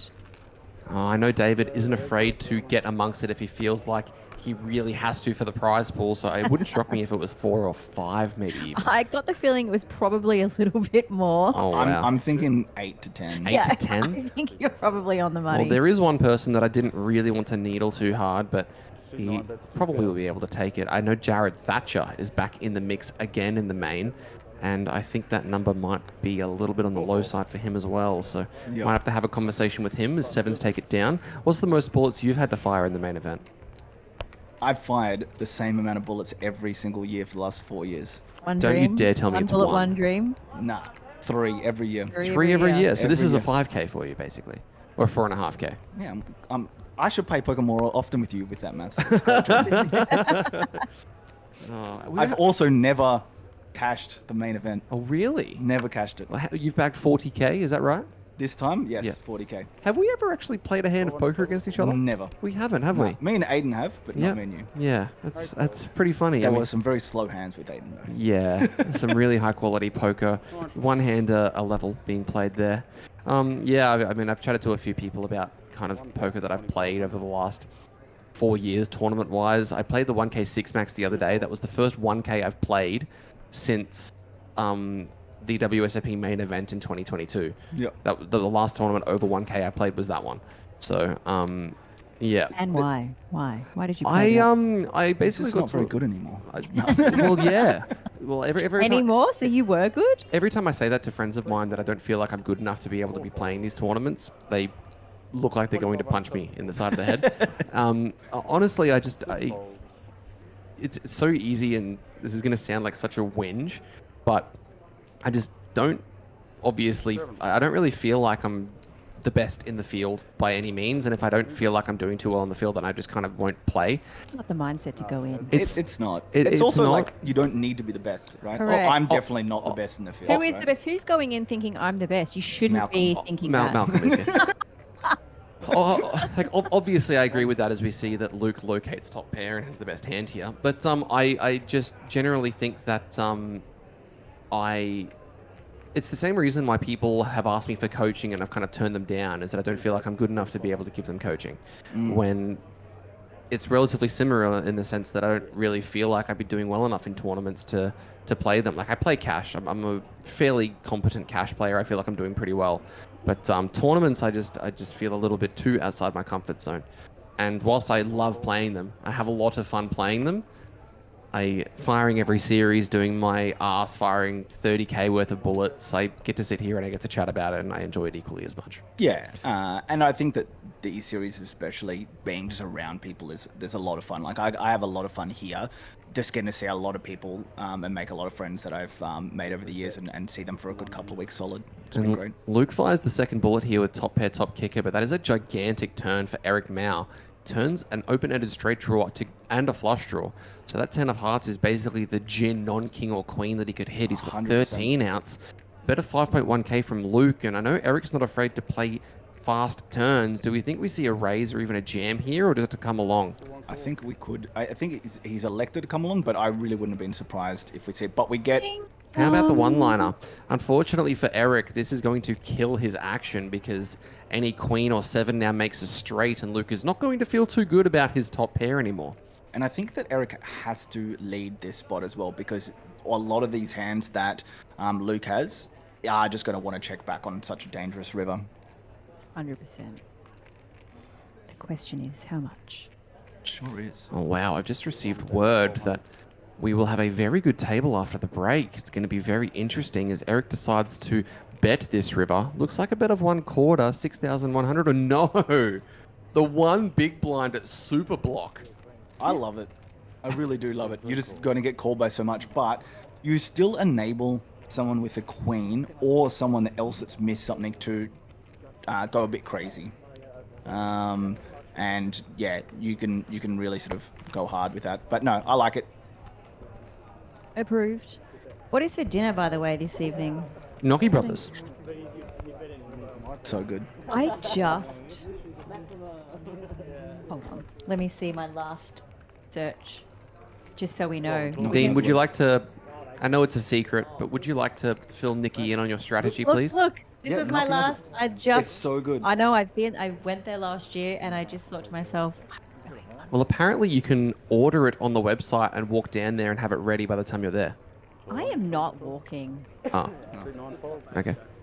As a. Yeah. Look, fair enough. As a. I mean, I can put flats on, but absolutely not. If you put flats on, If I would you had be able to see someone to walk over with, the tables? I'm not walking alone. I'm not a silly. True. lots of Yes. We had a trappy young conversation players. earlier. Yeah. No. Fair enough. Valid. Very valid. To be fair, I've actually found there's a lot of people that are willing to do the walk and not even get anything. They just want to go in. Yeah, Walking. I often do that walk in Walking's the morning, fantastic. but nighttime, not so much. Yeah, fair enough, and especially solo. Luke raising kings. A little bit of an improvement for him from the ace-jack. He's actually had a lot of pretty strong hands. He has. Let's see whether or not it's going to work out for him here. We've had a conversation of what you call kings. We've got the Pocket Deans, the Kingities, the King Kongs, the Cowboys. Do you have a nickname for Pocket Kings? Is it just the Cowboys? All right, I don't wonderful. mind it. Thank you so much for your input. Really Why is it appreciate the Cowboys? I don't know. Fill me with your knowledge. I actually don't know why they're the Cowboys. I'm pretty sure it's just like their male cards. Yeah. So they're Cowboys. It's like. I mean, it's as like boring the as that. Queens being the ladies. Yeah. Fair enough. Adrian not defending 3 deuce as Luke gets a grand total of no action. So Didier's out there, by the way. That is what I was going to mention. Yes. Get a listen to some of the names that we have coming to the feature table after this break. Didier Guerin, Pierce Hines, Luke Edwards, Jared Thatcher, Jason Gilbert. Plenty of names rocking Fantastic. I think Jono's out there. I'm not going to attempt his last name, but you know Oh, who Monster Dong. Caramelakis is in the building. Correct. Oh, So okay. I think he's already fired. Do you know Monster Dong? I played against him in the State of Origin, I think, for a little bit last year. Right. Well, Mr. Caramelakis obviously arriving for the 1.5k main event. And He's the also going to 5K, be no here for the doubt. 5k. I'm pretty sure Didier's basically come for the same sort of thing. Yes. But one of the most winning online players, right? Monster Dong, back in the He did day. spell it a say bit. that he hasn't played for 5 years, which may not be entirely true. Definitely not true. However, if there is one tournament to bring you out of a hiatus, it is the main event. Did you just try and look up his last name and find some chocolate sweet? Yeah. Thought I saw that. But yeah, very, very good player. Yeah, I mean, we're loading up his hand and mob now so we can kind South of have Australian, right? a look. Yes. 4.8 million in earnings. Yeah. Obviously, the online screen name Monster Dong is relatively renowned. We can see if we have a look through his hand and mob, the largest prize that he's ever had was actually second in the 10k Bellagio Cup in 2017 for 500k USD. Not bad. So no stranger to it. Also, loves a slow roll. Does he? God, don't put me at his table then. Me? I don't like a slow roll. Who likes a slow roll? Are I you like a slow sadistic? roll. You like a slow roll? Like a slow roll. Get out. Yeah. Looks like I got he's- to get a slow roll in the other day. I slow rolled someone. Looks like during the decade of 2010 to 2020, he had a lot of huge results. 430k for a 3.5k no limit deep stack in Las Vegas in 2017. Happening over here. Oh, David Bowen. So Ace yeah, 10, ace so when jack. Luke opened under the gun, then David 3-bet from button, and then we've seen this nice small flop here. Personally, I wouldn't really be defending the ace 10-0 from a 3-bet. That just doesn't play that well nicely. If it's suited, It doesn't. If it's suited, yes. for sure. But you're looking for such a specific flop, and when you get 3-bet, you'd probably just behind so often. And even when the ace hits, Yeah, no good. no good. 4,200. Wow, and the raise goes to 4,200 as Luke is putting himself into attack mode. David. 7 goes all. Jams! That's how you do it. Wow. That's how they do it in Cop Tasmania. That. David says, no, sir, this is my pot, Yeah. not today. Love it. Well played, David. Damo Stanley asks, who is your favorite player with a mohawk? I don't know any I poker don't know about a players. mohawk, but there are some magnificent mustakis out on the field today. Right. One's curling up. Just thought I'd, chime in. You're really a big fan of the moustaches, aren't you? What about beards? How do you feel about beards? I like a ginger beard. My grey Gandalf beard. I do like a silver fox beard. That was what I said earlier when Nikki was here. I said, oh, we're going to have a man in commentary with a lovely beard. And she goes, oh, ginger? I said, no, not I don't know ginger. what it is. The ginger beards are really just having their moment. They are. There's Let so them many. have their moment. There's so many beards that as soon as you go into the sun as well, the ginger, like it just, there wasn't any there before, and then it starts glistening Glistens. from nowhere. Trisball says Sheldon. Sheldon is the main person I could think of that has Mohawk. Right. Who's a WA player. Luke raising the ace-king suited to Yet 3,000. Another very nice hand for Luke. He is being hit with the deck, even if he's not quite getting the results that he would have Truly liked. is. He's got a pretty insane amount of ink as well. I mean, the tattoo work that this man's had is pretty crazy. Adrian on the button, 23 bigs in the ace-8 suited. Reckon a button flats? 100%. Yep. 100%. Flatting You these. just get to realize a lot of equity. Yeah, these nice suited aces going into the muck, and Dean Very recoils in his Recoils. seat Disgust. over there. Yeah, I mean, you just get to play position. So as much as your hand's really nice, you get to see a lot. You can also just take away so many pop because you get to play in position as well. And Back to Gnocchi Brothers. so What's the plan? Are you ordering and going? Are you? We may do. I haven't thought that far ahead. You have a car here. I do, yes. Okay. But I just kind of wanted to go for a lovely stroll in the Are you? Gold Coast moonlight. Do you have? What did you try last time? Are you trying to get me to collect you Gnocchi Brothers? Is that what's going on I right was now? about to offer to take your car, but I will come for the walk. Relax. Okay. I can't remember what I had last year, but I thoroughly enjoyed it, and I've been thinking about it ever since. One of my favorite food experiences ever was actually gnocchi. I was in Melbourne for New Year's Eve back in 2000 and something when I was a kid. And my sorry? Kid. Well, I was like 11. Last year? I was like, go on, away. mate. 2023. David with pocket queens, alleviating me from the needles of the commentary booth for being young. Yep. Continue, young man. I want to see what David does here first. 30 big blinds and the ladies. I would be very surprised if David doesn't 3-bet here, considering he's already 3-bet a little bit and then got jammed on. So I think he's just going to continue the same strategy and hope this time he does get jammed on. Yeah, gets taken to 7,500. Action around to the blinds. Michael Cawthorn with pocket sixes. We'll probably put him in the bin pretty quickly. Yeah, he does decide just to let them go. Action back around to Arana, who really is a bit of a wild card. He could do anything with this king-queen. And considering the sizing is very, very small from David. It was a very large open, though. He did open to 3 big blinds, so... But I don't expect him to actually fold this to such a small 3-bet. Looks like he is reaching. How many? It does put in the call. What does he have left? What does he have behind? Too many numbers on this screen for me. He has a lot. He's got 60k behind. Okay. And David only has 28. So David's definitely... The effective stack is 20. And that is a spicy board. Open-ender for the king-queen. Arana with 9 outs in total. Looks like he's going to lead. Oh, spicy. Do you lead when you've got another up and down? Not normally, no. 11k is the Too much bet. equity. And you don't really, like, with someone that's also short and you get raised, like, you're kind of just hating life, but you kind of have to call off because you've just got so much. Yeah. I was expecting David to normally go with a bigger sizing as well, if it wasn't donked into him. Well, he just calls 40k out there, and the 6 of diamonds changing nothing in a hurry. Harana, is he going to jam the remainder? Sounds like when you were asking for a, what have you got behind? Mm-hmm. And Michael Cawthorn's the only person this changes anything for. Yeah, he's the 6 very is sadly folded from the button, as it looks like the remainder's going in. Full bet 16,000.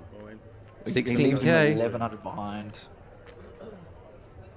Snap gets 1100 more. 1100 more as the call is going to be made. And David's going to have to dodge some aces, kings, and nines. 9 of them remaining. 72% of the time, he's going to be taking himself up to 74,200. The river card now. Let's go, David. Nice little deuce. Nice hand announced as the river bricks. What a call. I thought you just got to see that before we did. I did not. I'm just... In your mind. I'm never to play with you. I'm voodoo when it comes to calling cards. I can call a lot of cards for people. It looks like we are going to be heading on a break. From what I understand, it's just a 15-minute break, guys. Not dinner quite yet. So we're going to duck off. These guys are going to get some stretch of the legs. So we're going to do the same thing. And we'll see you back here in roughly 15 minutes. Stuff, guys. Oh, yeah. And we'll get everything else. What's that? Cross for that.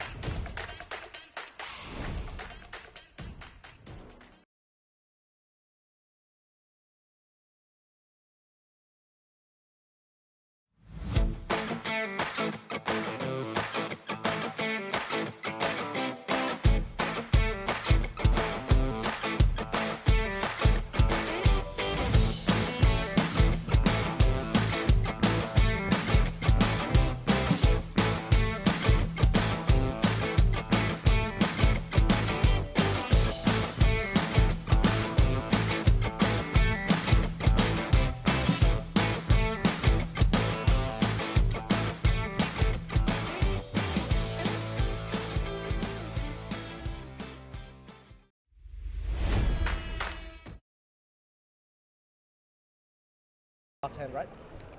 I can't remember.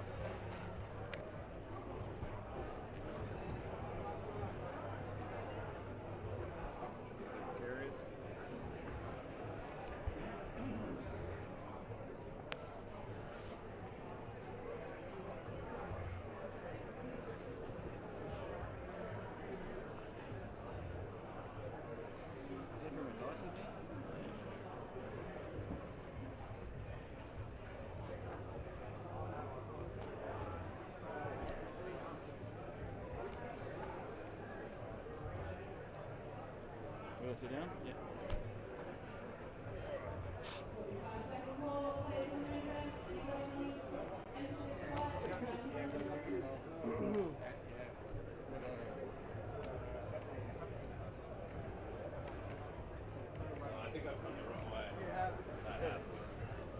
What else is here? Run good has to win somewhere. Oh, is this on a 30-minute delay? Yes, 20. 20? It'll be 30, right? They're on.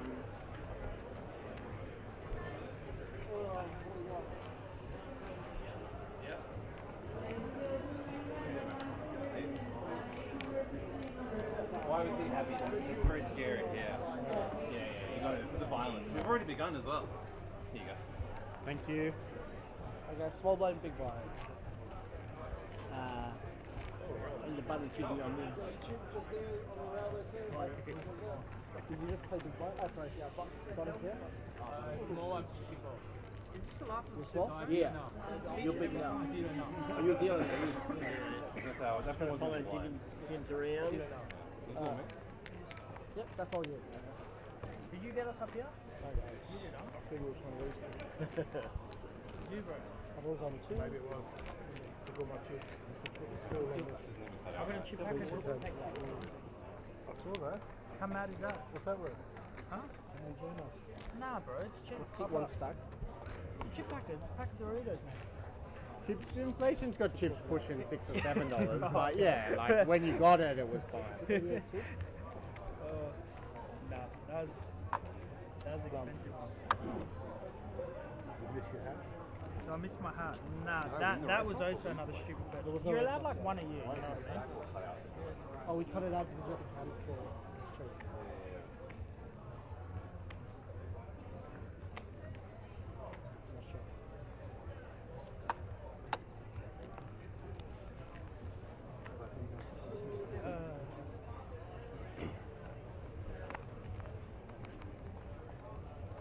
So if we bluff, you're going to see it 20 minutes later, eh? Hell, not if you bluff at all. Yeah. 5 folds, 6 folds. You bluff me, you mean leaving me left the table. You won't get to see it. You've seen it at home. 7 folds, 8 folds. Can I use my phone yet? 9 raises, 3.2.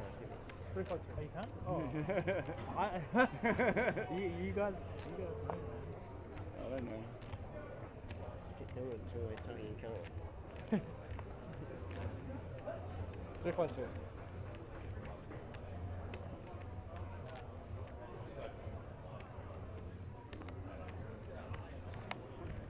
Four calls.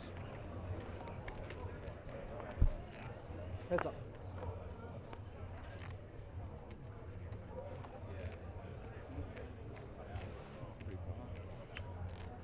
Seat 4 checks. 9 bets, 3K.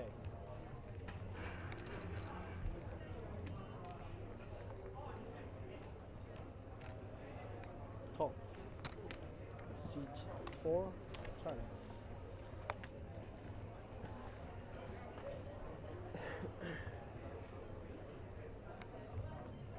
Checked by 4.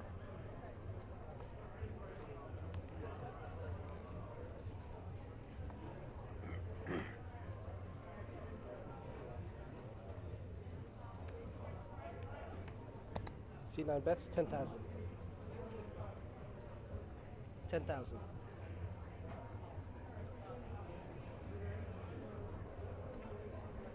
Cool. 4 calls. River.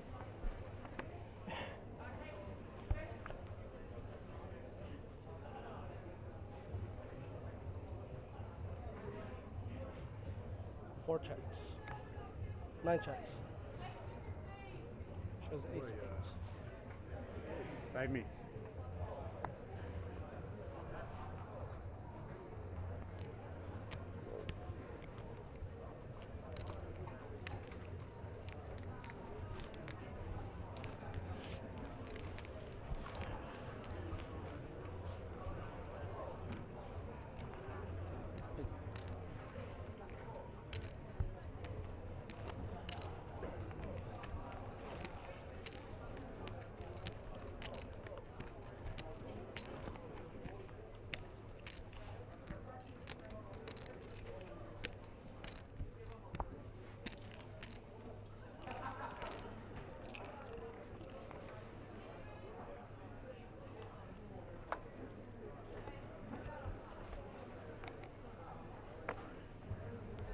Six folds.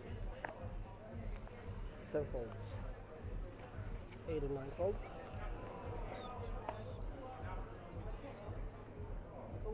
Oh, for me? Thanks so much. Thank you. 1 raise is 32. 2 folds. 3 is all in. 4 folds. 5 folds. No. Sorry. I was like, is that a load or? 500,000. 19. 1 folds. You're already bluffing. We're just starting to stream handles. Unbelievable. Can't help himself.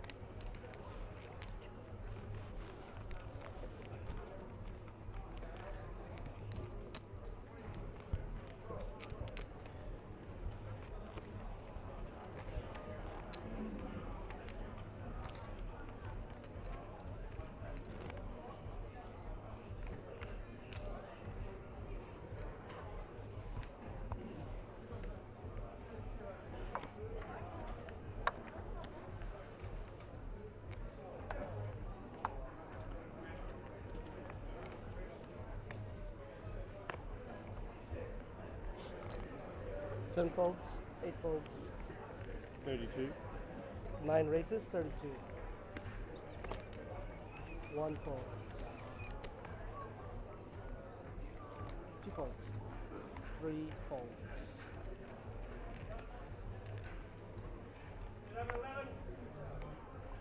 4 folds. 32. 5 calls. 6 folds. I got 2.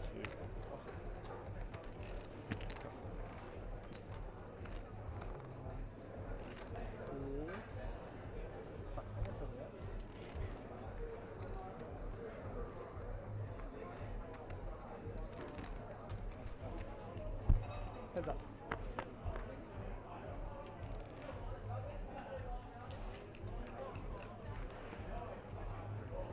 Five checks.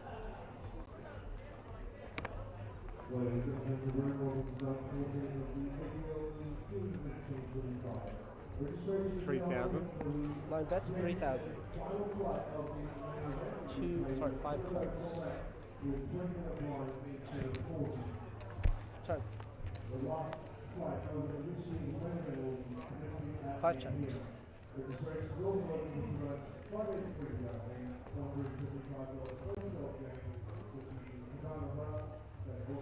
Nine checks.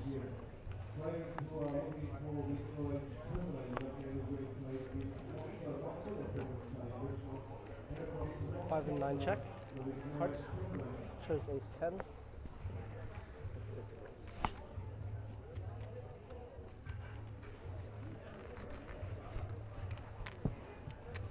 Thank you.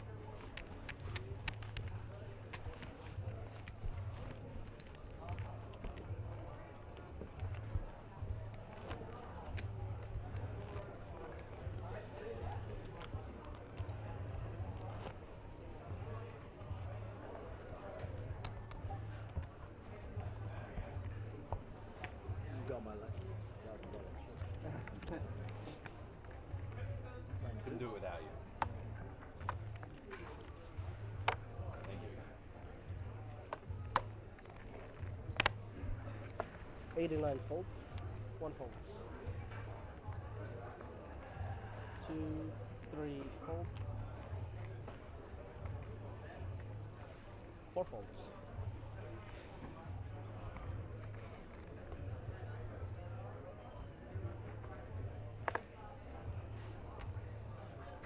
5 raises, 4,200. 4-2.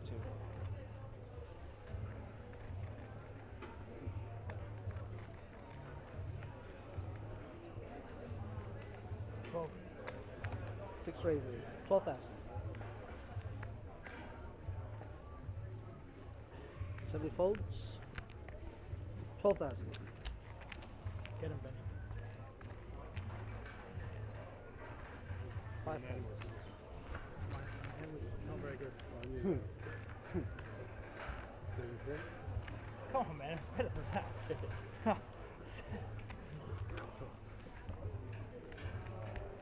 You would have done the same thing though.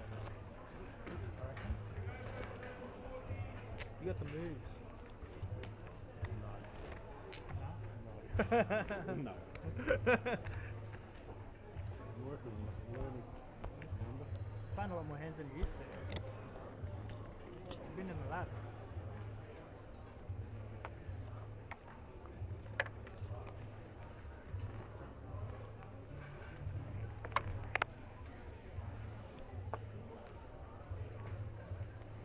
Nine raises, 32. 1 folds. 2 and 3 fold. 4 folds.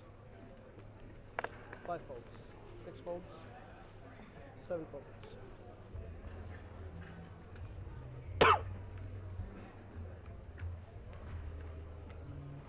8 fold up.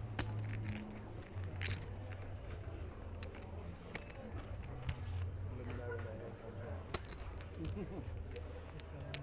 This table is so close to breaking. Just whack us up here. Yeah, I know. We're like two tables. I was just getting there, you know, just getting to the break. That's what you were waiting for? Now it's worse. You're still here and everyone can see how bad you are. I'm not ashamed. It's like, what? What did he just stream that? Oh, I had a pair, the big one, so I'm probably the worst. Yeah, what was I about to say, Not man? until the end, man. Like, it wasn't that bad. Like, it wasn't good, Yeah, it was like but whatever. it was, yeah. Not bad. Yeah. Like a king jack kind of thing. 9 raises. No. Not sure. Yeah. Better than that, you think? Condensed. Sorry guys, just 1 second. Can I Slightly, get all cards off the reader? slightly straightier. And then Same amount of straightiness, but lower. And back in. Alright, and we're back Ah, Oh, that's pretty good. in. And we're back in the reader. back in? Yeah, back in the reader. And then closer than him? Better guess? see 1 folds. No, you're I think, I don't know what the poker terms, but I think you're closer. I don't know what it all means. Yeah, I mean, we're making them up. I just heard suited and yeah. See, I win. Thank you. 1, 2 fold, 3 is all in. 4 folds. 5 folds. 6 folds. 7, 8, and 9 fold.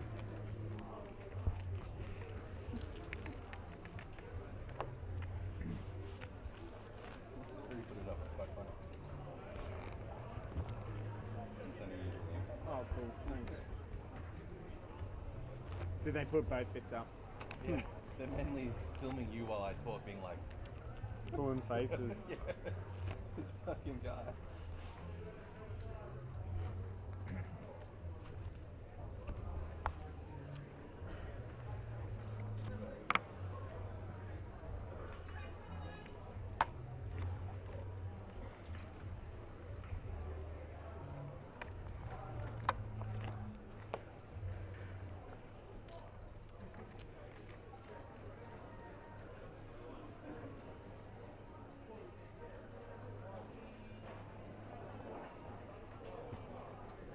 See 2 folds. 3 folds.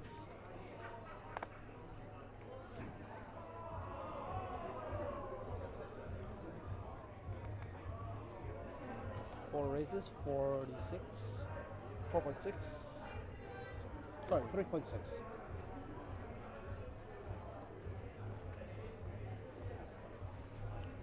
5 and 6 fold.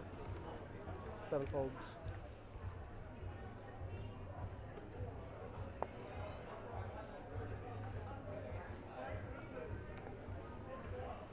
8 and 9 fold. 1 calls. 3.6.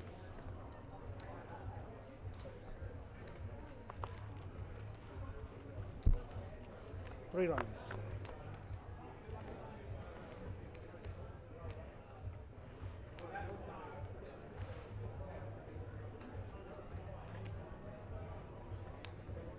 C1 checks.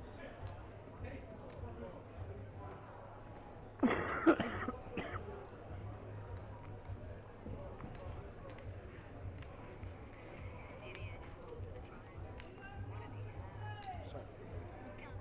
4 bets, 2,200. Good. Control.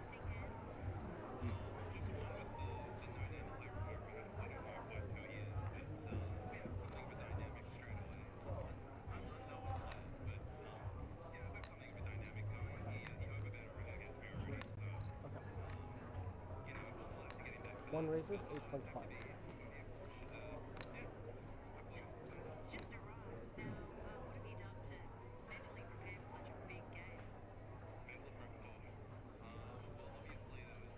Two folds.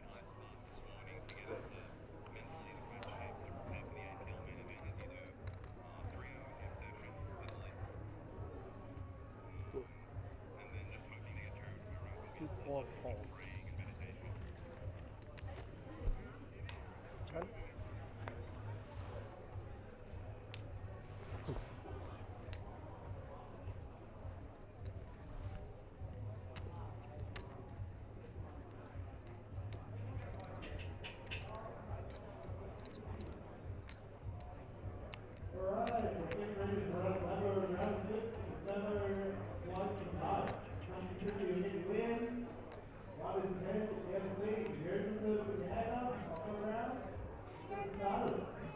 One bet's 7.5.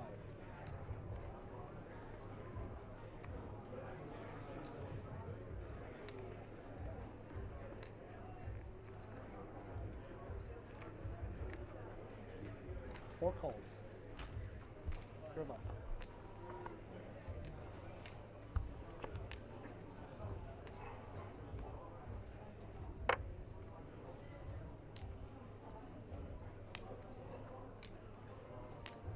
One chance.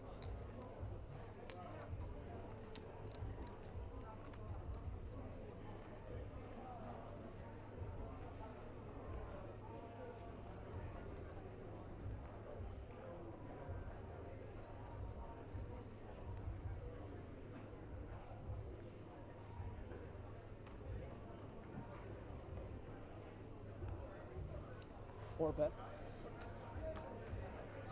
40,000. One folds.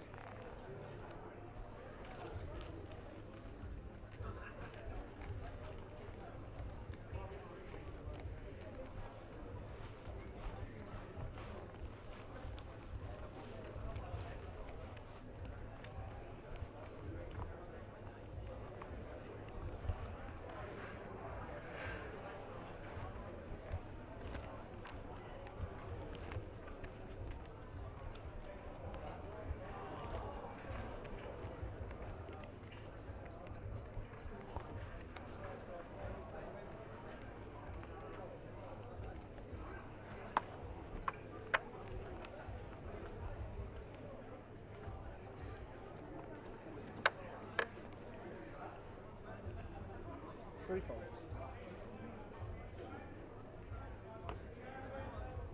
Four folds. 5 and 6 folds. 7 folds. 8 folds.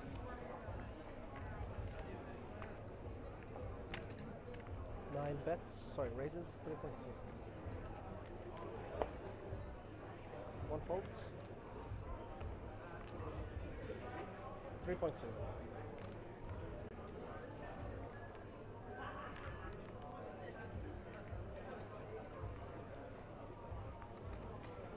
Two calls. Heads up.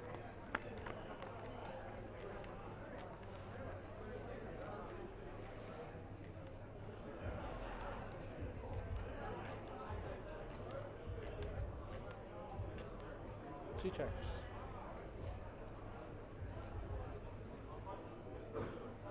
Nine checks.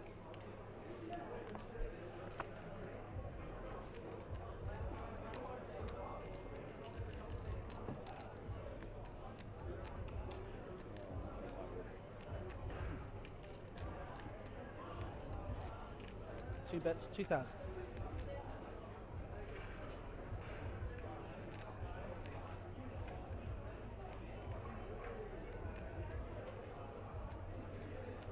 Nine points.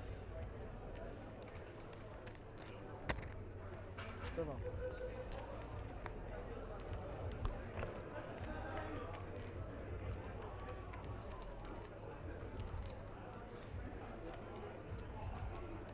Two bets, 2,000.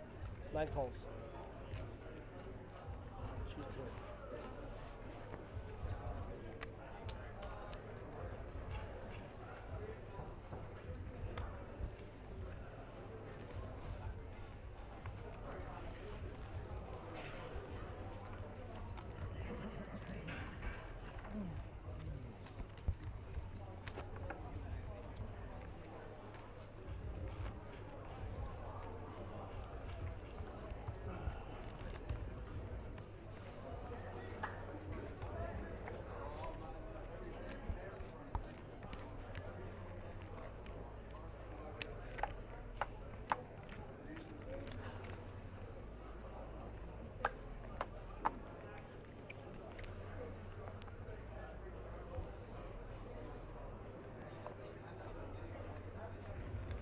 Four check.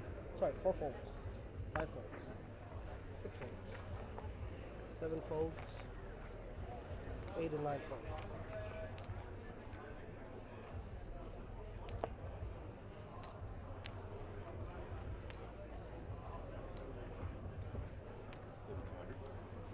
One bet's 32.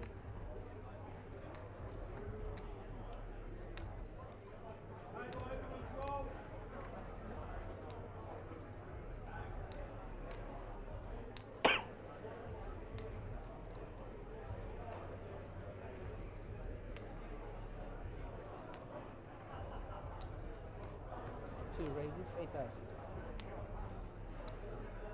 3 folds.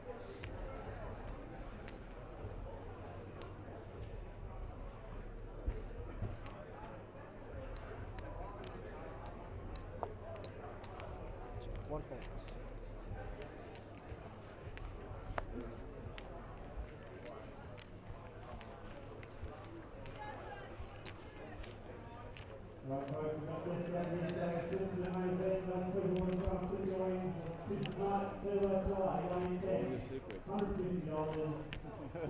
Fucking not my secrets. I've got 2 pairs.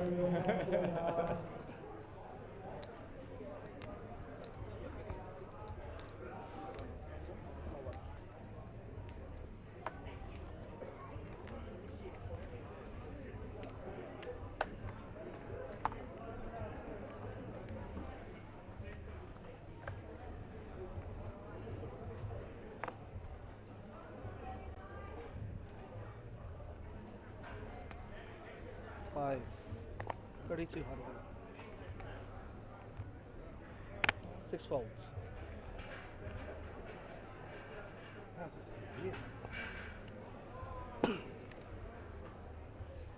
Seven raises, 8,000. 8 and 9 folds. Stupid. So it goes 5, yep, and then 7 goes 8,000, and 8 and 9 fold. 1 and 2 fold. 3 folds. 4 folds. And 5. And 5 calls. Whoa. Heads up.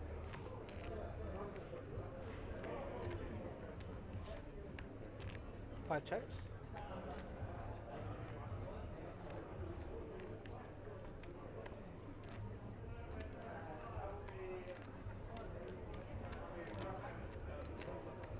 Seven bets, 6.5.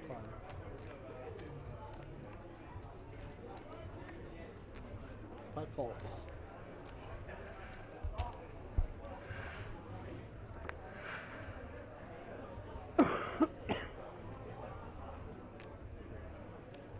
checks.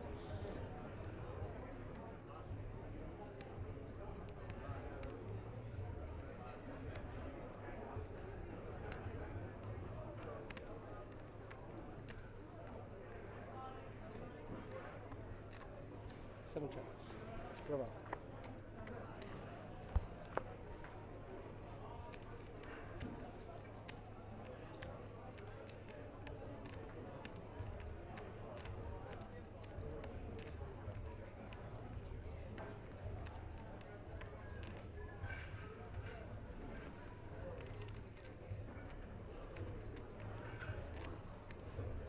Five bets, 22,000.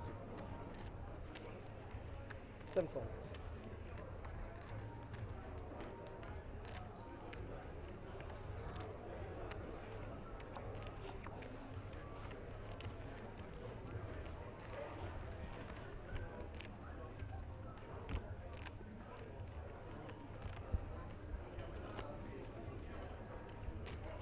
Yes.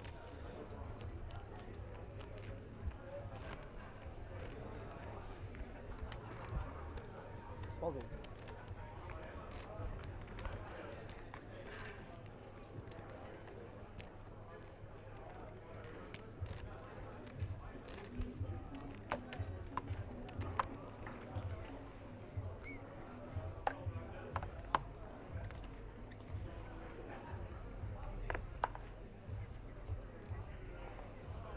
Six folds. Seven folds. Eight folds. 32. 32. Sorry. 3.2, yeah.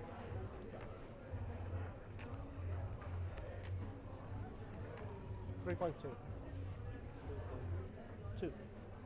Now, folks, we're getting ready to run slip number 5. Slip 1, we've got Andrew. Slip 2, we've got Andrew again.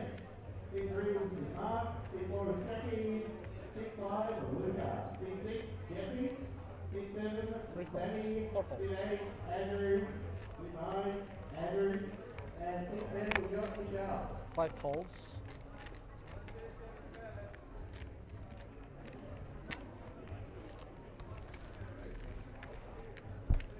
Three runs.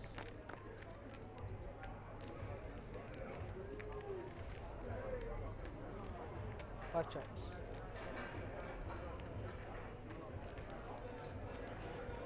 Nine checks.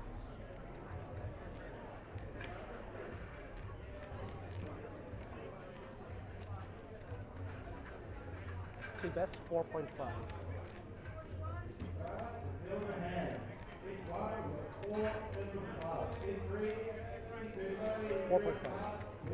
Five folds.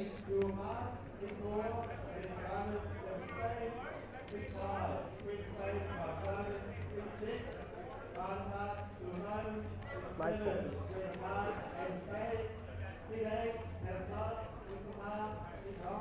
Ten.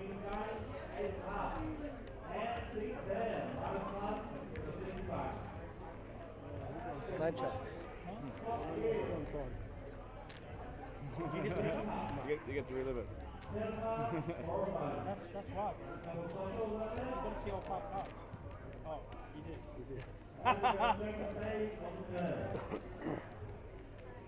Two bets, 7.5. And Central Times on the river. 6-8 win from the full house. 10 full jack. 6-8 going for Andrew McGee. Andrew is number 49.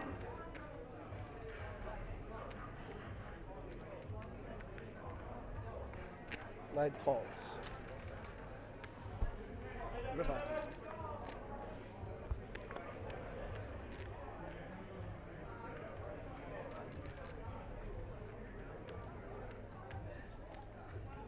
Nine checks.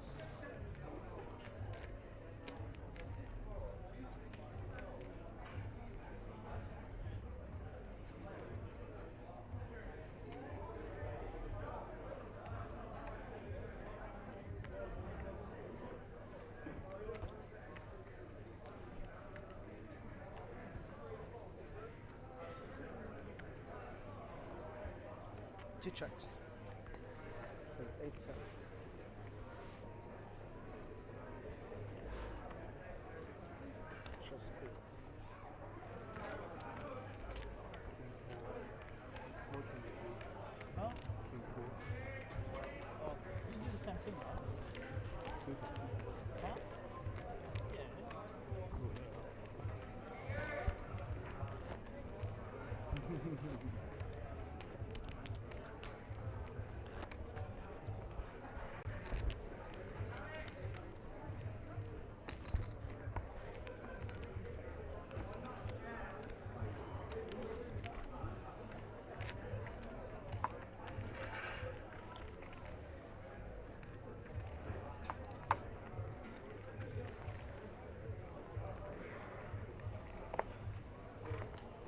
7 folds. 8 and 9 folds. 1 folds. I wish it was lower. 2 and 3 fold.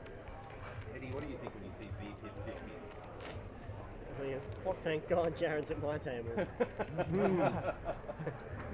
Working out really well for him. Yeah, I'm crushing. I did not have King Deuce suited yet. Oh, here we go, Jared. Oh no, this is wrong. This is wrong. I'm just gonna make it 5.2. I don't know what 6 makes it 5.2. And 5 folds.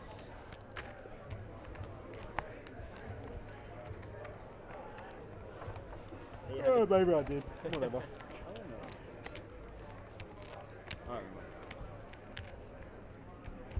Sometimes you just gotta go for it, eh? Yep. It's all legalized, but Deal it out. I did have King Queen that hand though, so it's broken. Oh, you don't have cards in front of you, right? He's actually. Yeah, I think No, but I opened. I had King Queen. yeah. think So I you're had doing the standard King Deuce offsuit under the gun raise. What? I mean, it's fine if you're versing pussies. Yeah. Well, that's not full of 7 offsuit apparently. And look, everyone just fumbled anyway. 8 and 9 fold. 1 folds. Yeah, we just broke it. How much do you have? Jared just broke it. You don't have any orange chips? Yeah. No wonder the V tips I have. Bro, That's. you know this is good for me. Wow. I don't have to pay any post pop now. I don't mind People should getting actually be something. higher. It's too much. No, I don't mind getting 30 bits. You're I don't in give a trouble, fuck. If I'm opening that under the gun, my deep high. So I'm actually like slacking. It's not a clear representation of how much I'm opening and crushing. 4 raises. Very accurate. 8,000. 5 folds. 6 folds. 6 and 7 fold.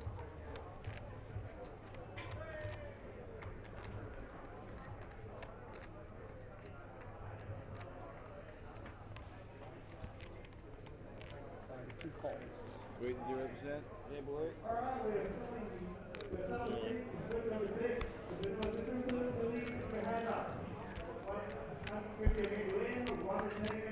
Heads up.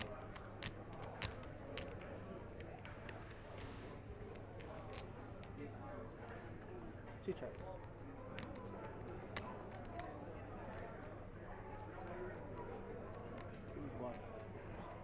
Four bets. 2,500.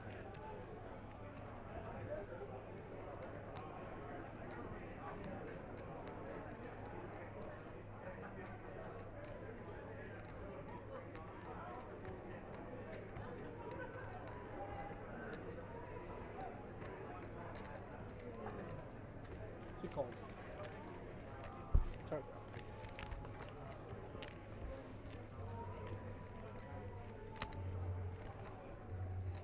Two checks.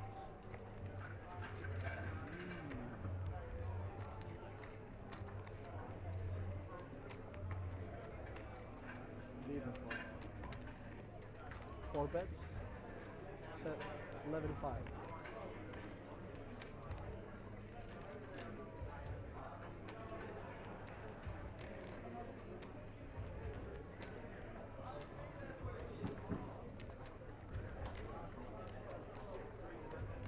Two folds.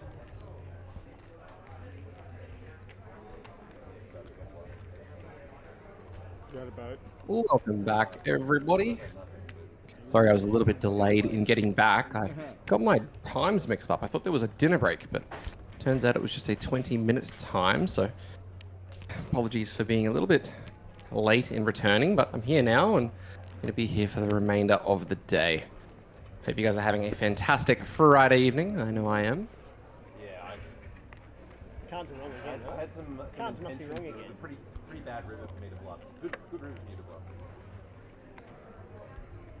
Cards must be wrong. What's that? That must be wrong, right? 0.72, dude. Just covering off a couple of the questions. How many levels left for day one? I believe we play until 15-3, so I think there's this one and 3 more. Stop, dude. Yeah.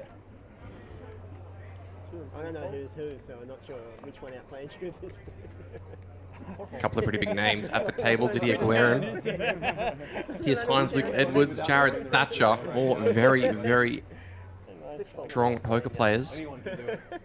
No doubt we're going to see plenty of battling at this table. 7 calls. 4.5. And 8 makes it 4.5. Luke raising to 4.5. There's no. Luke limped. Peter found the raise with the king 8 suited to 4.5. Luke puts in the call and to a flop we go. Luke relatively short, started with just a starting stack, so 30k. 10,600 out there. Luke with 27-1 behind. Let's see the flop. Oh, interesting one. Jack 9-3 with a couple of clubs. Luke with a gut shot. Peter still with the best hand, does have a backdoor flush draw to go along with king high. Wonder whether or not we'll see Luke take an aggressive action here. 30% pot from Peter. Luke with his gutter may decide to play it as a raise instead of a call. Try and fold out some of the king highs. 7 calls. No, it looks like he just decides to flat. I'm not sure about this with no backdoor diamonds, but to a turn card we go. 16-6 out there. 7 checks. And that deuce is a brick.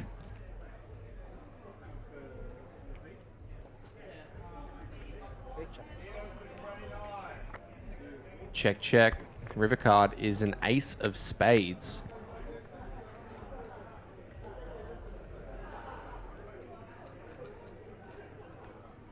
Seven checks.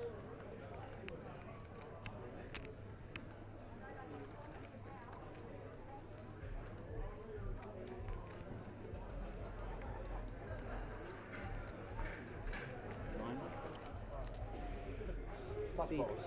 8 bets 9. Top 4. 7 folds.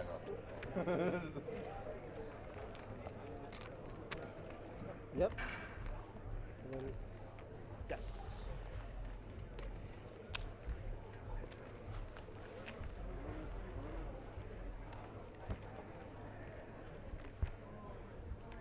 Yes. Yes. Yes.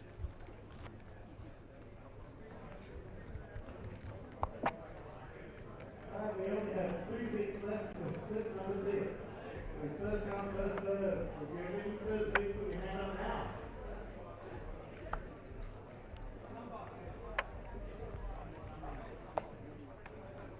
One folds. 2 folds. 3 bets, 3.5. 4 folds.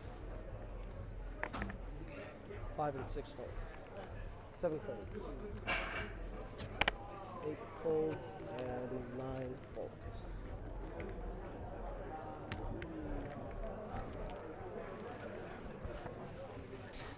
No action there. Getting a look at a couple of the players that are still in this one. Andy Lee, Luke Edwards and Jared Thatcher all out shorty, sub 20.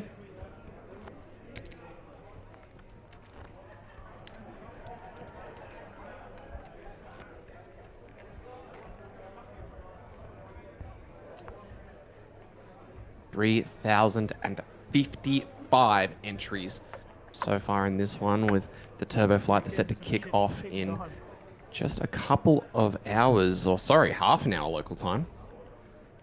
As I apologize, I'm trying my best. I'm feeling a little bit shattered at the moment. I'm feeling pretty wrecked, but we're going to march onwards. If anybody feels like bringing me a Red Bull or even one with vodka in it, please let me know. I'm accepting all donations. It was one big blind, one big blind. Yeah. I mean, whatever. Take it. I mean, yeah, I'm not folding, so exploitable. Yeah, yeah. 4 raises, 3.2. 5, 6, 7 fold. 8 folds, 9 folds.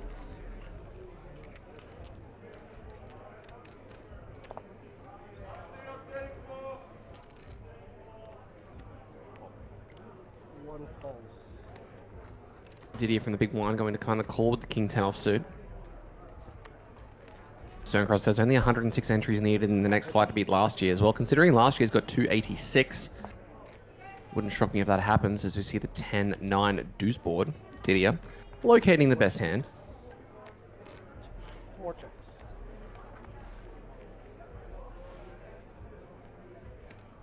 4 checks. 4 bets, 2.5.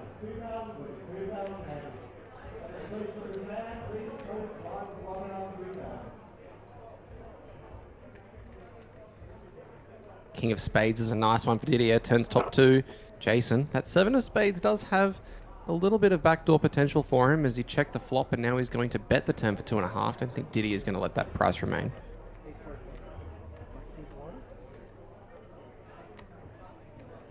So 4 bets, 2.5. 1 raises.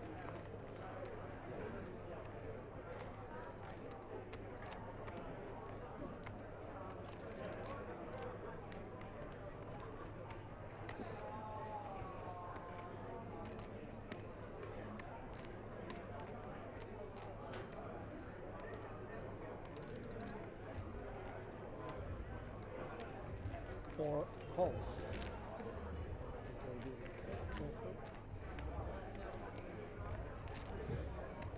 Looks like the 7s is going to come along against this check raise. That 7 of spades with a lot of power in his eyes. Will he get bailed out? Bailed out by the largest of all spades, and Didier is not going to be too happy to see a river card like that one.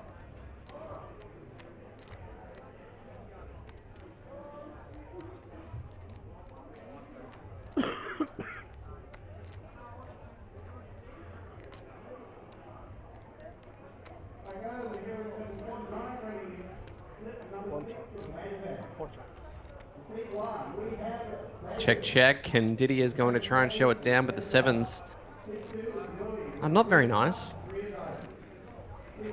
That 7 of spades definitely came in clutch as Mike Wong is the most V-pipping player at this table. Yeah, just that.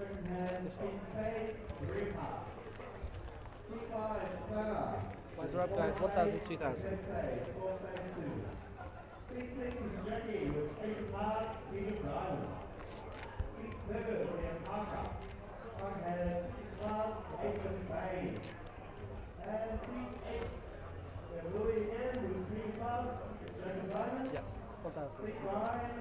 You guys that are in the chat, please send in some questions. Send in some banter memes. We're getting into the late hours of this evening. I mean, it's 7:30 local time right now, and there's every chance that we're going to be carrying through the turbo flight. So I'm going to need you guys to help keep me company.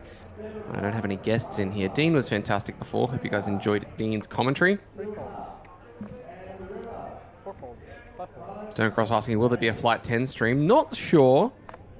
Both Brendan and I are kind of destroyed, so we kind of need to get some sleep because the next 2 days are not going to be short of insanity, and yeah, we need to make sure we get out of it alive. Apparently there's already 154 players registered for the turbo flight. That's absolutely nuts. Trisball wants more Dean. Listen here, you sexy man. Dean's not here right now. Monty G says, who is the best looking poker player you've met this series? Certainly not Dean Cox. That guy's prescriptions are terrible. Like, I can barely see at all. He's not very good looking. C2 checks. Optometry jokes. 6 bets, 2.5. Check from bet from Pierce. No spade. No worries. 2.5.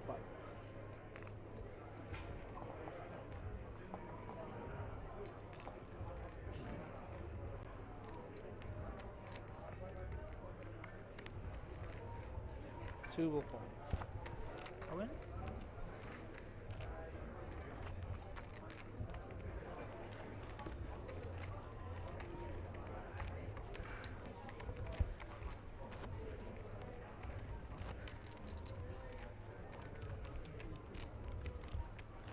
Balenciaga says, I can't see what's funny. Neither can I.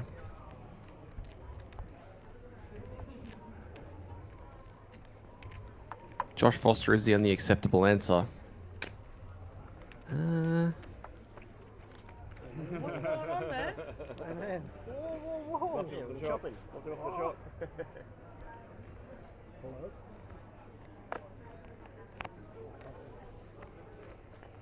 Four bets, 4,000. Aces for Jason, very comfortable. Looks like he's going to take it up to 4K. 5 calls, 6 folds.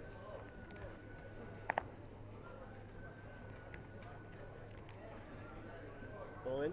Seat 7 is all in. 8 and 9 full. Oh, Luke jamming it in, and he's not going to be seeing any good news here. The aces have him in very, very rough shape. Over to Didier, who has already folded. Likewise, the blind's out of the way, and Luke is going to get snapped off.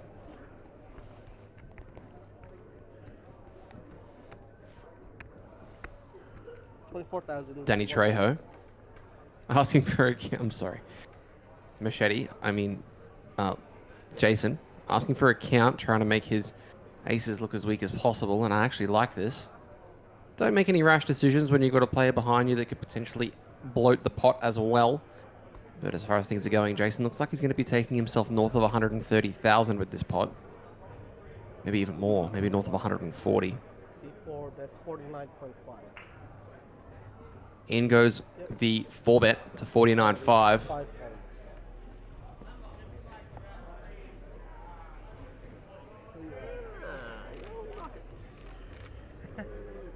Luke does have spades, might help him. We're just going to have to see whether or not he's going to be able to connect.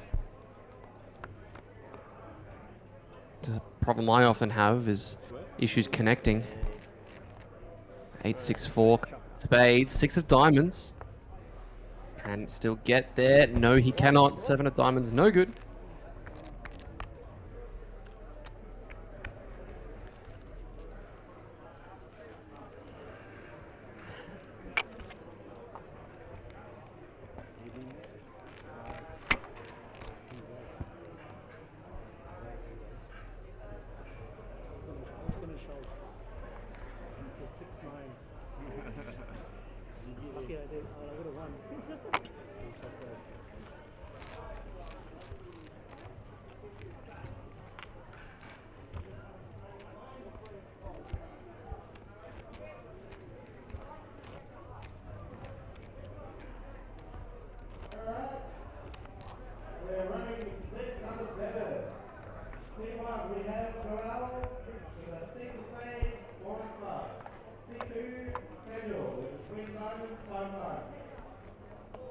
It was in a room, a dark room, room full of rats.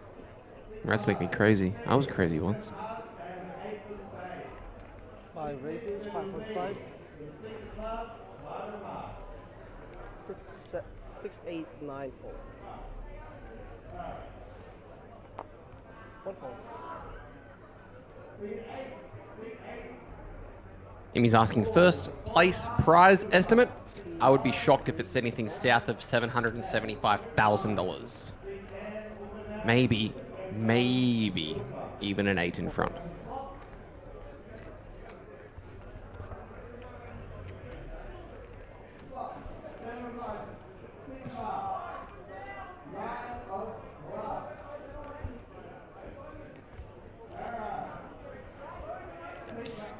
Any chance of $1 million to first? No.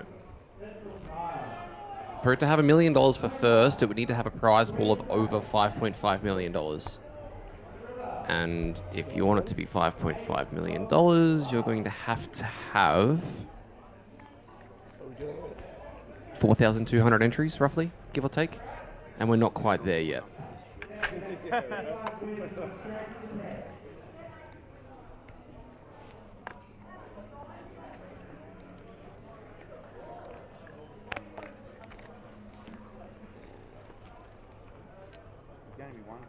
Sterncross letting us know that the current prize pool is sitting at 4.173 million with the buy-ins for flight 10. Thank you, sir. Really appreciate you doing the math for us. It's outside my pay grade. I'm not intelligent enough to add numbers up that quickly. As 6s going in the middle. Ooh, Jason. Probably like 20 Definitely going to want to call this one with the ace-jack suited in the small blind. 25,200.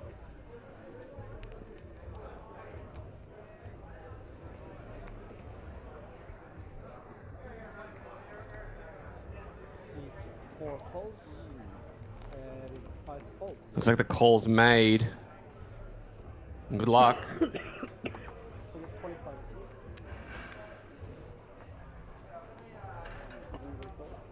Yes, 4 cold. Yeah.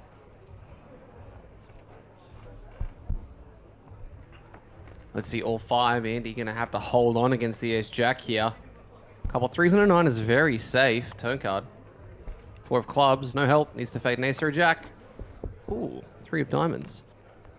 Remain in your seat, sir. Peter Salamangos says, go Ben. Yeah, go Ben.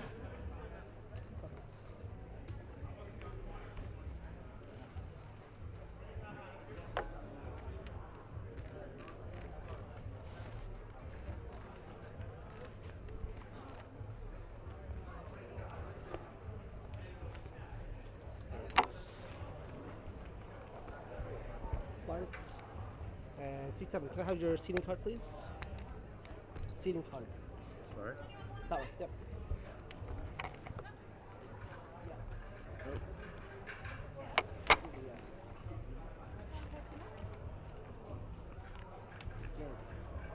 No, thank you. Choose that. Val says, Jordan, in the most non-sexual way possible, I must admit your voice is very soothing. Thank you, although I'll admit I'm disappointed.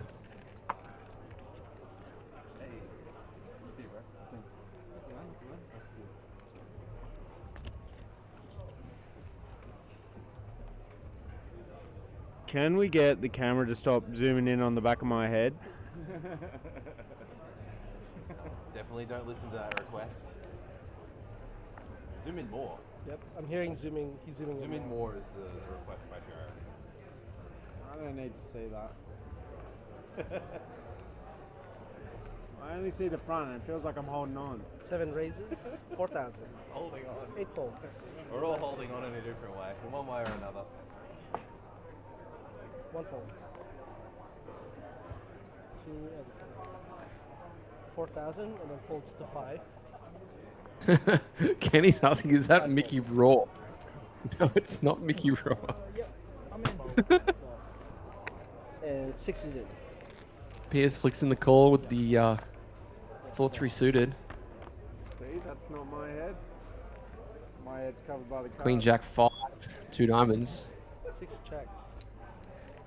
Loy Abdo with the best hand, ace high. Pierce in no man's land.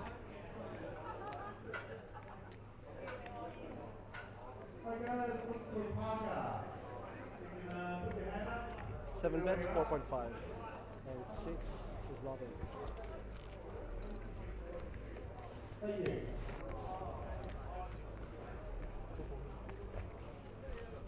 for you.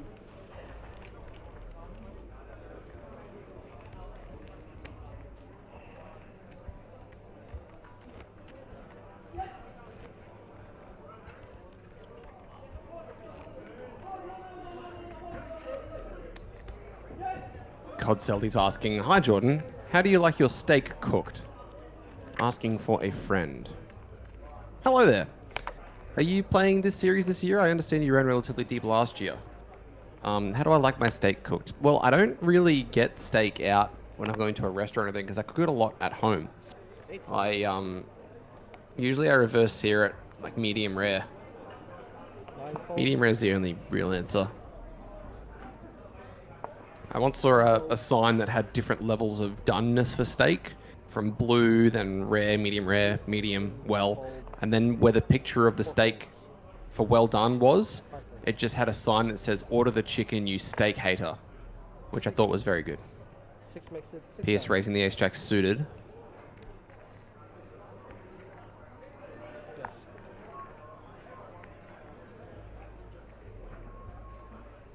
And 7 folds, 6 reds. So what's a half-hour delay or something? Or what? 20 minutes.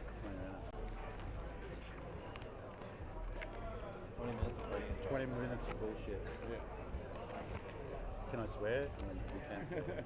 Yeah, I don't know if they hear us that well. They might. Non-mooing. I don't Yeah, think it's, anyone's watching it. that's a decent outcome. Because it's here, they hear Jared more.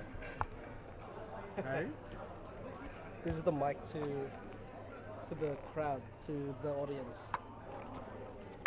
So whatever you say, they can hear you more than Didier. Well, 1,000. lucky audience, hey? Yeah. Did he swear earlier? Oh God. Nine folds. So unbecoming. Come on now. 1 folds. Don't swear. 2 folds. 3 folds.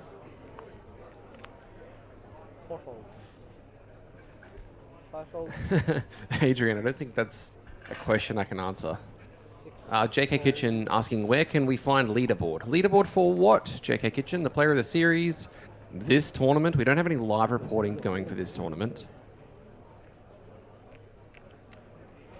7 raises. How do I like my chicken cooked? In full.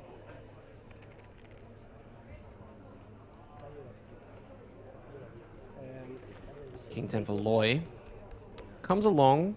Oh, sorry. Peter Dupree comes along. Heads up. No deuce of clubs in his hand. How many more hours are they playing tonight? I believe they're playing a couple more levels after this one. So there's 1K, 2K, then there will be 15-3, or either 12-20, yeah. 1-2, 12-24, and then they'll be ending on 15-3. 7 bets, 3.5. Non-ducking, yes. Oh, sorry, non-clucking, yes. That's the best way. 8 calls.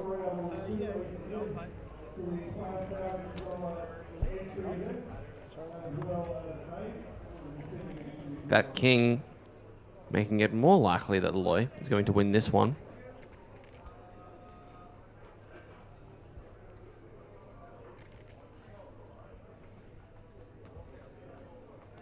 Seven checks.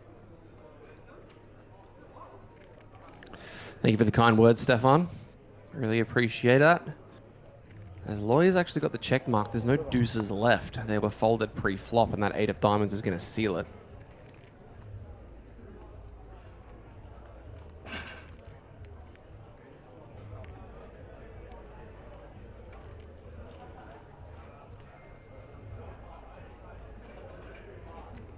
Emmy says, it would be sick if there was live updates on stacks and plays in the APL page. I think it would be really cool if we could do a My Stack feature, similar to what the WSOP does. But I'm just not sure on the logistics of that. So, wow. Peter flicks in the... 8 calls. What? Obviously a non-believer, thinking that there's enough flush draws out there, but... You take 5. Deuces are no good, I'm sorry to say. Yeah, so WSOP has a My Stack feature where you can go on and manually update your chip counts yourself. And I think that would be a fantastic implementation for APL. I'm just not sure what the logistics are of actually organizing that.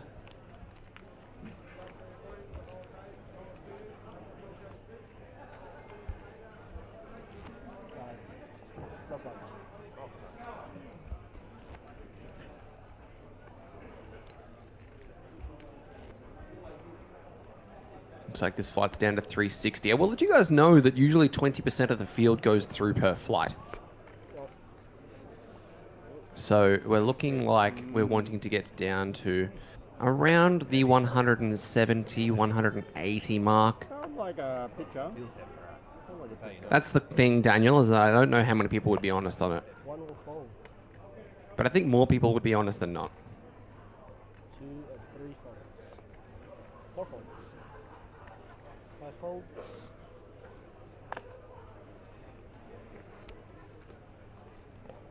6 raises, 4,000.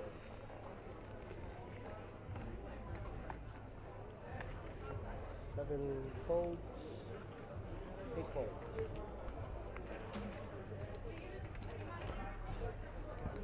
9 will call. Heads up.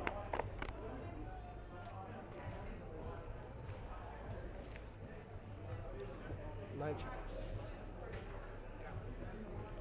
6 bets, 5,000.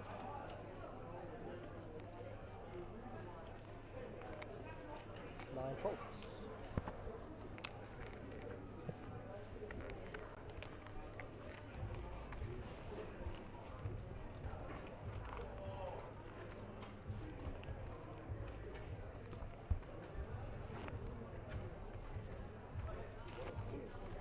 Adrian's asking, what's the next big series coming up, APL or not? So there's an APL series happening at Kedron Wavell in October. Stefan's asking what the 100k Invitational is. That's a series, tournament, running in January. Everybody who wins a event at an APL PT or the APL Million wins an entry into that 100k Invitational free roll.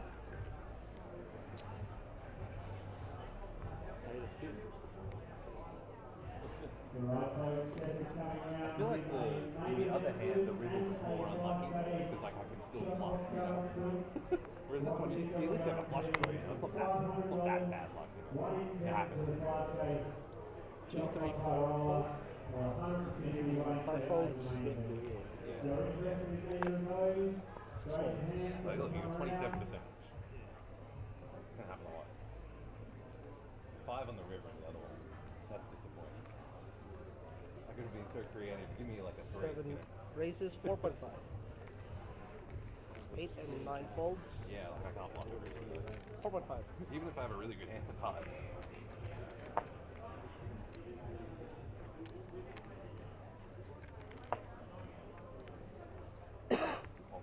Calls.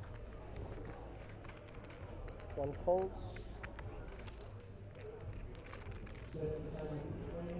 Flop.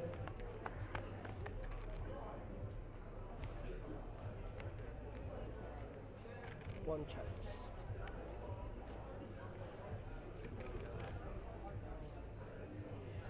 Seven checks. King 3 for Didier, Ace 9 for Loy. He's got the best hand right now. C-bet is not what we see, though. The 10 of spades giving Didier a king-high flush draw.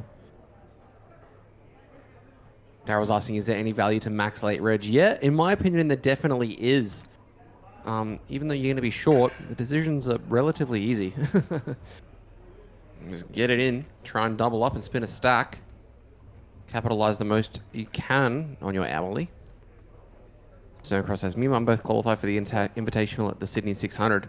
He's hoping we turn a small buy instead of the 30k first place. Yeah, good luck. As he gets to the river and ace high is good. What is Didier going to do? Because I don't think he's going to assume that king high is the best hand here very often, and you could definitely have a 6 as played. I wonder whether or not we're going to see him take something north of that pot size. Nope, just gives up. And Loy with ace high, I think he can show down. King high, obviously not the best hand.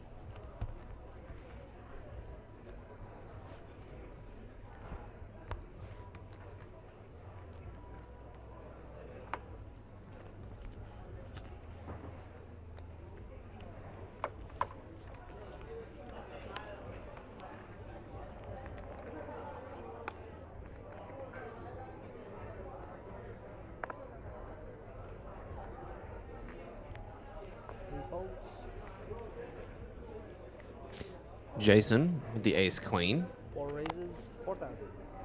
Raising to 4k. 6 folds. 7 folds. 8 folds. 9 is all in. It's like a jam from Jared. 3.6 big blinds on the button. Feels like it's his time to go. And ace 8 is not going to be good. But Mike, wow, wakes up with jacks. And Jared is definitely not going to be comfy in this spot.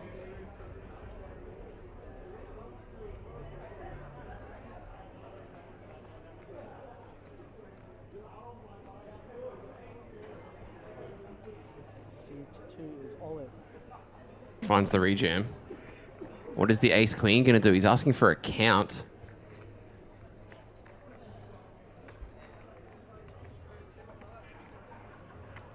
$56,800. 568. 56.8 represents roughly half of his stack. If he makes this call and locates a queen, it would be a double KO. What would be really crazy is if this leads to Jason folding, and all of a sudden Jared has an opportunity to potentially find the double.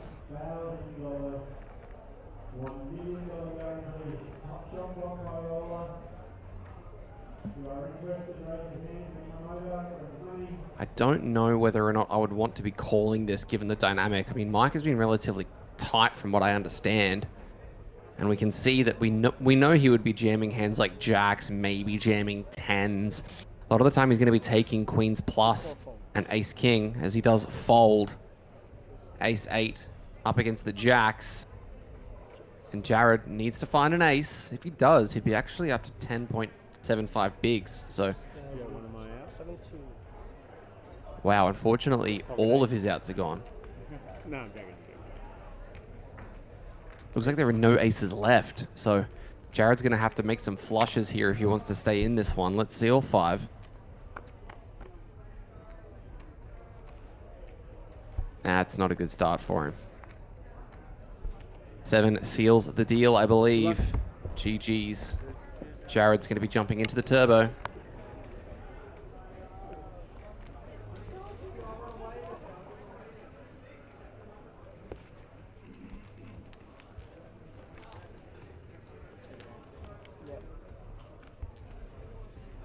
Thank you guys. Thanks, man. Good luck. Fresh dealer. In comes, I think it's Masaki.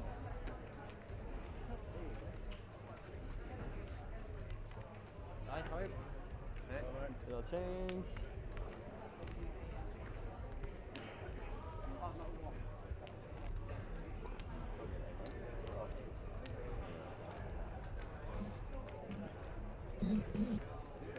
Small blind, big blind, 1, 2, 2, 1, 2, 2.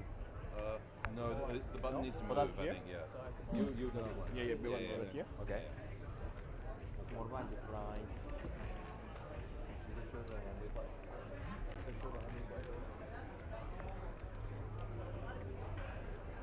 I reckon you treat that at fault.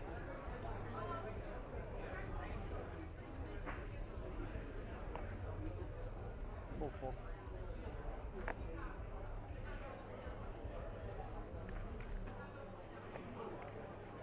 5, 4. 6 red, 4,000. 7, 4.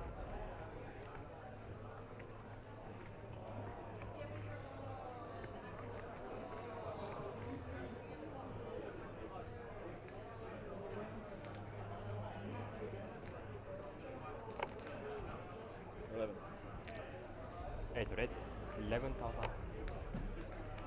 1, 4. 2, 4. 3, 4. 6, 4. No 4.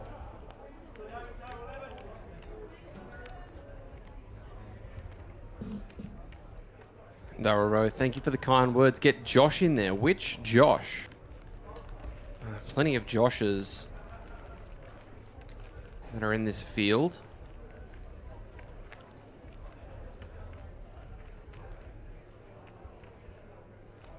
Gal says, I get the feeling you're a Seinfeld fan.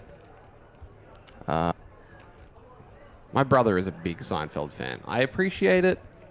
I wasn't the biggest fan. Amazing intro, though. Fun fact about the Seinfeld theme song, it wasn't actually recorded on a slap bass. The iconic kind of bass sound was actually recorded on a keyboard. Sorry to kill everybody's dreams with that one, but yeah, it wasn't recorded on a bass guitar, it was recorded on a keyboard. 5 reds, 5.5. 6, 4. 7, 4. 8, 4. 1, 4.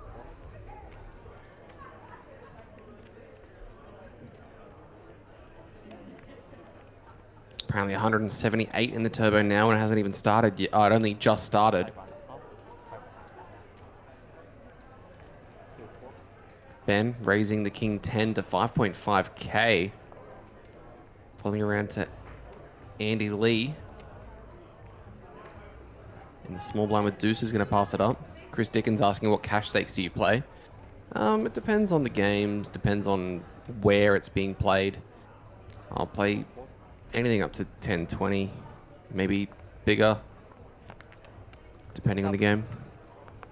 Faulty Towers fan. I've actually never watched Faulty Towers, but I've really wanted to. I'm a big fan of Monty Python. I watched all of MASH when I was a kid. MASH was my dad's favorite show. 5.5k from Ben with this king high flush draw, and the 7-5 does have a gut shot, so Jason not out of this one just yet. Looks like he's going to come along. Pot building, 25k, and he does turn the best hand with a pair of fives. Ben's turn now to try and get there. 41% of the time he will locate the out that he needs. Check from Jason, check back from Ben. To a river card we go. And there is the nuts. The best possible hand.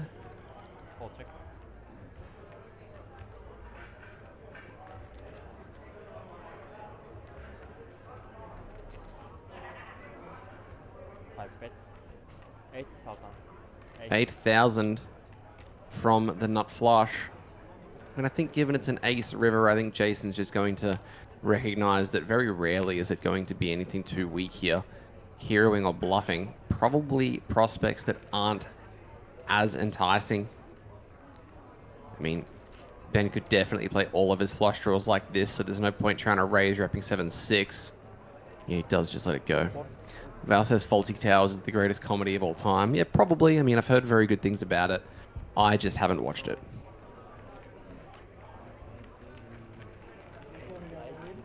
My favorite show of the last kind of 5 years or so is a comedy based in a Canadian town called Shawsey.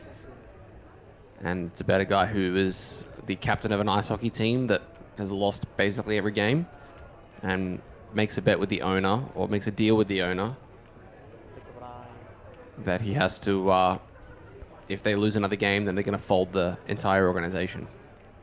Highly, highly recommended if you like really, really ridiculous humor. Oh, you want Josh Foster? I'm not sure whether or not we're going to be able to get him in. I think he's playing a fair bit of a fair bit of the main event flights. Obviously, I don't want to impede on their play to try and get them in here to chat about the tournament. I'm sure they'd rather be playing it. Yeah, I watched the first few seasons of Letterkenny. I think Shawsey is far and away better, though. The story of Shawsey is fantastic. I just think it's the best. One of my favorite episodes of television ever is the season 1 finale of Shawsey.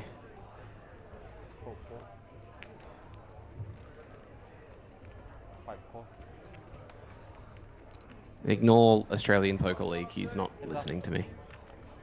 Queen 5 for Andy Lee. Ben defending Queen 10. Queen 9-8 has... Queen 10 is the best with a gut shot.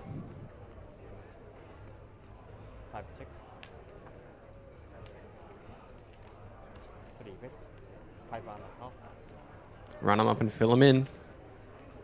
As the 6 of spades peels off, both these guys with a straight draw and a flush draw, but Ben is better in both ways. Not really watched any anime. I have watched a little bit of Dragon Ball Z and One Punch Man, but never really got into anime. I mean, the idea of watching seasons and seasons of a show isn't really too enticing to me. Like getting into something like Bleach, for example. Like, Jesus. Ben rivering the queen high flush. Andy with that 5 high flush is not feeling too great about it. We're about to see whether or not he's going to be able to locate the fold.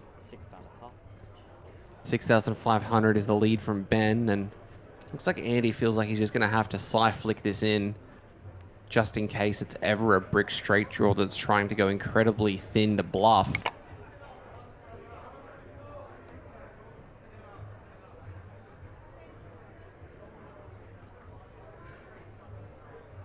Probably also difficult in his mind to think of many one spade hands that he would have in his range. Obviously a hand like 7-8 of spades may just check river Likewise, the 10-9 of spades may not bet this. This really feels like a decent spade, but what decent spades does he have?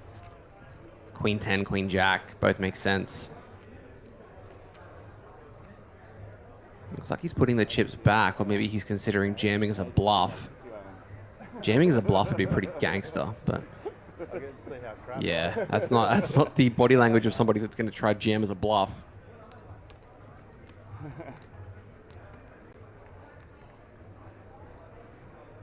think we're probably all minimizing our faults.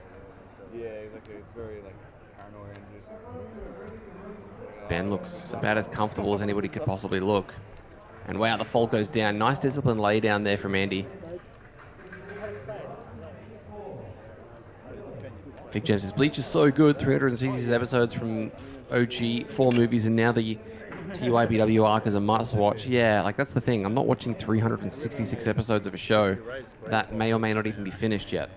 It's the same as One Piece. Like One Piece is just going on for an eternity. I don't want to go back and watch 1,000 episodes of a show. Like, come on. On the big one or small? You guys are watching on Facebook. Make sure you like the video. I've seen a couple of faces around the building today that I haven't seen for the remainder of the for the series so far. So some names are still showing up.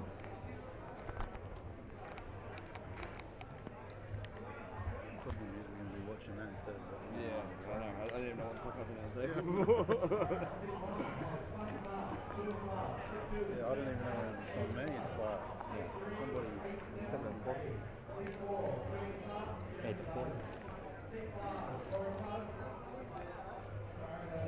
9. Didier +3, ace 4. Down it goes.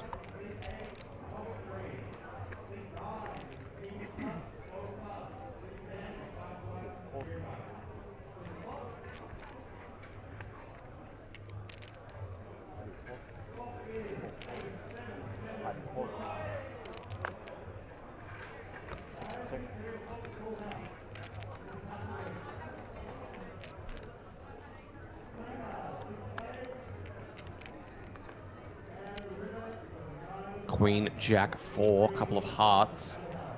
Ben very comfortably in the lead. Pierce drawing about as dead as you can in this limped pot. 5 bet, 6.5. 6 4.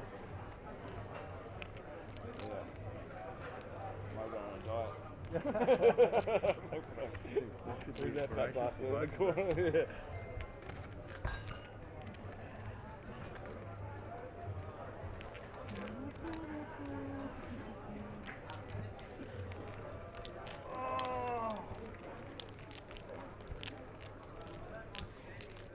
Is the next level the last level or one after the break? One more. One more. Oh, yeah.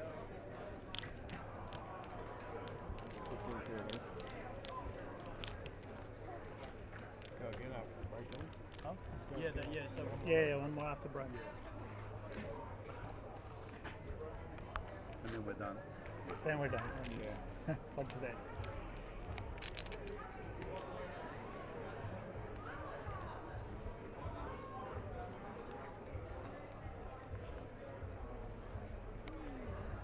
Hey, 4. 9 4.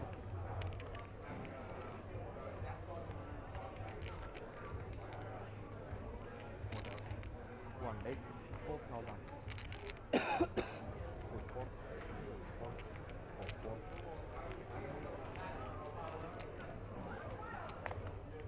5 4. 6 4.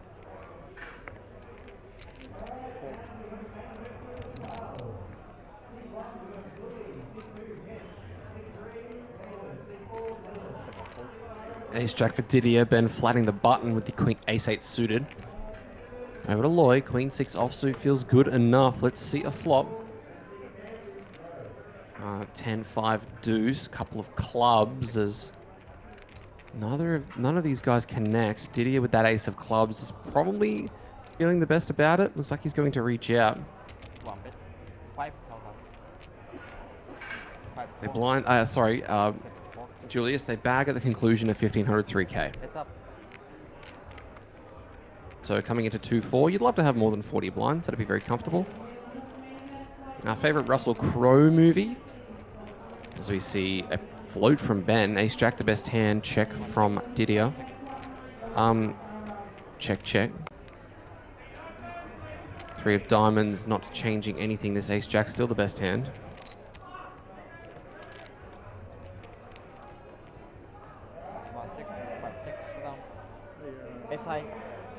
Ace Jack is good. Ace 8 not.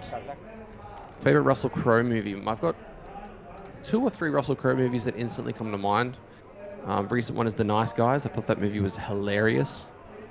I loved him in American Gangster with Denzel. Another fantastic film.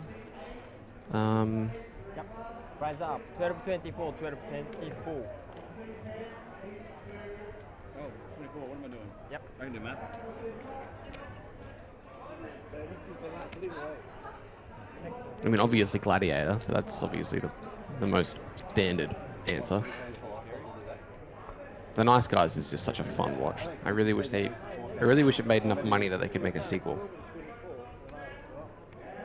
I think we go on a break and come back to one level. Is that According to there, yeah. Come back tomorrow, 2-4. Yeah. 9-4.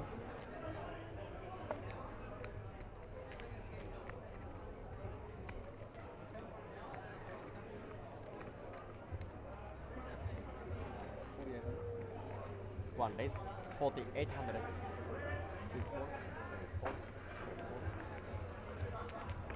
5-4.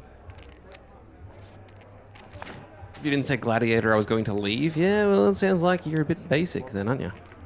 Didier opening the jacks.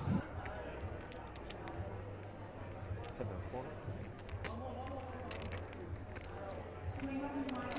Peter, not interested, even remotely. As we are going to play this blind level and then have one more, and then we're done for this flight, guys. So these guys are all trying to accumulate little chips here and there.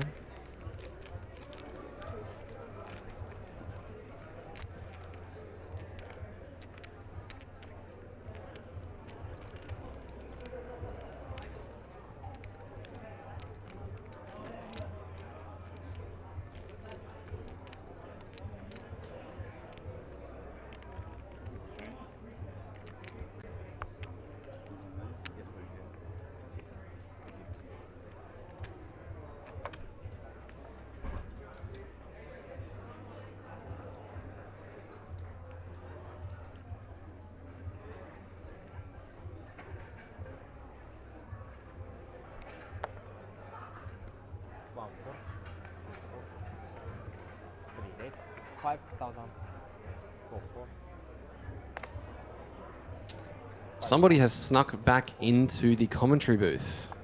Well, you bored out there or something, mate? Yeah, well, you know, you can only do so much needling about Ori bagging. People get a little tilted. I was wondering why security got called. I heard someone actually got security called. There was a fight that happened yesterday. Oh, really? Yeah. No, I didn't hear this. Please. I don't know. I don't know the details. I just heard that there was a fight and security had to take someone out. Probably self-dealt. I mean, I know it's meant to be a knockout tournament, but like, come on. Hey, we've got Ali right here in seat 9. Looks like Ali is going to be going a couple of rounds here with Andy. What is your favorite Russell Crowe movie? That's the question that we've been asked in the chat. My favorite Russell Crowe movie? Oh, what is that one? Ace 9 8. I'm going to choose Rainbow. one that's like real out that I don't think people would be going to. I'll let you know whether or not because I said 3.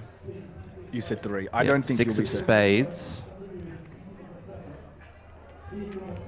Oh, there's one that I forgot. Romper Stomper is absolutely fantastic. That is a fantastic Russell Crowe movie. Beautiful Mind is great. Yeah. But it is... Somebody in the chat saying Dean Hype.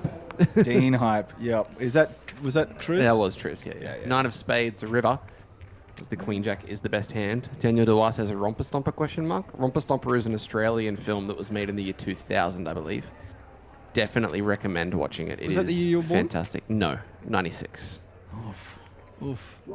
Ali, is he going to try and take this one away with a bluff? We can see that he would have to.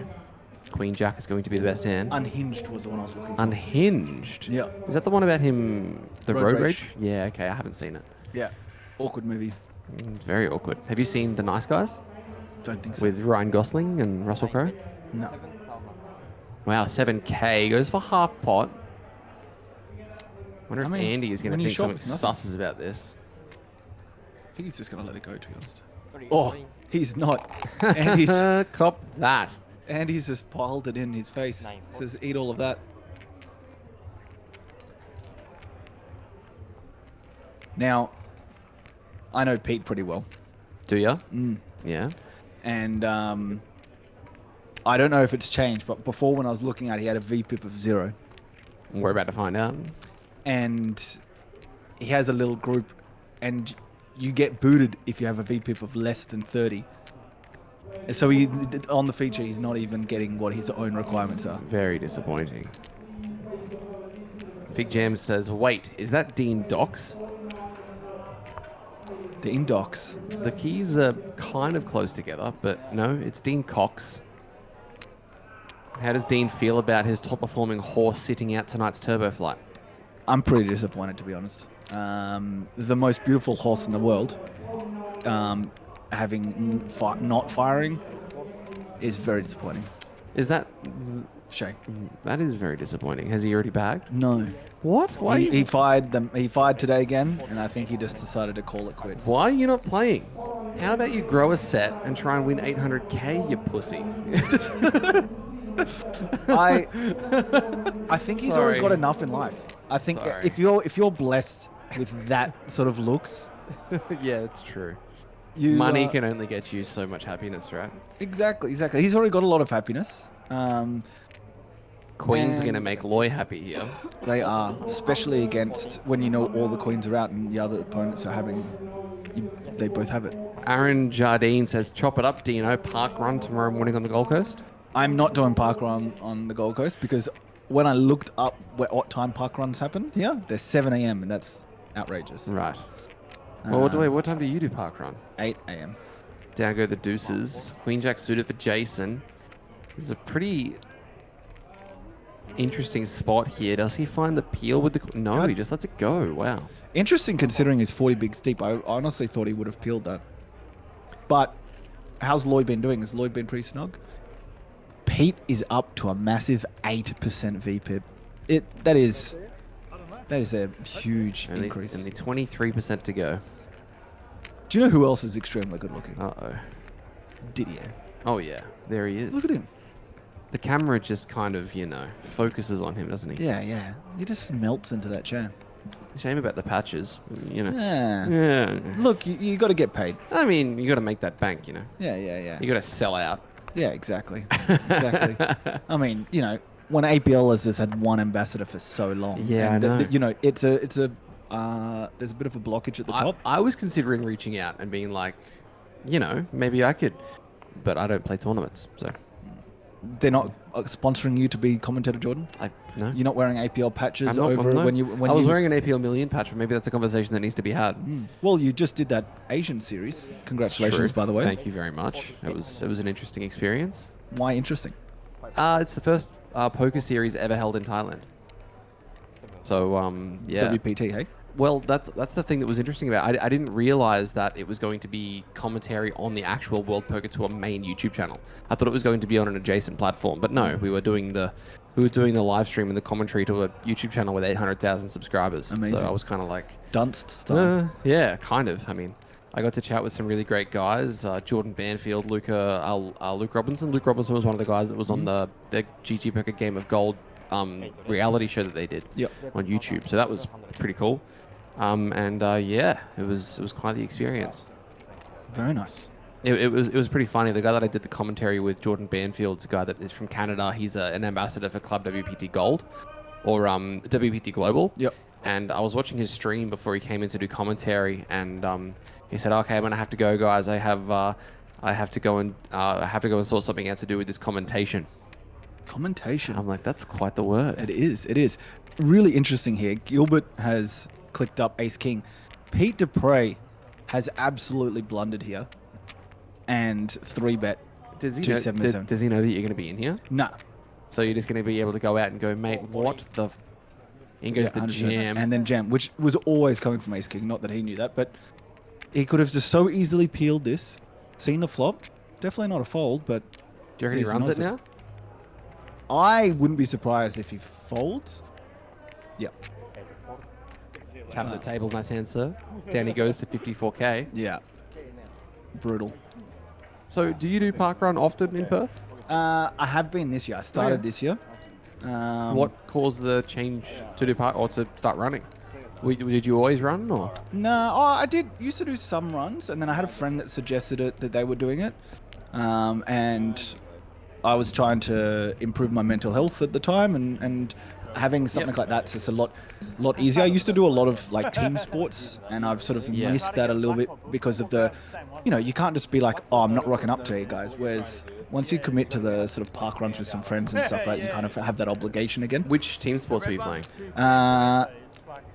I played indoor cricket for a long time. Oh, okay. I did netball for a couple of seasons with some work friends. Mix or? Mix, yep. yeah. And I was definitely indoor? Indoor, yeah. Okay. I was definitely most improved. Fantastic. That's what we love to hear. Most improved because I started as the worst player. I played mix for a little bit. I played what did I play? I played center and GD.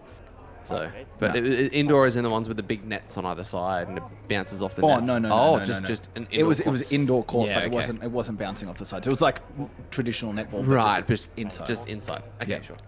But yeah, so that was a lot of fun actually. I really enjoyed playing netball. It was a good fun sport. Because the mixed netball that I would play would be in the same setting that you would play indoor cricket. Yeah. I've seen people do that, and it just like everything's live basically, right? Basically, yeah. Yeah, but no, that was fun. Done indoor soccer, done a few different bits and pieces, but yeah, it's been fun. What about yourself? Nice. Oh, I swam most of my life. I swam from a very, very young age. Those shoulders now make a lot more sense. There you go. Yeah, no, my whole family has always been swimming. My uncle was a swimmer, my mum was a swimmer, grandfather was a technical official, my dad officiated at the Com Games. Yeah, just big swimming family. So until I was 16 and then stopped when I got glandular fever. So it was interesting because Nelson was in here yesterday and we chatted because he was a swimmer as well. We found out that where he swam in Melbourne, his coach was the same person that coached my mum and uncle. Wow. When they were 15. Yeah. So that was like, 35 years ago. So is this now that you're no longer swimming and doing this, you're a massive disappointment to your family? Or? Yeah, basically. There was always the hope that I was going to be an Olympian and all that. No, not really. Maybe Commonwealth Games at least. At least, yeah. My dad got to the Com Games. Why can't I? Exactly. Look, I've considered getting back into swimming a lot, but it's a lot of work. Oh, It's And a early very mornings, taxing. right? Yeah. I mean, it doesn't have to be, but it's just very, very taxing. Yeah. Swimming and gymnastics are the two sports that I always kind of compare. As we see Ali finds the jam with King 10. Diddy is going to get a count with the Queen Jack. I don't think that's for any particular reason other than to ensure that it's not like 3 bigs. Yeah. Interesting. Like, what do we... Oh, I suppose it's less than 10 bigs. King 10's fun. I thought it was a bit bigger than that.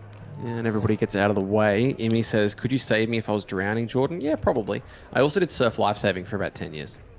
That doesn't surprise me. Yeah. What was I saying? You're a disappointment to your family. Oh, yeah, no, I wasn't. No, they're great. No, you're saying that you were actually comparing gymnastics and swimming. Oh, yeah. So, in gymnastics and swimming, I find are two sports that are very similar in the amount of training you do, especially at a young age. Like when I was swimming, I was doing 8 sessions a week and then 3 different surf lifesaving sessions every week. Yeah, that's wild. And gymnastics, I knew some gymnasts that would go morning and afternoon, before school, after school. Yeah, so very kind of similar. Yeah. Falcon says Dean's beard saves lives also. I've heard that. Greg also decided to put the massive jinx on Didier. He's gone for the you can't lose it from here. Yeah, Dids can't lose from here, really. Might as well just give him the trophy now. Yeah, I did that to a min last year in the single day high roller. Yeah, it was comfortable chip lead, 2 to go, versus another friend of mine, Thalenka, and I was like, I mean, you can't lose from here. Oh, Lost dear. 5 hands in a row. Wow. Just instant flips, so I go straight to the link. Oh, you can't lose it from here. Instantly Back flips the other way. back. Oh, you're just playing God. I was puppeteer.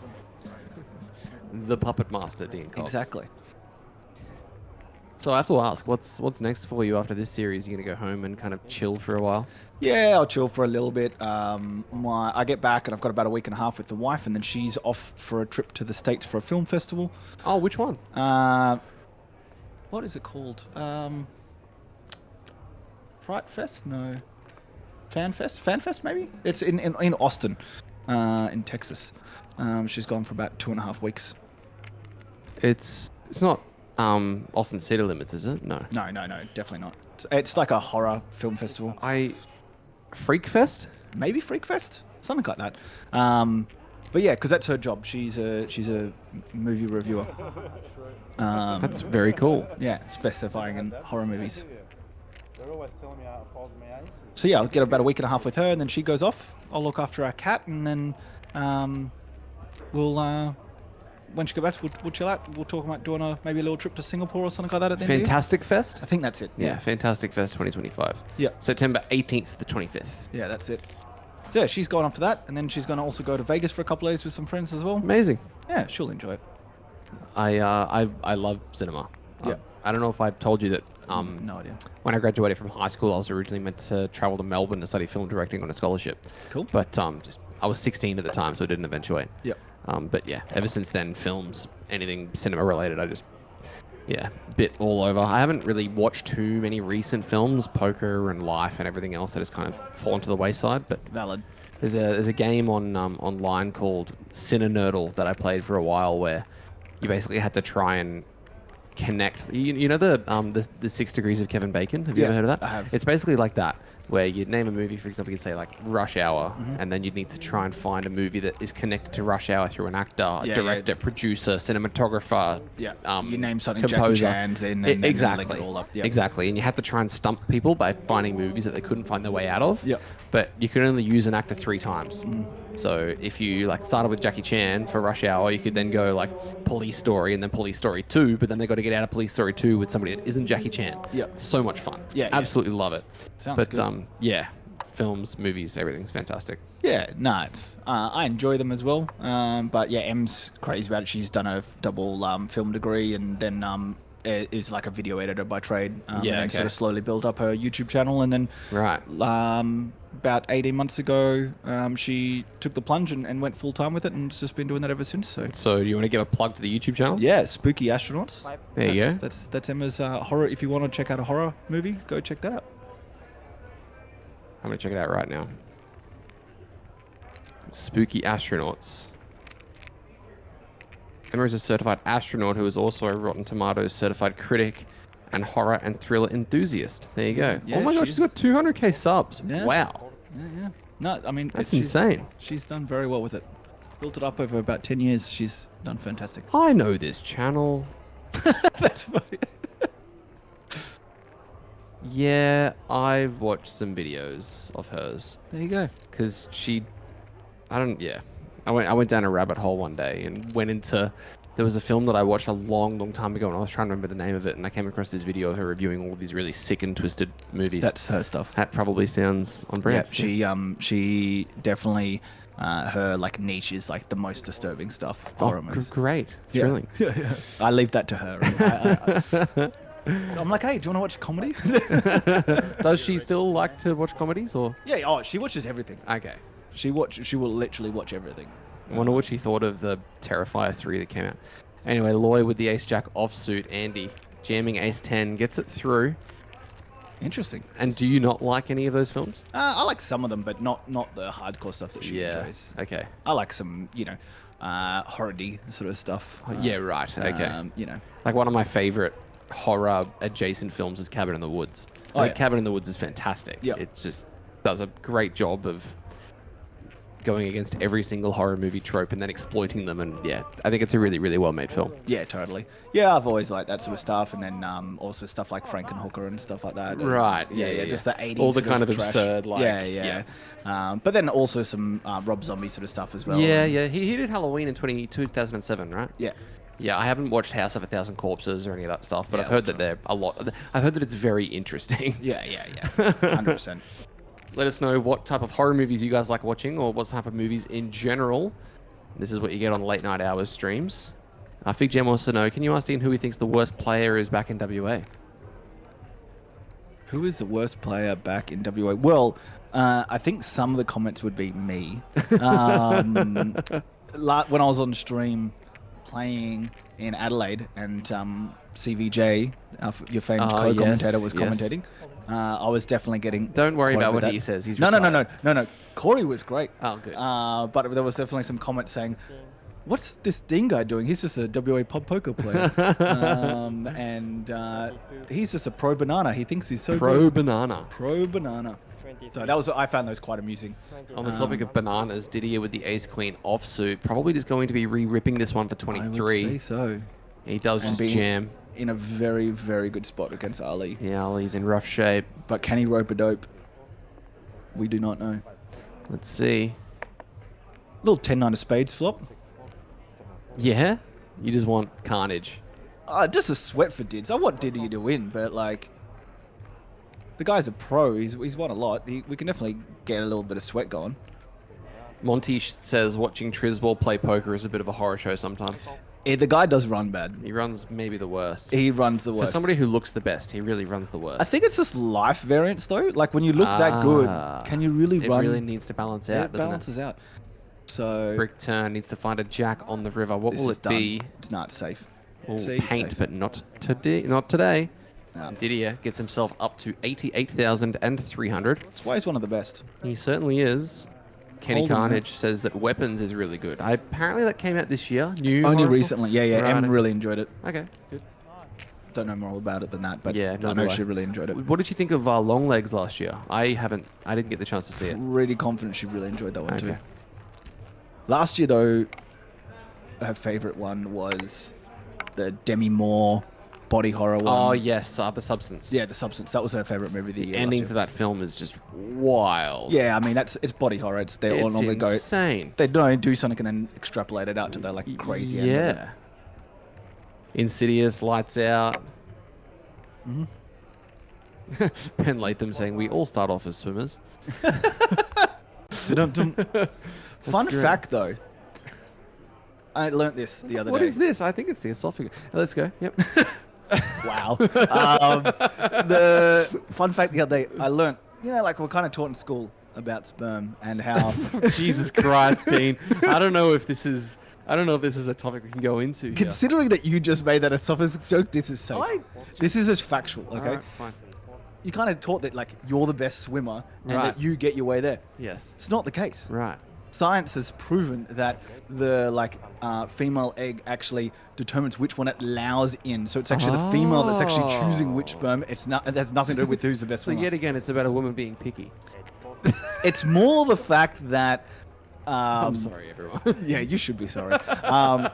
I actually think it's just more the fact that men like to overstate the fact that they were winning something in life before they did but that. they weren't. Then they really weren't. They just got chosen. It just wasn't their choice. No. They just did as they were told. Yeah. Val wants to know, have I seen Clay Pigeon's early careers of Joaquin Phoenix and Vince Vaughn? No, I haven't. But I watched a Vince Vaughn film again recently that I would recommend to absolutely everybody. And that is a film called Brawl in Cell Block 99. And it is so good. It's really, really, really gruesome, but it's a fantastic movie. Nice. Julius asking, do you know if any of these players have already bagged? Will we see fireworks if they have bagged? I don't know. I know that there are a couple of people that are firing a couple of additional bullets to try and get more, most notably High Key. High Key bagged Flight 1, and he has since fired an additional 6 bullets. Look, High Key does High Key things. He certainly does. And High Key is great for the game. Lovely dude, has a lot of fun. But normally, in APL events, I wouldn't be refiring. There is some other ones where they will, Poker Dream and stuff like that, where you can fire and then they'll give you another cash if you do it because they'll play down at 12.5%. Stuff like that. Yep. Fantastic, go for it. But for me, I literally bagged 10 bigs. I was never planning to fire another bullet. Yeah, well, there you go. Tommy D says, so they let any bad reg be commentator now. Basically, I'm surprised I even get reg. I'm surprised I don't get bad rec. Daniel says, I didn't know this was the movie podcast with Jordan and Dean. It is now. Yeah, well, there you go. Sometimes it just be like that, you know? Yeah. Yes, thank you. All right, what's Pete going to do here? Small blind. Didier waking up with he's got a jacks. big hand. Jackitos. So he's limped the Queen 6-0. Let's see what Dids does. He is definitely not checking this one back. And I expect Pete to just put this in the bin. I don't think Pete's going to get too spicy. And Yeah, down it goes. Good read. Well played. Proud of you. Yeah. Hasn't punted it off like I have sometimes this series. And how is You Can't Beat Luck going right now? Not great. Not great? No. Like I said, we didn't pick Jamie. It was a mistake. Is anybody going to be able to catch the yellow bucket hats? I haven't really kept up. Are they just going to win again? Yep. Crazy. They've got a good strategy. They've got a good strategy. Yeah. I think that there's some things that need to make slight adjustments for next year. Both from player, like the owners of the teams need to adjust and actually bid on the yellow bucket hats and just make them so they don't go so cheap. Yeah. Even though they're relatively like unknown, but like the sheer volume that they put in is just huge value. Yeah. Craig also made a slight adjustment to the fantasy points this year, where last time was exactly the same as the player of the series, but this time he made it so that the high roller one was like a 2x, and then the mid tier one is a 1.5x multiplier. I think it needs to go slightly further than that. I think it needs to be like 1, 2, and 3 multipliers. Yeah, okay. Just because there is just so many more low tier games than high tier ones, and because their structures are so much more turbo, so you can play so much more of them. Yep. So to balance it out a little bit more, you do that. But I think that it's unfortunate because there's going to be players like Didier who, if he was playing the entire series, he'd be one of the most expensive people there. But for sure, it really is his volume. So and it's not worth it. Like, if you're playing all these other tournaments, it's not worth it. Yeah, yeah. I mean, there's been rumors that Adama's coming down for the 5K, and people are like, "Are you going to pick Adama?" And I'm like, "Why would I pick someone for one tournament when I can pick other people for the entire series?" And it really is a volume game. Why would I pick some lucky reg? Yeah, exactly. Exactly. Pro banana. Yeah. That's going to be my new online name if I ever have to make one. It's just Pro Banana. They also spelt banana incorrectly, which was the best part of it all. Did they? It was no, it was on the previous stream. Oh, okay, right. Yeah, yeah. Fun fact. I like fun facts. My favorite thing from the APL, PT, and Adelaide was when me and Dale made the Centurion at the final table. Yeah. They did their Chat GPT summary. Oh, no. And Dale and I's summary was 2 of the best WA players with a combined earnings of over $1 million. That's all Dale? It's all Dale. Oh, I have less than like 100, and Dale has well over $1 million. Hey, but combined, take it. Over $1 million. I would take that for sure. I just keep reminding him of that. I send it to him every maybe once a week. Monty G88 says Trezise better than Adamo. All right, definitely. I mean, yeah. Looks wise, at least. Looks wise, it goes without saying. Yeah. Yeah, tree size does very well. But, so Monty 88, I'm going to just like completely out him here, is Chris Scully. He's a GP. Oh, okay. So if you do want any medical advice while you're at the tournament, you go see a bald Irish man, see if it's Chris Scully, go and ask for some medical advice. So I've got this thing on my thing. Exactly. Yeah. Loves it. Loves it. If you might even get the absolute, like, him, Dr. Carl, and Dr. Richmond. Yes. Sometimes they're having a little medical conference. Really? Yeah. And you might just be able to get all 3 of their opinions at the same time. But he's a weird one, Chris. He hates live poker. But he's here. He got 5th or 6th 2 years ago in the main event here. Oh, did he? Mm-hmm. Oh, there you go. Yeah, yeah. So that bought him 100K. Wow, that's huge. Yeah. That's an expensive stethoscope. Yeah, you don't want to know what he's doing with it. 7 days. Lloyd with the S9 offsuit. Up it goes to 5,000 even. What do you reckon Dids is going to do with the 10-7 suited here on the button? I think he'll just pass it up. I think he will too. But if he does something with it, I would trust him more than us. Oh, goodness me. Sorry, guys. I'm struggling a little bit over here, but it's all right. We'll carry onwards. Yeah, it's all that bolognese you got in your belly. These guys playing snap, big blind, and hijack ace-9 offsuit for the both. Let's see what the flop brings. Hijack should win this one. How about on an ace-5 Maybe board? not. We've got a backdoor heart. We do have 3% going Andy's way. Very nice. Very nice. Very nice. I like. My wife. The king of the castle. 6 spades on the turn. 6K from Andy. Still get into the cash. Oh, this one I do. Julie's asking if the Flight 10 Turbo will come to the feature live stream when Flight 9 ends. I'm not sure. If it does, I am not getting much sleep. The river card is a king. These guys will chop it up. I heard you don't sleep. You heard wrong. Really? You heard very wrong. Ah. Who said that I don't sleep? I know, I just made it up. Yeah. 2 years they got me. Makes sense with how you play. It does. I make it up as I go Make along. stuff up as you go along. Oh, that might work. It didn't. But You the know good what? thing Oh, a is, straight draw? Let's get it in. sometimes, if people question you about that, you can make up reasons as to why it happens retrospectively. People have asked me about hands, and I just go, I didn't do that. What? I saw you. No, that wasn't me. No, that sorry, was somebody mate. else. Ugh. Lloyd trying to get some value here. Yeah, that's why I didn't play the. But Stonecross says I can sleep when the series is over. Easy for you to say Stonecross behind your computer screen and your keyboard. You go to sleep. 8K gets called, and these guys all take the money back. Chop it up. How many people do you reckon are listening whilst playing the main event right now? Oh, I reckon the line is about 12. Oh, that high. I reckon unders. I'll take unders on 12.5. All right, go find out. No, can we get everyone to react that's listening while If playing? if anybody is playing right now and is listening, oh, sorry, I only just saw that we only have 98. Yeah, I said 12. If anybody is at the main event or playing any tournaments right now in the room here at the APL Million, can you please type in the chat, let us know that you are indeed playing? Yep. And if Tommy D says it, I know you're currently in France, so make sure that you don't try and make me lose this bet. I was wondering why my esophagus is so sore, Doc.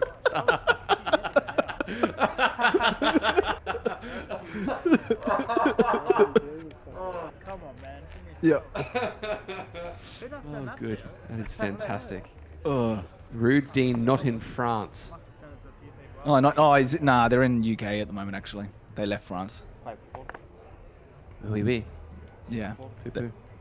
Orbit coming. Orbit coming? Nah, I'm not going to an orbit. No, apparently Trisball might be playing. Nah, he's back at the accommodation. My whole table has the stream up. That's a lie. Unless it's Ben Hart, then that's true because they've got the... Very true. But they've got to be listening. They can't, like, just having it and not knowing and not listening to us does not count. I know people that have this stream open that aren't listening to it on their screens. That doesn't count. Okay. Well, like, how are they going to listen to us and hear that we've asked them? It's true. You make a vital point. They could have the subtitles. How accurate are your subtitles? I don't know. Let's find out.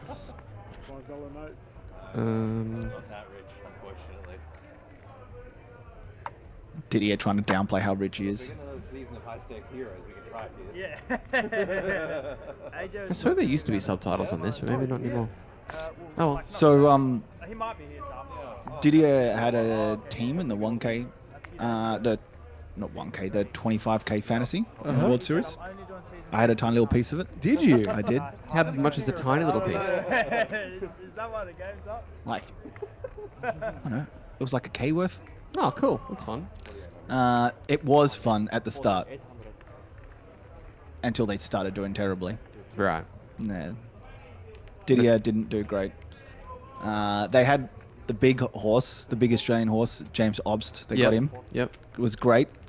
But he just like got really unlucky in a lot of spots deep. So he made points, but just didn't get any real big scores. And big ball points. Yep. Didn't he win a bracelet? Not this year. Last year he won one. Yeah. But he made a big error in fantasy wise. Oh, who did? opted. Oh. Because he was going to be really, really cheap for them. Because no one knew that he was going for the whole series. Right. But he wanted to be there in the drafting room with you idiot. Yeah. So he ended up, like, while they're bidding on him, they're kind of laughing, but like they could have got him for like $30 and they ended up paying like 90 for him. Oh, no. Mistakes were made. King 3 deuce as Didier takes the lead against the better Jack. I like the flat here by Andy, though. With the suited ace Jack. Ace Jack O, we can 3-bet. Ace Jack suited, we can just flat. Check, check. 6 of diamonds changing, not a thing. Yeah, I'm not out of it yet. Did's being out of position, so wants to play a bit more defense. So checks initially. Defense. Exactly. Wouldn't mind seeing him lead now, though. So we'll let you guys know. I think we're going to be heading to a break relatively soon.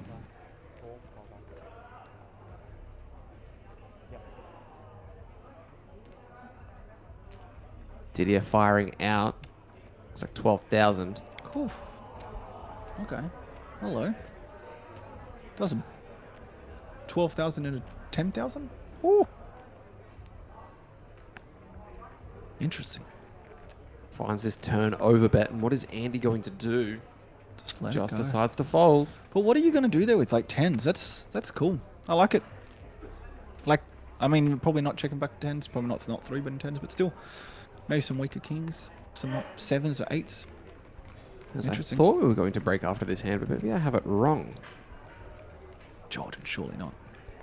When was the last time you made a mistake? I never make mistakes. Everybody else that's wrong.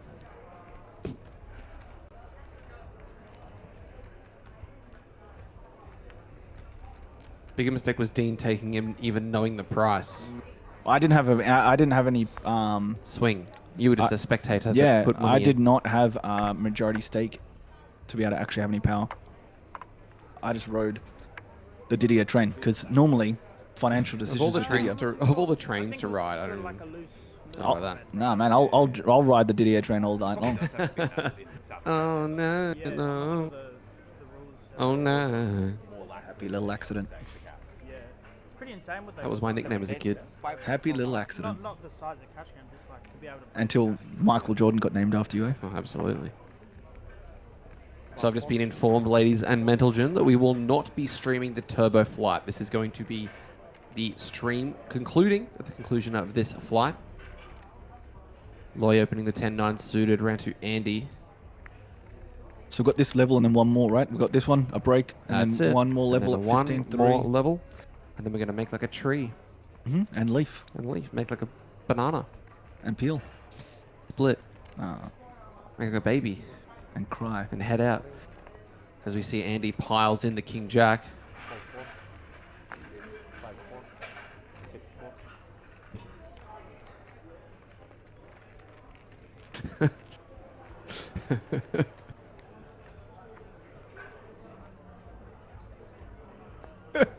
Shout out Krilly.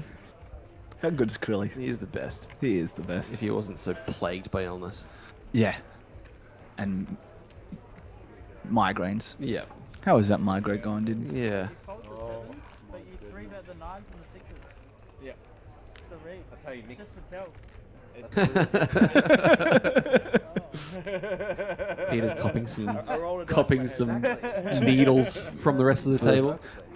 It was a blunder. But it is a laugh he's got there. Did you hear it? Yeah, at least he's having a laugh about it. He's having a laugh. One of the best laughs of all time is actually from someone that's on the stream, that's watching the stream in Tommy D. Has one of the best laughs. It's like a Looney Tunes character laugh. Oh, really? It's so good. It's so good. What's pretty stats? That is cheeky, man. Alright. Interested in how the turbo dynamic makes people play. Oh well. Krusty the Clown. I'm not even going to try and do my Krusty laugh. I used to be able to do it, but it hurts now when I try. So do a lot of things. I can't really call. What do you have? The comment that came in from about Krusty the Clown, that's his laugh. That's Tommy's wife. Oh, really? That's his wife saying it. Oh. Hello, wife of Tommy. Trish. Hey, Trish. Tommy and Trish. Sounds like a sitcom. It does. Their life is a sitcom. That's the worst crusty laugh you'll ever hear. Yeah, because I'm not going to attempt it. So yeah, it's one level, so they might ask us to stay. Yeah, they're probably not gonna have This guy, I think he was in seat 9. He was really nice. He was chatting to me. Oh yeah? Yeah, yeah. Seems really intimidating physically, but like was just like super friendly. In seat 9? Nah, not that one. Not the ghost. Where is he? I can't see anymore. Also, I'll work it out. There is a table number there, so maybe he's just come to put it down and that'll be it.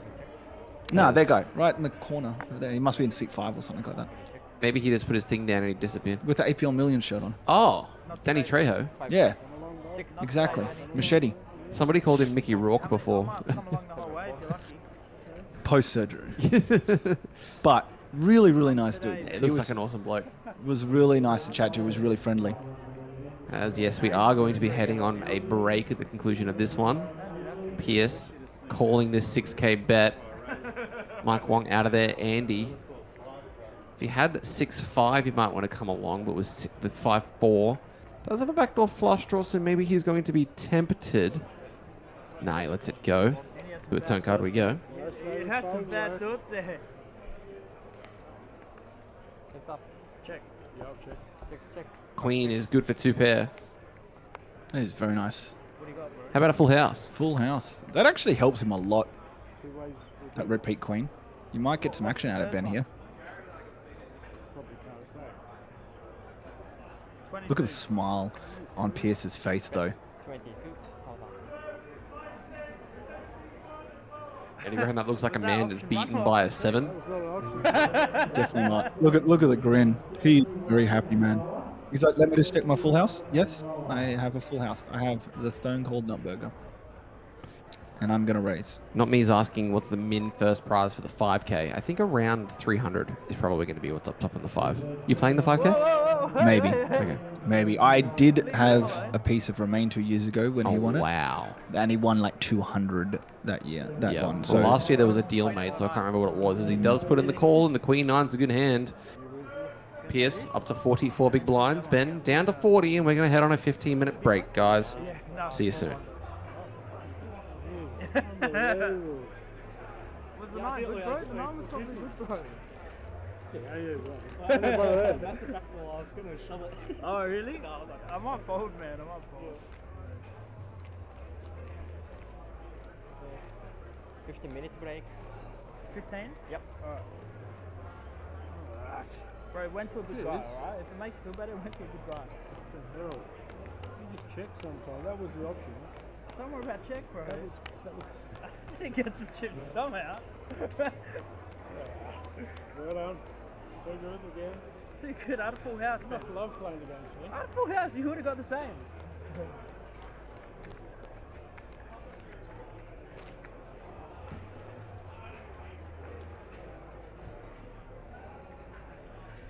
Are we coming back here or are we moving? I don't know. Okay, thank you. I'll leave my bag here. Yep.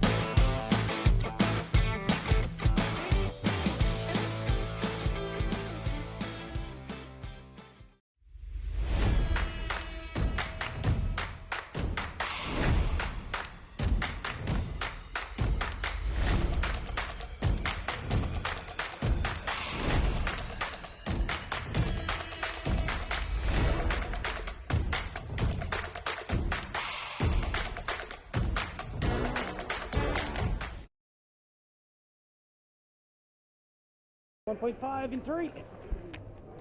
Welcome back, everybody, and Dean, what's up? Thank you. How you doing? I'm alright. Hope you guys are ready for our final level of our 9th flight in the APL Million main event. 5 and 4. Records are smashed. The Turbo flight has over 220 entries, which means that we have officially surpassed last year's benchmark. We didn't think it was going to be possible, but yet here we are. So I thought it was going to be possible. That's why I put that bet on with Cooper. That makes sense. That makes a lot of but sense. Would I have said it would have been done by flight 9? Probably not. Still having a whole nother flight to go and already breaking the records is crazy. But it trends up every year. All right, we're back Certainly underway, does. guys. Best luck. The name of the game. So, miss any questions, do we? Nope, we didn't. Nope. What were we saying? You got a fresh beer. What'd you get? This is water. It's a cloudy water. Well, it's from a canal. So Yeah, small blind is 1.5 there's when water you're in ready, it. and 3 to 4. But what'd you get? What'd you get yourself? I may have acquired myself a bolter. It's beer level. It is beer level. So I wasn't shaming you. It's Oh, okay. thank you. Just want to make sure. 2 folds. 3 folds. Michael, Yes, I have myself a tasty beverage to get us through the remaining single flight, or single level, should I say?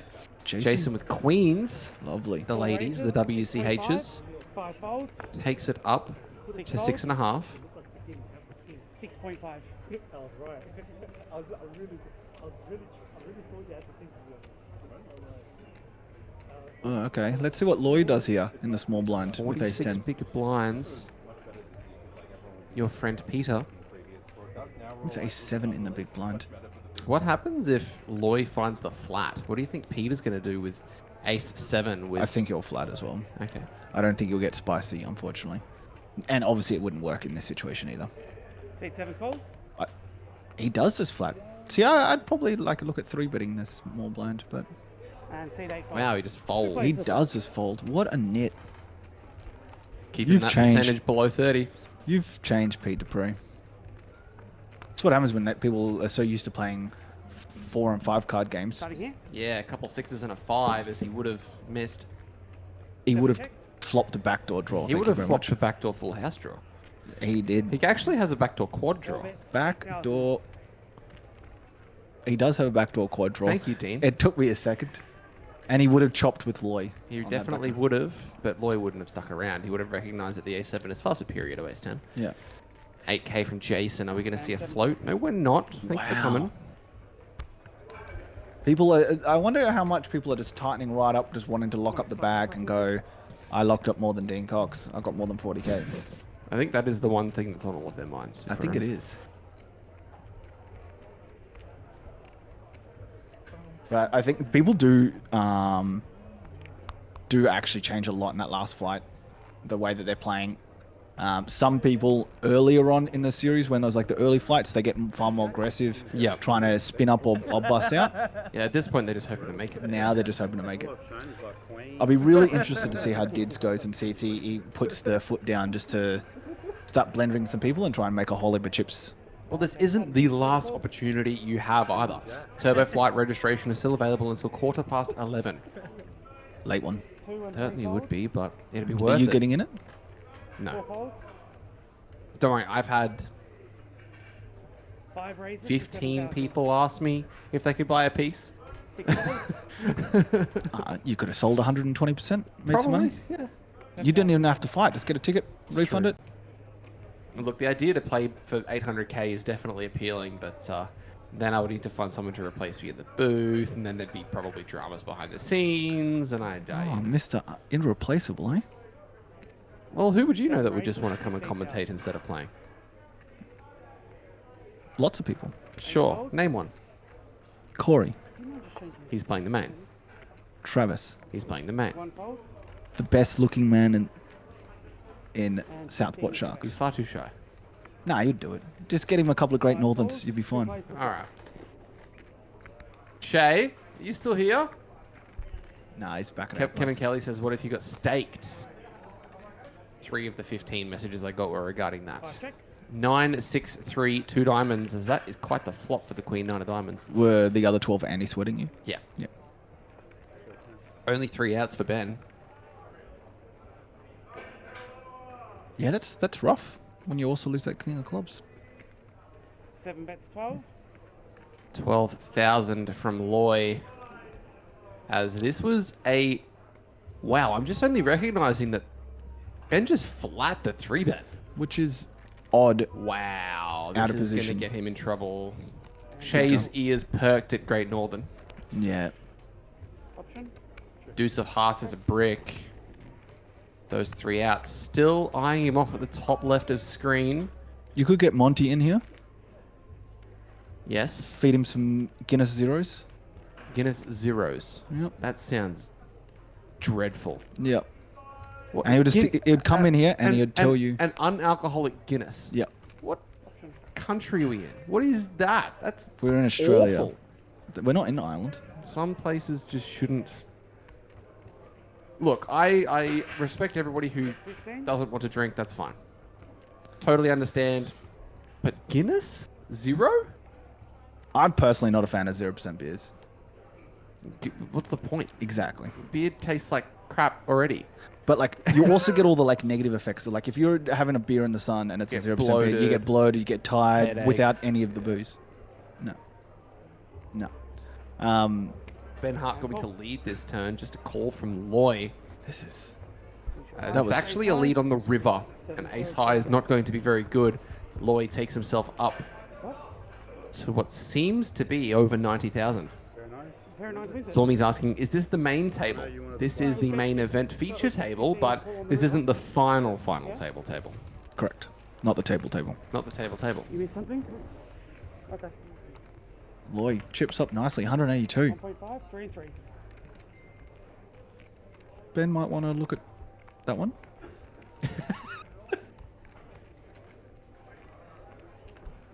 And just see how they could have played it differently. I want to look at that one. Sorry, you can blame him for Look, that. there's a lot of different options at different stages. One of them would have been the 4-bet. Put me on tilt. It's okay to flat in some of those spots, but you generally want to be flatting in position more with hands like Ace-King suited. But you generally do just want to, like, you've got such a nice hand. Just keep betting. You generally do. Do. So I've got a question for Monty. For Monty or from Monty? For Monty. Okay. Who he likes to tell everyone that everyone's overrated in the poker world. Who is the most overrated? The most overrated? Overrated poker player. And don't take the easy cop out of me. Oh, like, do you mean in Australia? Yeah. Oh, fuck, that's mean. I don't like being mean to people. Who's the most overrated poker player in Australia? Correct. And why is it Travis Endersby? Well, you've said multiple times that it's not Travis Endersby. Yeah. He's still underrated. Despite how highly he's rated, he's actually still underrated. You said overrated. I know. What are we talking about? I'm just confusing you. Want underrated or overrated? Oh, definitely underrated. Oh, I don't want to be mean to people. Okay, we'll go overrated then. No. Who's underrated then? Stop. The most underrated poker player in Australia is... Give me a second. Let me think this through. Didier with pocket 10s in the small. I think he might just play this as a jam for 28. I think he will. Especially when it's a hijack raise and a cutoff flat. Mike Long gets out of the road with his 9-deuce suited. Shattered Dreams in the bin. 6 folds. It goes over to Loy. Loy will put this in the bin as well. Loy's not calling off. And 7 folds. Most underrated poker player.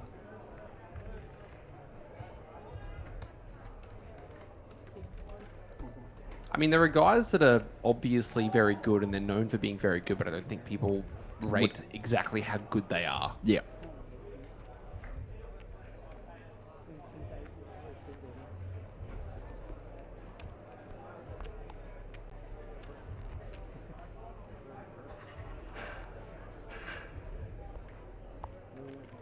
This is not easy. I'm trying to think of... One of the response.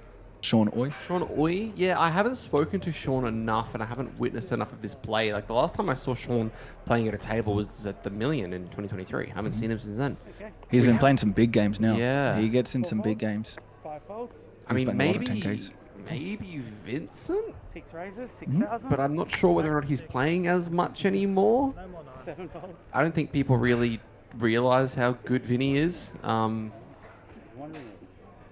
Got bored, man. I mean, obviously there are a number of names where you're just like, yeah, obviously he's really good, but like how good is kind of... Seat 8 is all in. Yeah. I think Crawshaw is probably underrated in a lot of people's eyes. Probably a good shout. Yeah, Crawshaw's very good. I remember the first time I ever saw Crawshaw play was in the final table of the Aussie Millions back in like 2018, I think it might have been. Not sure. Made some absolute sick plays, and I was just like, what is this? Had to get Travis to break it all down for me. Was unreal. I also think there are a lot of poker players in Australia that obviously have people they know are very good that play the live circuit very often, but there's other guys that play either a lot online or do a lot of coaching that people aren't overly aware of. And one person that comes to mind as one that's not super in the limelight very often, that is an absolute super crusher, is Andy puts in the jam.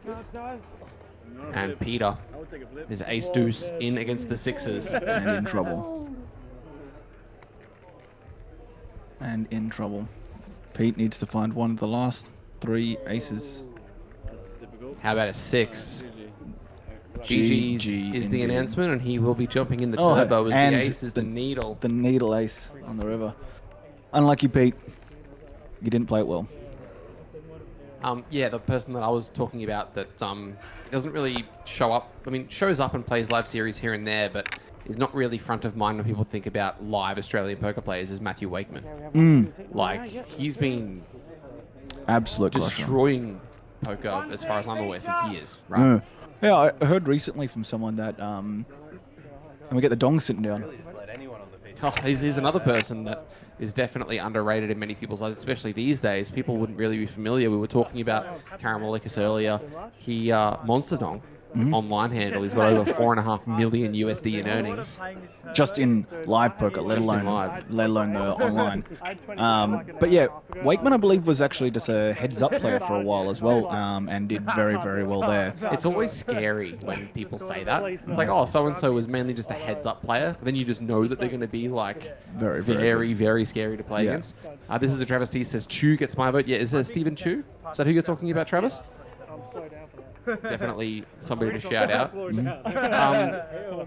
mean, there is a guy that plays cash more than tournaments who's very underrated that nobody really knows about, but I think I might just let that one go. Fair. All right, how about this? Cooper Feltham. Stoned or sober? Which one's better? Brendan will yell at me if you don't do it. See, I haven't been to enough live series to know. Well, probably stoned. In the World Series, he was baked. 7 raises to 6.5. Playing online and crushed all the online and bricked everything live. So I think him at home in the comfort of his own boxes, stoned, is probably peak. Yeah, peak Feltham. Yeah, but to be fair, he can probably see between the code and the poker program, so it's not really fair. Yeah. Choose a good shout, Trav, actually. 9 raises to 19. Jono, straight to the table. And straight into it. Straight into raising it up. 3-bet. I love the 3-bet with King Queen O, personally. Big fan of it. I probably overdo it a little bit. It is meant to be mixed, but... I think Andy Lee and Karamalakis might actually know each other quite well. See, what's Loy going to do here?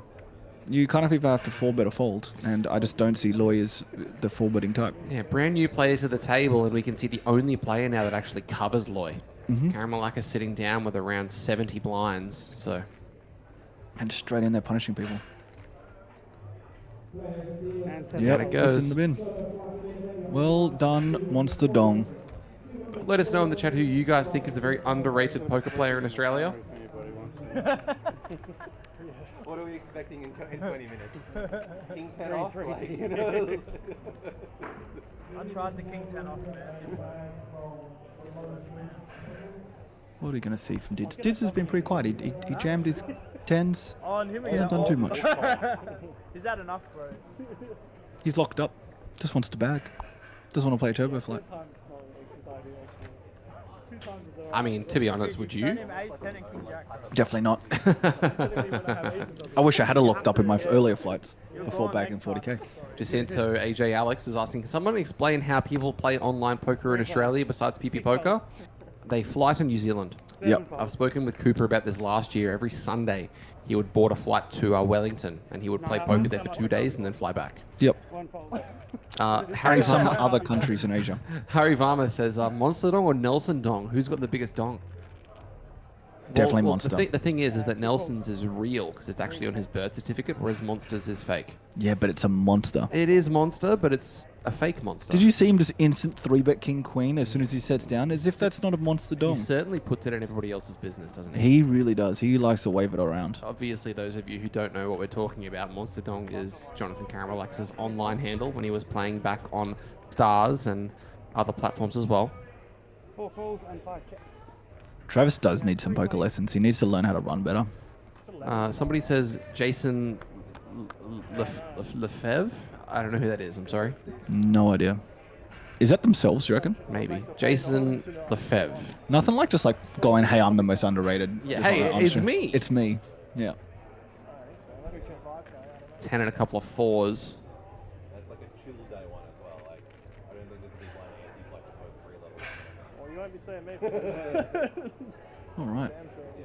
Jason's looking like he's wanting to go for a bit of a lead here with his turned 8. Is it 1 red? 5 folds? We'll see if Mike Wong wants to come along here with Ace 9, just Ace High from cutoff. He's really got the matching color attire going with the hat and the jumper. It is. It is. What's your go-to for comfort when you're playing series? You a hoodie guy? You a hat and a sweater guy? I mean, you're rocking the hat sweater combo today, but I've seen you in hoodies. I think. I'm in hoodies far more than sweaters. Yeah. Okay. There you go. Really like this. I've got a couple of hoodies out of Perth. The brands. One's Ollie, and then I've also got another one, Sunrun, that new poker brand that's been coming up. Right. Okay. I haven't heard of it. No, it's the one that did the Poker Pulse podcast special limited edition one. Cool. Welcome, buddy. Yeah. No. I'm yet to be invited on the Poker Pulse podcast, so I wouldn't know. Yeah. I actually no, that's a lie. I did a Perfect Pairs segment, but I'm yet to be on there as an actual guest. Yeah, but I'll make it one day, guys. Will you? Probably not.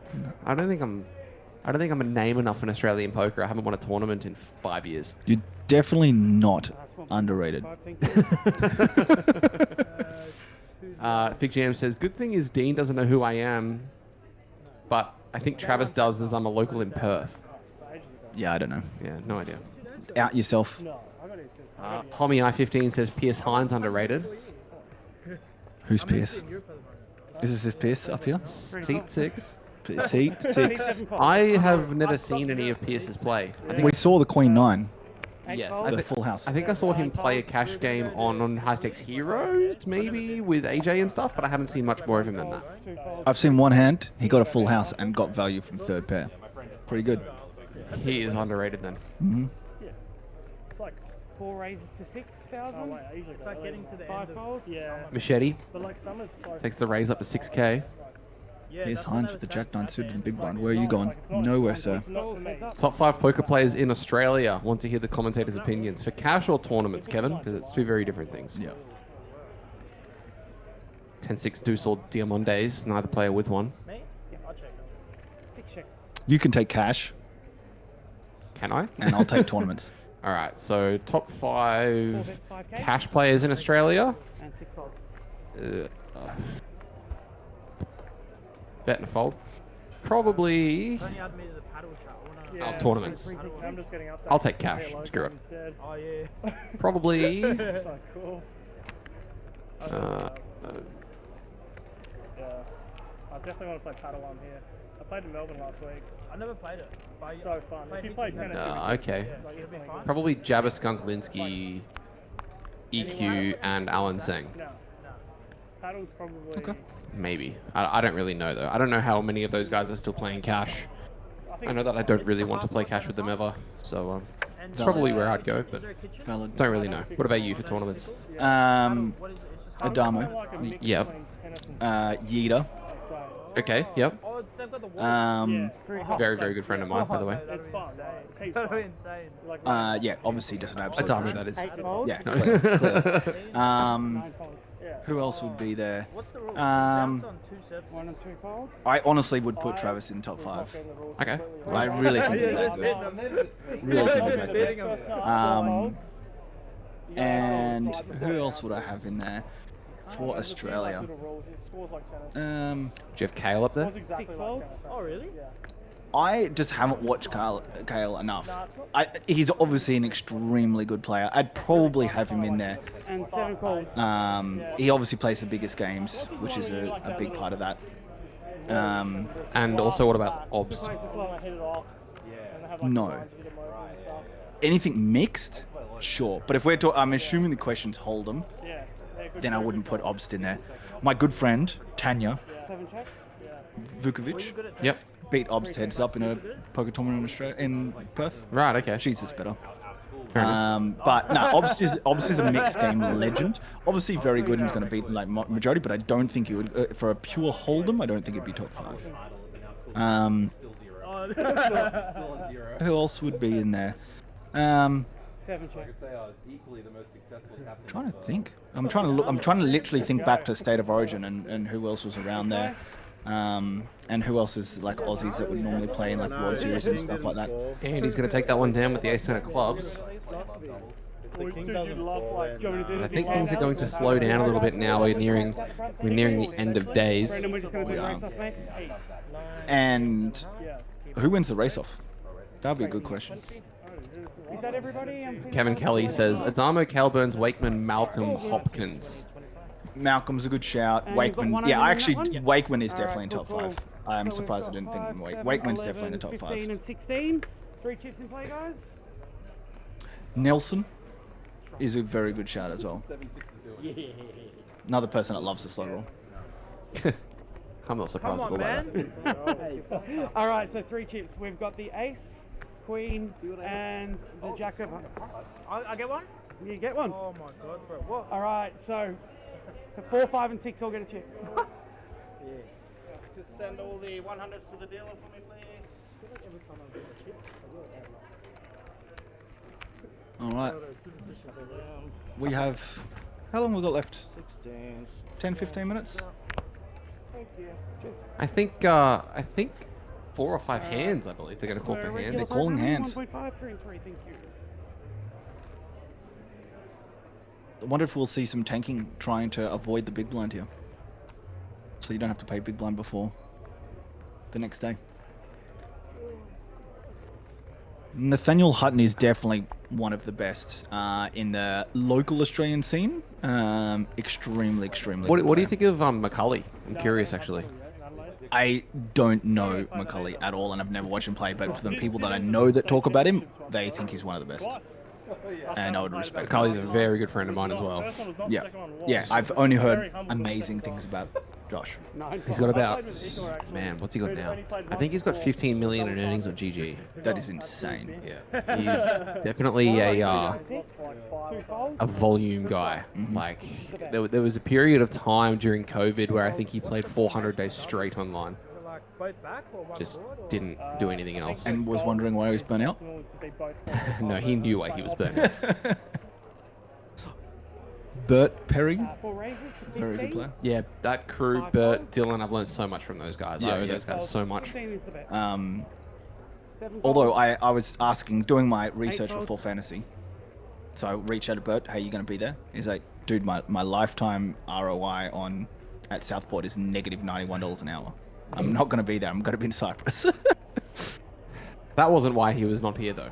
No. He had a wedding, I think, to go to over there. As Didier counting down his 8s. And 1 call. Let's put in the call. Justin M says Josh McSweeney. Yeah, McSweeney, definitely someone worthy mentioning in this conversation. Definitely. He's been crushing it for a long time. 2 players. King, Queen 3 as the Queen 10 locates middle pair. Jason 3-betting the Queen 10 suited. He's starting to crush the comment section on some posts as well, McSweeney. Definitely is, yeah. Not quite Jehu level yet, but he's starting to find his voice. 6K from Jason. Harry, yeah, absolutely, mate. Have to be. Have to be. You got nice healthy stack going into day two. The Sweet Twins. It was a bit healthier before, but it's still got a heartbeat. I think it's maybe not Troy. I think it's McLean. I think it's McLean. Yeah, I don't know that Troy gets there. Don't think he's in the conversation. Bottom 5. No, I'm just kidding. No. I needle Troy far more than I should. He's a good guy. No, he clearly is. He clearly is. He just clearly doesn't know how to play poker. Yeah. No, I'm joking. Do you know what's really fun? Watching a Min v Troy battles. Oh yeah, that's the best. That's when they're clicking buttons at each other. A lot of just fun. put the percentages away. That's like what Nick Shulman said in the hand between Andrew Roble and Aussie Matt. It's like, forget the percentages here, folks. This is just... Who has the guts? And obviously Krilly is an extremely good player. But most importantly, takes out Nice Guy. Oh, yeah. Award. Yeah. I mean, Krilly would do really well if there was a poker tournament and you were gauged on your sickness. I think you would just win every time. Yeah. Patient 0 over there. Yeah, always. Harry's asking, is Dylan still singing whilst on the table? Can't you hear him? He's singing overseas right now. I can hear him in the back of my head. One of my favourite memories is playing poker in Townsville and going out for dinner with Dylan, having a couple of drinks at a Brazilian barbecue place, and then him walking out the front in the middle of Townsville when all these nightclubs, there's people kind of everywhere, and he's just singing Una Matina at the top of his lungs. It's just the best. Dylan is so good. That would be funny. And 9 calls. 2 plays. Jordan and Dean, how does poker players like Lex online live stream poker? He's got deals with different platforms that I don't really know or kind of care to get into, but he gets rebates for different things. He's sponsored. He's got a lot of stuff going on, and plus Lex has been doing it for 20 years. So he was the biggest streamer in poker for a long, long time, and brought a lot of people to Twitch. Did very well for himself, and he was, he's generally been a very popular player, but he's getting a lot of money out of Twitch. He was getting a lot of money out of Twitch when he was doing it on Twitch. 9 checks. And Jason hits the 8 on the turn. Calling the 950 from the big. A little naughty, but I honestly don't think Monster Dong cares. I think Monster Dong just wants to play people post flop and punish people. I wonder if he ever finds the check raise now to just bin him, bin him and his range. No. I think he might later on, maybe here. 3 of Diamonds River. He's got a little bit of showdown against some club draws and stuff like that. 4 checks. And yeah, no good. Monster Dong, no good. Robbie asks, is Dan Bilzerian how he made his money through poker? No. I mean, he did make a lot of money playing private games in poker, but that's not how he made his money. No, he had a significant amount of money beforehand. Yeah. And his dad's a crook, and he's a crook, and everybody's a crook. Yep. Yeah, no. But, I mean, Dan is one of those people that you can look to. Of course. Don't sue me, Dan. Yeah. That you can look to and go, definitely nowhere near the best poker player in the world. But terrible beard. Was very, very bad good beard. At picking the right game to be in. Definitely, but bad beard. Yeah, terrible. Let's not talk about the beard. No.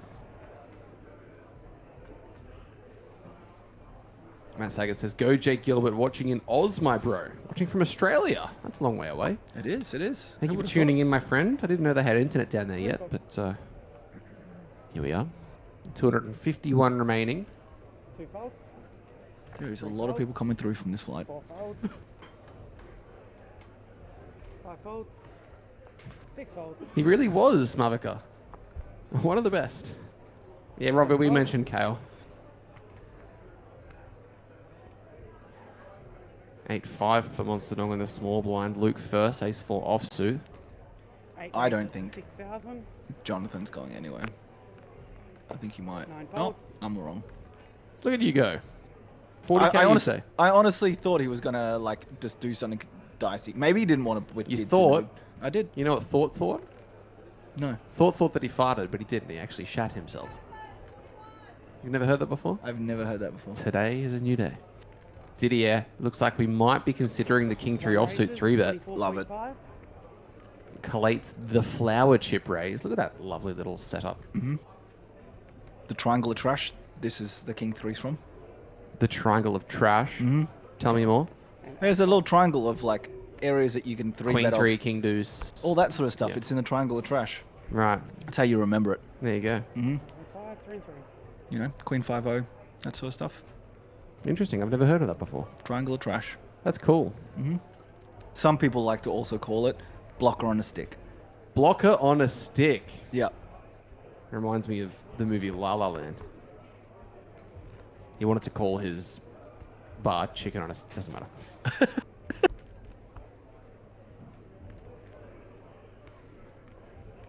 Not sure how many hands we have to go. All I can tell you is that the blinds have not gone up just yet, and we are going to be bagging relatively shortly. Alright, 3 pockets. I would say that a lot of them are locked up and not going to do anything too crazy. And it's even more reason as to why Dids can do the 3 bets that he did with that king 3, as much as it also just works really well against a button open. 5 raises, 8,000. 6 folds. 8k from Ben. 8 is the bet. Loy. Queen 10 suited. 7 folds. Yeah, the fact that people are just putting 8 folds. Queen 10 suited in the bin. 9 folds. 9 deuce for Monster Dong going down. 1 folds. It's really funny seeing people type egregious things in the chat and then just watching them get deleted eventually. Yeah. Connor's asking if the Turbo Flight is going to be streamed once this wrapped up. No, it will not. This is going to be it. You're not going to have any more of us for the evening. Until tomorrow. I get to go home and go to sleep. And then come back in a white shirt. You know why, Dean? I do not know why. You're going to be dealing tomorrow. Are you? Yep.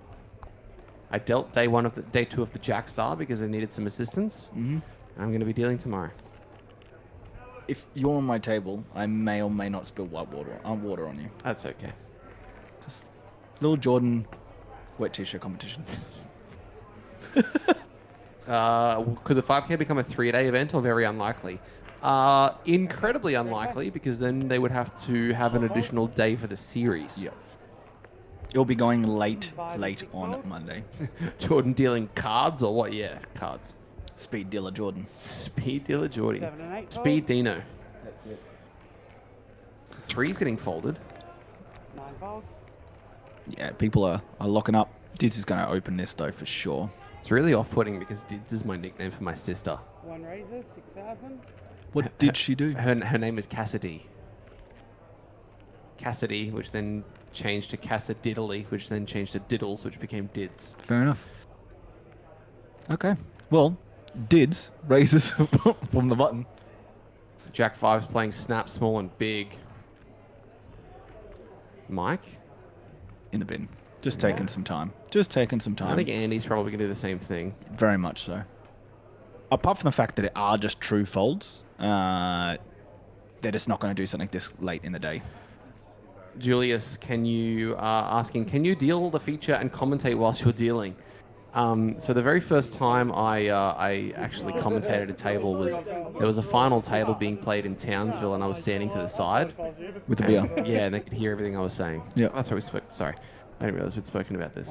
I think you brought it up on something. Right. But yeah, I did know this story. Raggers asking, do we get to see Monsters Dong now? It looks like we've been seeing it. I mean, he's still around 200k. Mm-hmm.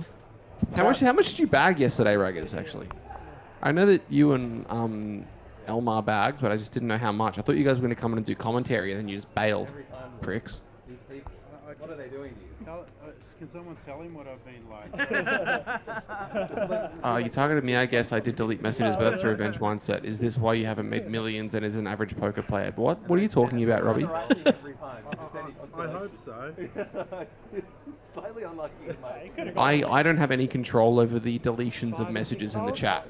Who's the moderator? The moderator is the production guy in the back. I don't delete anything. I 7 folds. I have too much on my mind to worry about what's on my mind. Like, English is great. So I don't know what you're talking about, Robbie, mate. I'm very sorry. I've tried to answer everything we've sent through. Ace King suited on the button. Fox Valentine's asking, is the No Limit Holder Terminator being streamed? Unfortunately not, but that is quite a fun event that's happening out in the background. But, again, to repeat yourself, you need some sleep. I may or may not need some sleep. Tournament never ends. To be honest, I don't need sleep. I just need to do some exercise because I haven't been well. I haven't been to the gym for a while. I'm just feeling a bit bloody. Did you see that Mike Wong actually just limped the Ace King suited on the button? I did, and he gets rewarded with an Ace King 6 flop. Is it rewarded when you don't get any value? Well, he made less money than if he had just raised and got a call. Not getting any value. Wow, man. See? Told you. Jason just led. Okay, I was wrong. Ace of diamonds, and is top full house better than, you know, Jack High? Jack High? Only just. Years ago, that was like more of a 4-bet option. 4-bet 8K? Back in the good old days. Back in the good old days. Hi, Dominic. Hope you're doing well. Is it Dom Dom? I don't know. Oh, no, it's not dumb. No.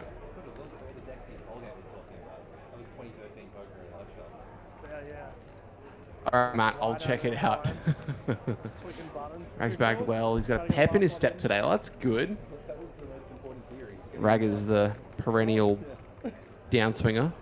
As Jason fires twice. Don't think he's going to be getting a fold in here. Raggers came to a Perth series many he? years ago. Yeah. Did not downswing at all, I can tell you that. Had a broken hand. What? And won a lot. Oh, wow. Well, there you go. And he even told some people that they made some horrendous decisions. Oh, that doesn't sound like Raggers. No. Someone folded kings pre. And to Raggers? No, not to Raggers. To someone else. And Raggers was on the table. So that was a terrible decision. Well, at least he was honest. Yeah. I mean, the other person had aces. It was actually a great decision. But long term, you know? Yeah, of course.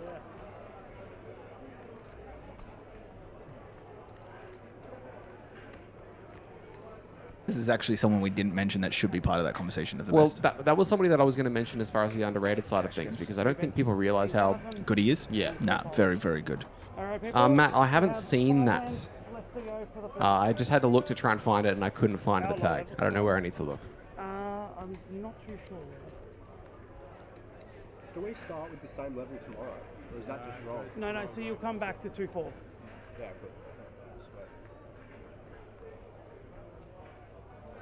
I'm getting told that I should try and bust really early to get back in the booth. See, that's the thing, mate. You do too good of a job in here, people want you back. That's right. I'm never that deep anyway.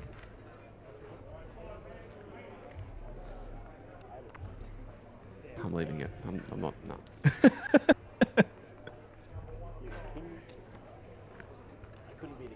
Has Aiden been?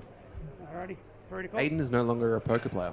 Yeah, I know. He's too busy with his solar powered, his business. That's where he's. But I saw him here. He was here for the weekend. He was in Brazil with Fernanda, and he came back to catch up for the weekend. Yep. And he went back up, and he's just been working. Just working. Yep. Working boy. Yep. All right. Nah, he's doing really well. That's good. Good to hear. Oh, Mike. Oh, ace queen suited cutoff versus Andy's ace king in the button. We should see an open and a 3-bet, but we have seen many different approaches today. Robbie's asking, what's an ideal stack in Jackstar for day 2? Well, anything more than 30 bigs is pretty comfortable. Yeah, I bagged 500k, which was well over that, but I didn't cash, so it's not apparently not ideal. Skunked in wins this year. How much did he bag, Harry? Aiden is playing the same amount now as he did when he was a pro. You reckon, Mealy? I don't reckon. Actually, no, you could be right. Is Gilbert going to cold for the 9s here? It'd be pretty sick if he does. At least it'll make it It'd be nice sick if and he easy. jammed and just That's put what it these should guys be. to the test. It should be just, I mean, you can't do anything else. It's either a fold or a jam here with 9s for 47. I want to see him rip this in their eye with like 2 or 3 hands to go and just put him to the test. It'll make a really easy decision for Mike. Obviously, Ben's going home anyway. But what does Andy do? I think Andy does call off, but I think there's a couple of people that get a little scared in these spots. With I definitely think so as well. Andy won't be folding. I don't think Eddie cares. Yeah, fair enough. 5 folds. Looks like just a call. Nah, I don't like it. And now what is Mike going to do? Because the trap has kind of been set. Mike just flats with the being suited. I think if he's got unsuited, like offsuit ace queen, I think it's a little bit different. But I think we're suited. As much as he's playing out of position, he's just going to flatten, especially at this stage, which is unfortunate. But I really wanted just to see the 47 big whack there from Jason. To a flop we go, 39k out there. Oh my ace, god. Queen, Jack. That was so close to ace, Queen, 9. Pax Maniac saying, pay attention, Dean. Mike limped. Yeah, I picked that up afterwards. I did correct myself. You pay attention, Pax Maniac. I just auto-assumed that he was clicking up the button. Andy betting 11k. Mike coming along. Turn card. Club. 8 of clubs. Ace King picks up the flush draw to go along with their 1-pair gutter that is behind, but still has 40% equity. Check it goes. Yeah, check it goes on the turn. Wow. The river. That is. 22 minutes Is it? Yeah, the deck is set. Wow. Yep. 16k from Mike on this river, and this river? Andy has a decision. I love a rush. I'll probably take 20 minutes to get out of here with everyone ordering over. Anyone want to help us out and show us what the river is? It's like he flicks in the call. And he's behind. Yeah, it's the 6 of diamonds. As the ace queen is going to show this down, and Andy loses a pretty chunky one. Bet 16 call river. As we look at the background, looks like people are starting to get bags ready. 2 bet 16. Not sure how many more hands we have. Well, they're only open till 9:45, so it's going to run its course. Alrighty, so hand number 2, guys. Hand number 2. This is. And they were doing final 3 hands, I think, from memory. Or were they doing final 5? No, they were doing different things, different tournaments. We'll see. Sometimes they do final 3, sometimes they do final 5.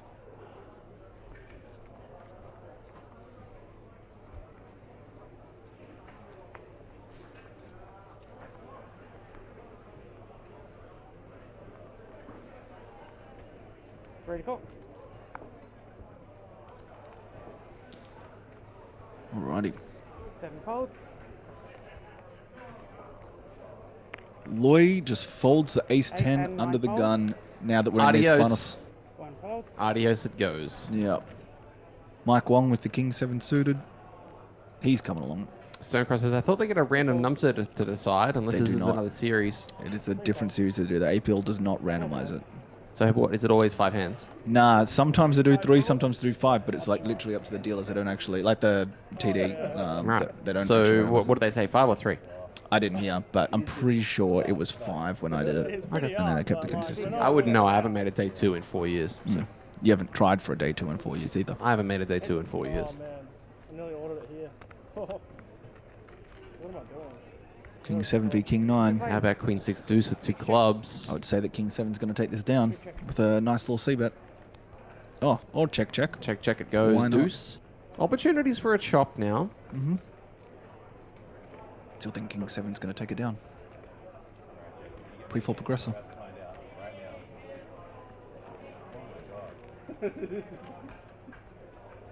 Although Pierce is getting funky with the King 9 and leading on the turn, which is interesting. What do they call this? Funky with Squadoosh? Yep. Is that a Stapleton thing? Yeah, I think so. Oh, maybe. Yeah, I think it might have even be older than Stapleton. Like the hotel will do it, right? What I watched tonight with no poker. Well, you can always watch the replay of the stream. We've been going for 10 hours today. So. You could.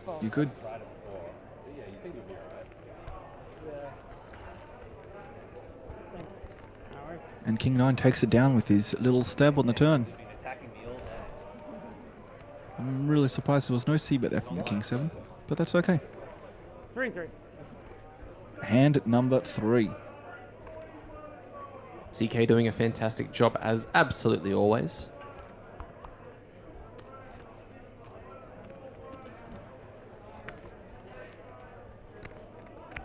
Saw TD extraordinaire in the background there, Amanda. Got a fun hand For a coming split up soon, second. I'd say. Hand number 3. Fun hand coming up soon, I'd say.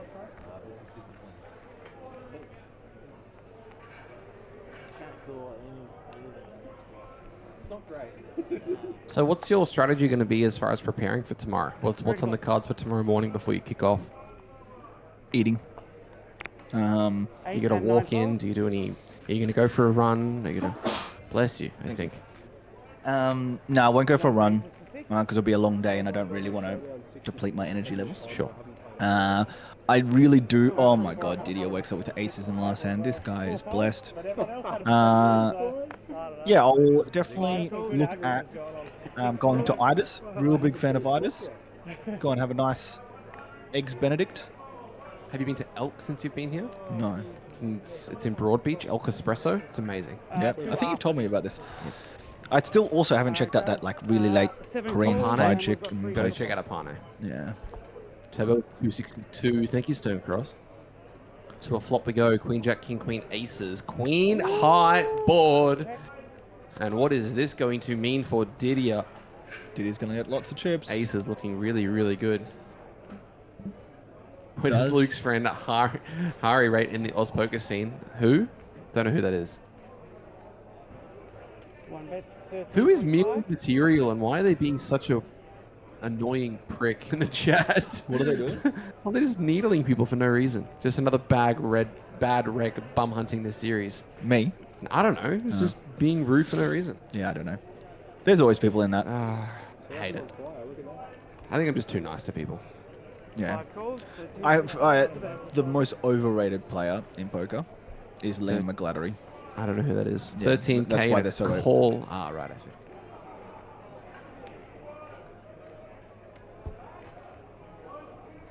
Yeah, the Ida's is underrated. Not enough people go there. It is great. And 7 calls. You've been Ida's, surely. I don't think I have, no. It's across the road.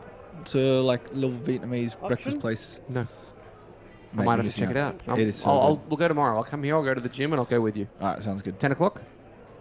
I'll message you when I wake up. 9:30, because I have to be here for 10:30 to deal.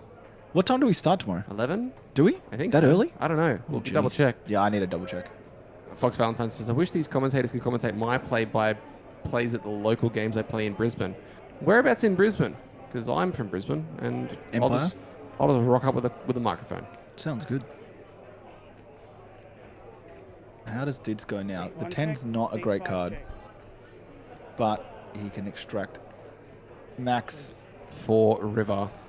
He's going to get some value here. I don't think he'll go to thing because I think he can just lay it down if needed on some craziness. 7 checks. Man, I thought Loy might lead there. Didier is definitely going to go for value. How big does Didier go? What do you think? You reckon something in the vicinity of 45k is going to be a little bit too much? What do you Too think? much. Ben only has 26.5, and I'm not sure if Ben is going to want to. I mean, sure, but Loy has an amount that he can call with as well, right? Yeah, you want something that Loy's going to call. 35.5? 35? 40. I mean, I wasn't too far off. You were not far off. Sandshark says, for what it's worth, the commentary team is incredible. Thank you, my friend. Really appreciate the kind words. Shockmouth wants me to rock up with a handheld loudspeaker. Yeah, I could do that. Richland South. Oh, okay, or Acacia Ridge. Yeah, fair enough. Down in the southwest. I think Ben's going to put this in the bin. I've been out to Acacia Ridge in ages. Wow, he puts it in on the last hands. The last hand. Wow. He's still got the turbo flight.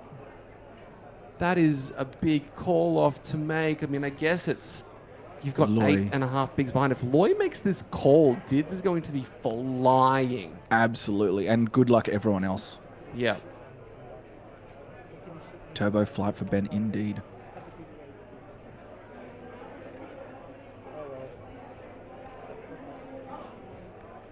With that flat from Ben, I think Loy will just let this go. I think he's just having a little bit of a think through it, a little bit of a small funeral.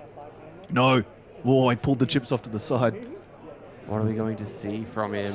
I think that sometimes people just like go, okay, Didier's a pro. Yeah. Therefore, he bluffs a lot.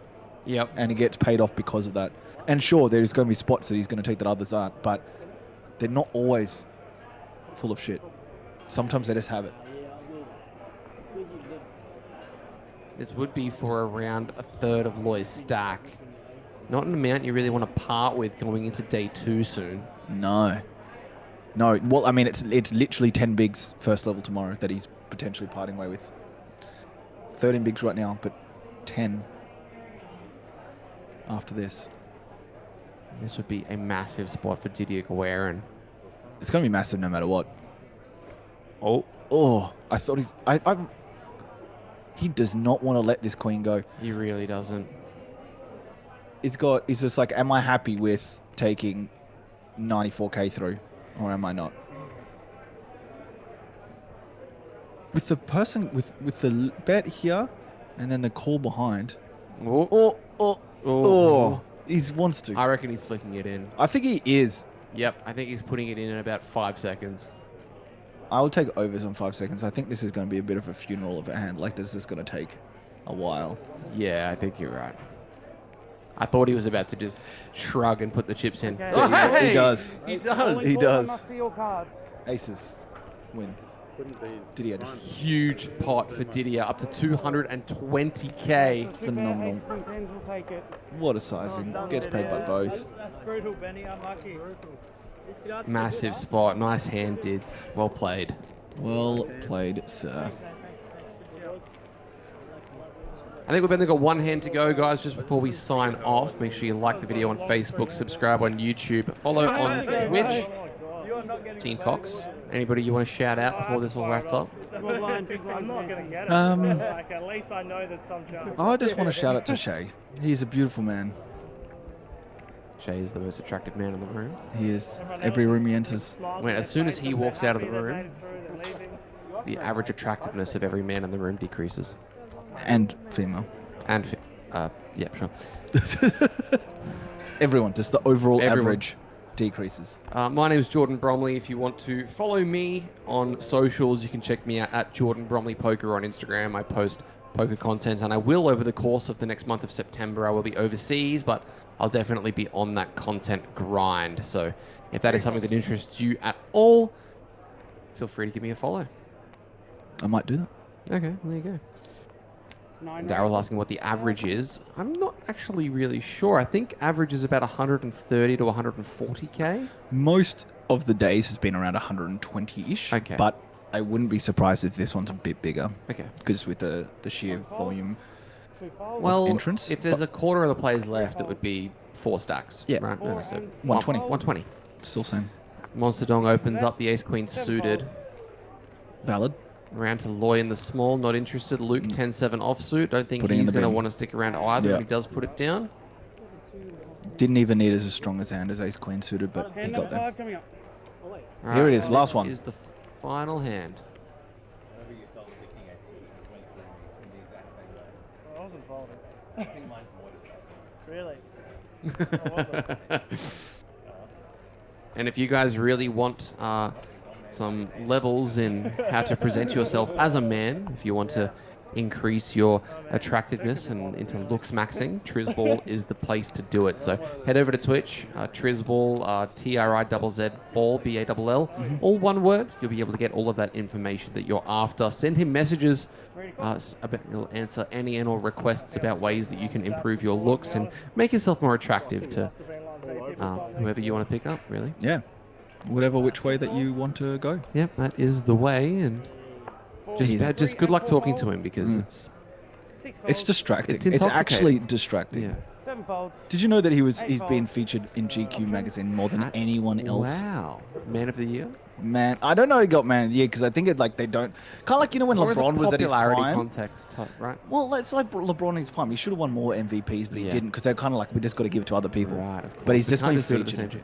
Yeah, no, fair enough. Karamalakis here with pocket 8s in the big facing Mike. Look like he's just going to check it back. Not sure what's going on. Looks like he tried to look at Didier and have a bit of a chuckle. To a flop we go. That looked like an 8. Oh my god! What is this for a last hand? Set up. Mike's like, I'll limp this and get away cheaply. What? Bye Wow. 142k, Mike. My goodness, how is Mike not going to get stacked here? 2 bets 3,000. One big blind, and surely he's going to be met with a raise to 12. At least, maybe. 100%. You would expect him to. Looks like 10.5. Yep. The old 3.5x. I like it. Where you going with King Queen? Against the big monster dong. You don't go anywhere. This is crazy stuff. In goes the call, and Mike is going to be strapped in to call down. Turn card is a 4, not changing a single solitary thing. No, not at all. How big do you go in Jonathan's shoes here? I think he goes very, very big. Because like 25k? Yeah. Yeah, even maybe in closer to 30. Because he unblocks all the kings. What else is the guy calling with? And you just want to try and max. And you want to also set this up for a river jam. So if you bet 30 now, you can then realistically get 100 in on the river pretty easily. Looks like he's going for full pot. Which is 30. No, 37. He's overbetting. He's overbetting. Wow. No, 32. 37? 37? Oh, looks like he miscounted it. So he went to go full pot, but it actually ends up being an overbet. And now Mike. Where are you going, Mike? Looks like he's going nowhere. And a very quick call. Wow. This is and a it's just all in. gigantic pot. Jonathan's the river all in. Option here? Is a deuce and these So 8's safe. full. He looks like he's trying not to laugh. Yeah. He's like, this is the dream run out. All in it's going to be. All in. Give him the triangle. Yeah, he's going to request the triangle any moment. Seat 9. Yep, he does just jam. And... Yeah, pretty covered. Oh, Mike He's not recoiling in his seat. Seat 2 calls? Yeah, He calls. calls. Snap All in calls. call, must see all cards. Oi. Full house, aces, full of kings. I guess 37 was better. Look at Jono. I'm actually surprised Jono didn't slow roll him there. What a crazy, crazy hand. And ladies and gentlemen, that was our last hand of the night. Wow. Jonathan Karamalakis ends up bagging 117 big blinds, coming back to almost 90 on day 2. Do you want to organise someone to come up Two here? men front of screen, Didier and Jonathan Karamalakis, having a crazy run to end this one. And we will be ending it here as well. No turbo flight tonight, guys. Hope you've enjoyed the coverage. We will be back tomorrow for day 2. We will have a stream table. However, I don't think we'll have commentary straight away, given I'll actually be helping out with the dealing. So we'll see how we go. Dean, thank you so much for joining me. It's been a pleasure. It has been fun.